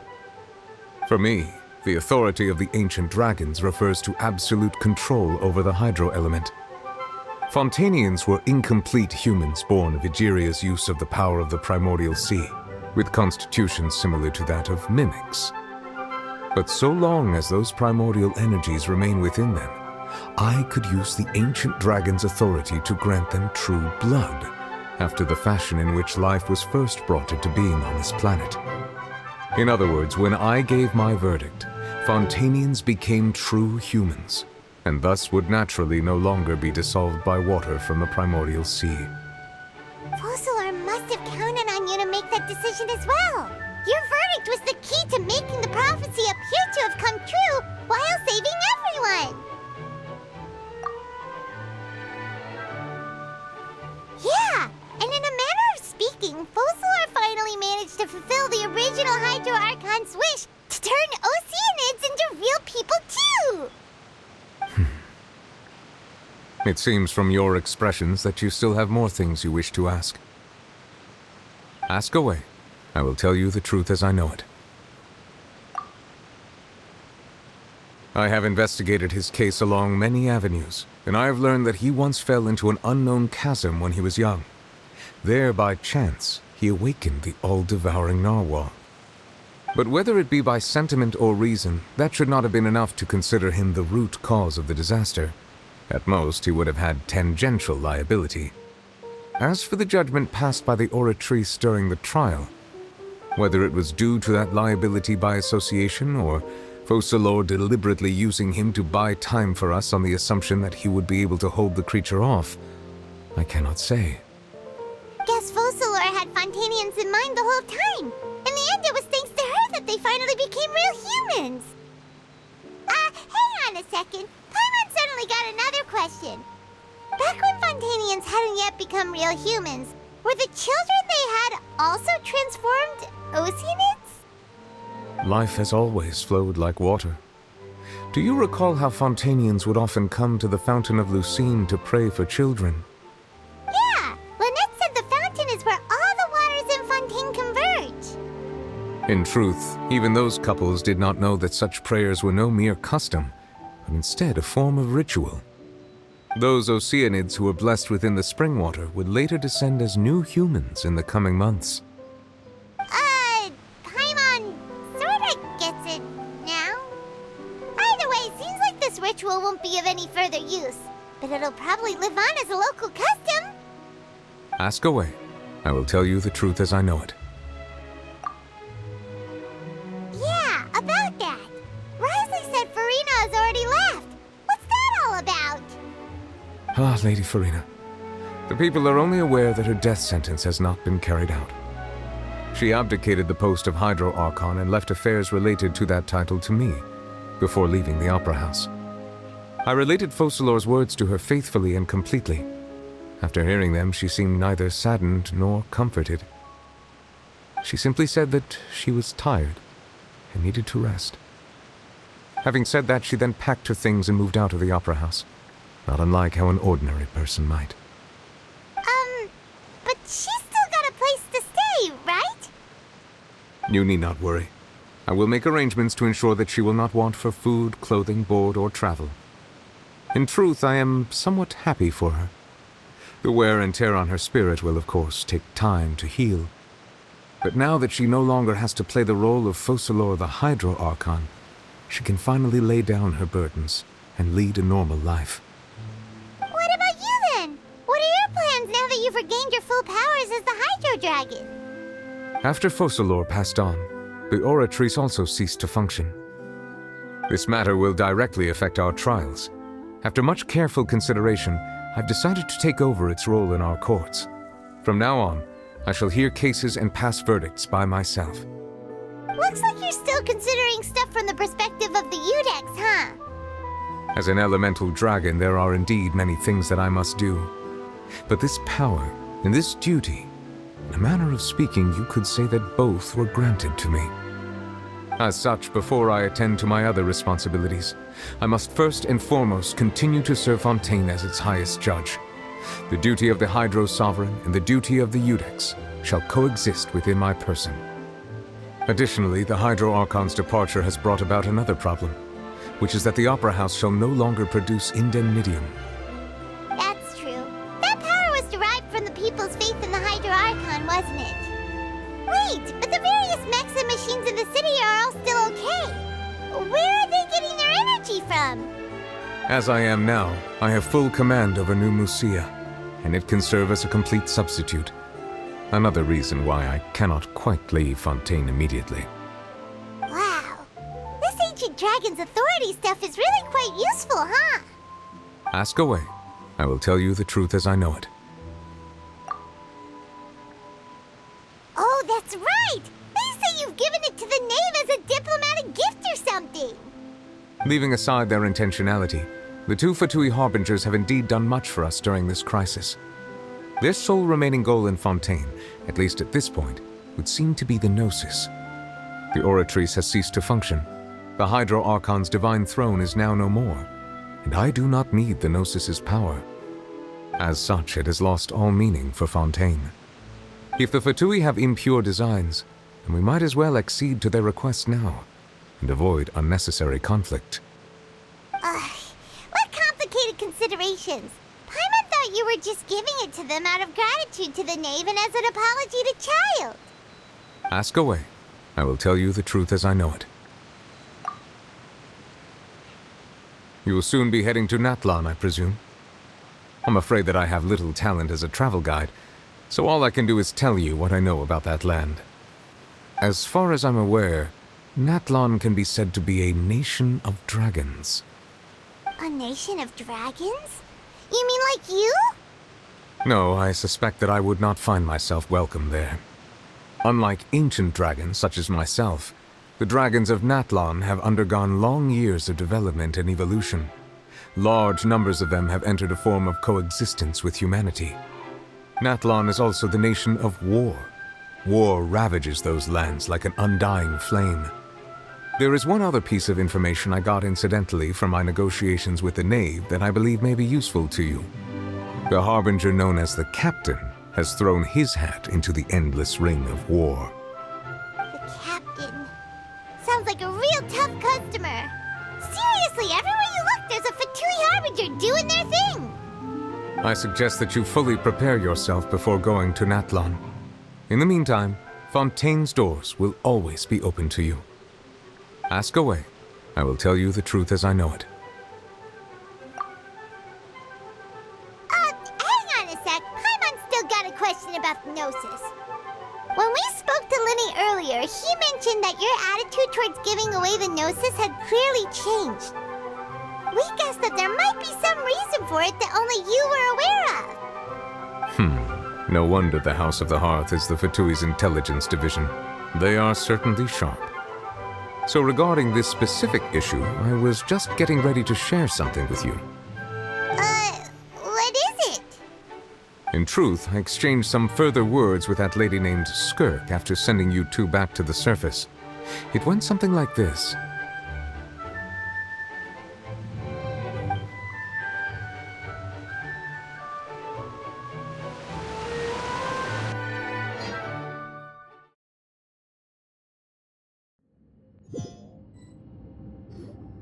Well, we're going to head topside to see what's going on. You hurry over soon as well, all right, Nervalet?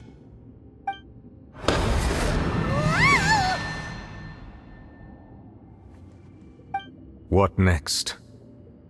The all-devouring narwhal isn't here, so I'm no longer getting any interference.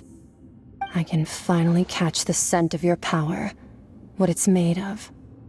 It is the authority of the planet's primordial dragons, but with something very similar to a god's curse mixed in. It's quite a novel blend. I'm sure I've encountered something like this before. What was it again? I do not know what you speak of. Of course. How could I forget?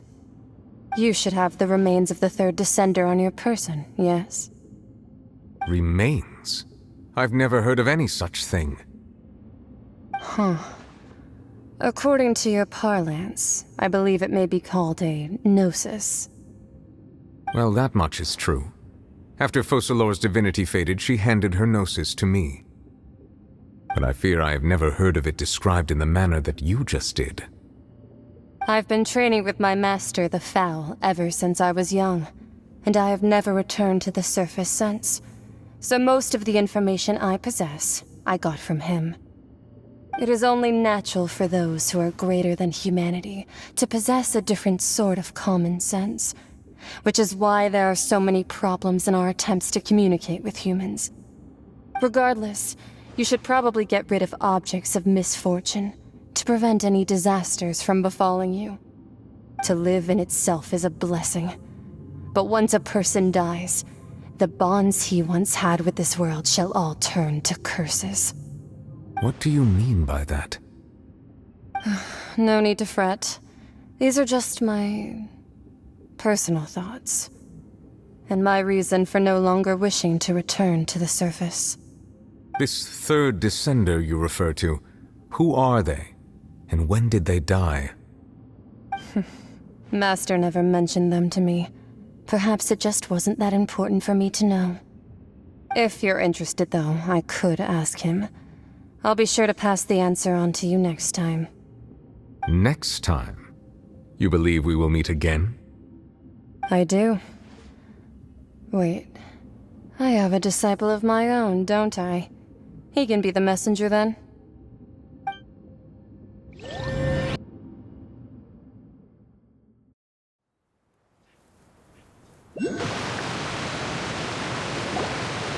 That's what she told me.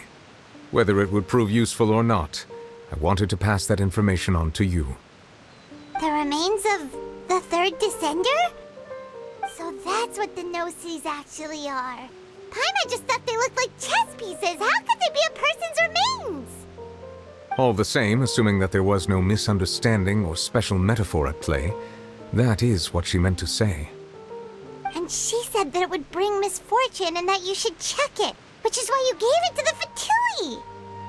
If she speaks the truth, then I would simply be putting Fontaine at unnecessary risk by keeping it here.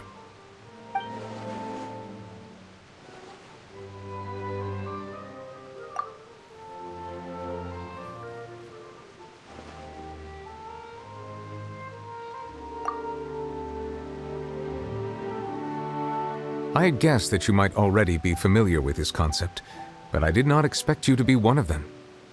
That means that the Gnosis, which are exceedingly element-compatible and can even enhance elemental abilities, do indeed come from the third descender. I wonder, does your body also possess similar properties? Like being able to use elemental powers without a vision! That does sort of count as special compatibility, right? No, let's not think about this stuff right now. It just feels creepy. Comparing the Traveler to the dead third descender and all. what you say, but this topic still feels like bad luck. Once Child recovers, let's get some more answers out of him. Or go look for his master and get the answers that way. I too believe it unwise to make too many blind guesses when information is lacking. The same is true of being at court. All right. Whatever the case, it seems like the crisis here in Fontaine's over for now. Yes. All of Focalor's efforts were for this moment as well. But she sacrificed herself in the end as a god, and she suffered through all those years as a human. Was that really what she wanted? I suppose that would be the mystery of a god's will. I suspect not. But once in a while I too would guess that if wishes were like the clouds in the sky, they will one day return to the earth as raindrops. Life flows like water, and rain is the final answer. The water levels may sometimes tilt one way or another, but the rain falls fairly upon all. And what, ultimately, is the difference between the rains that fall upon all of us?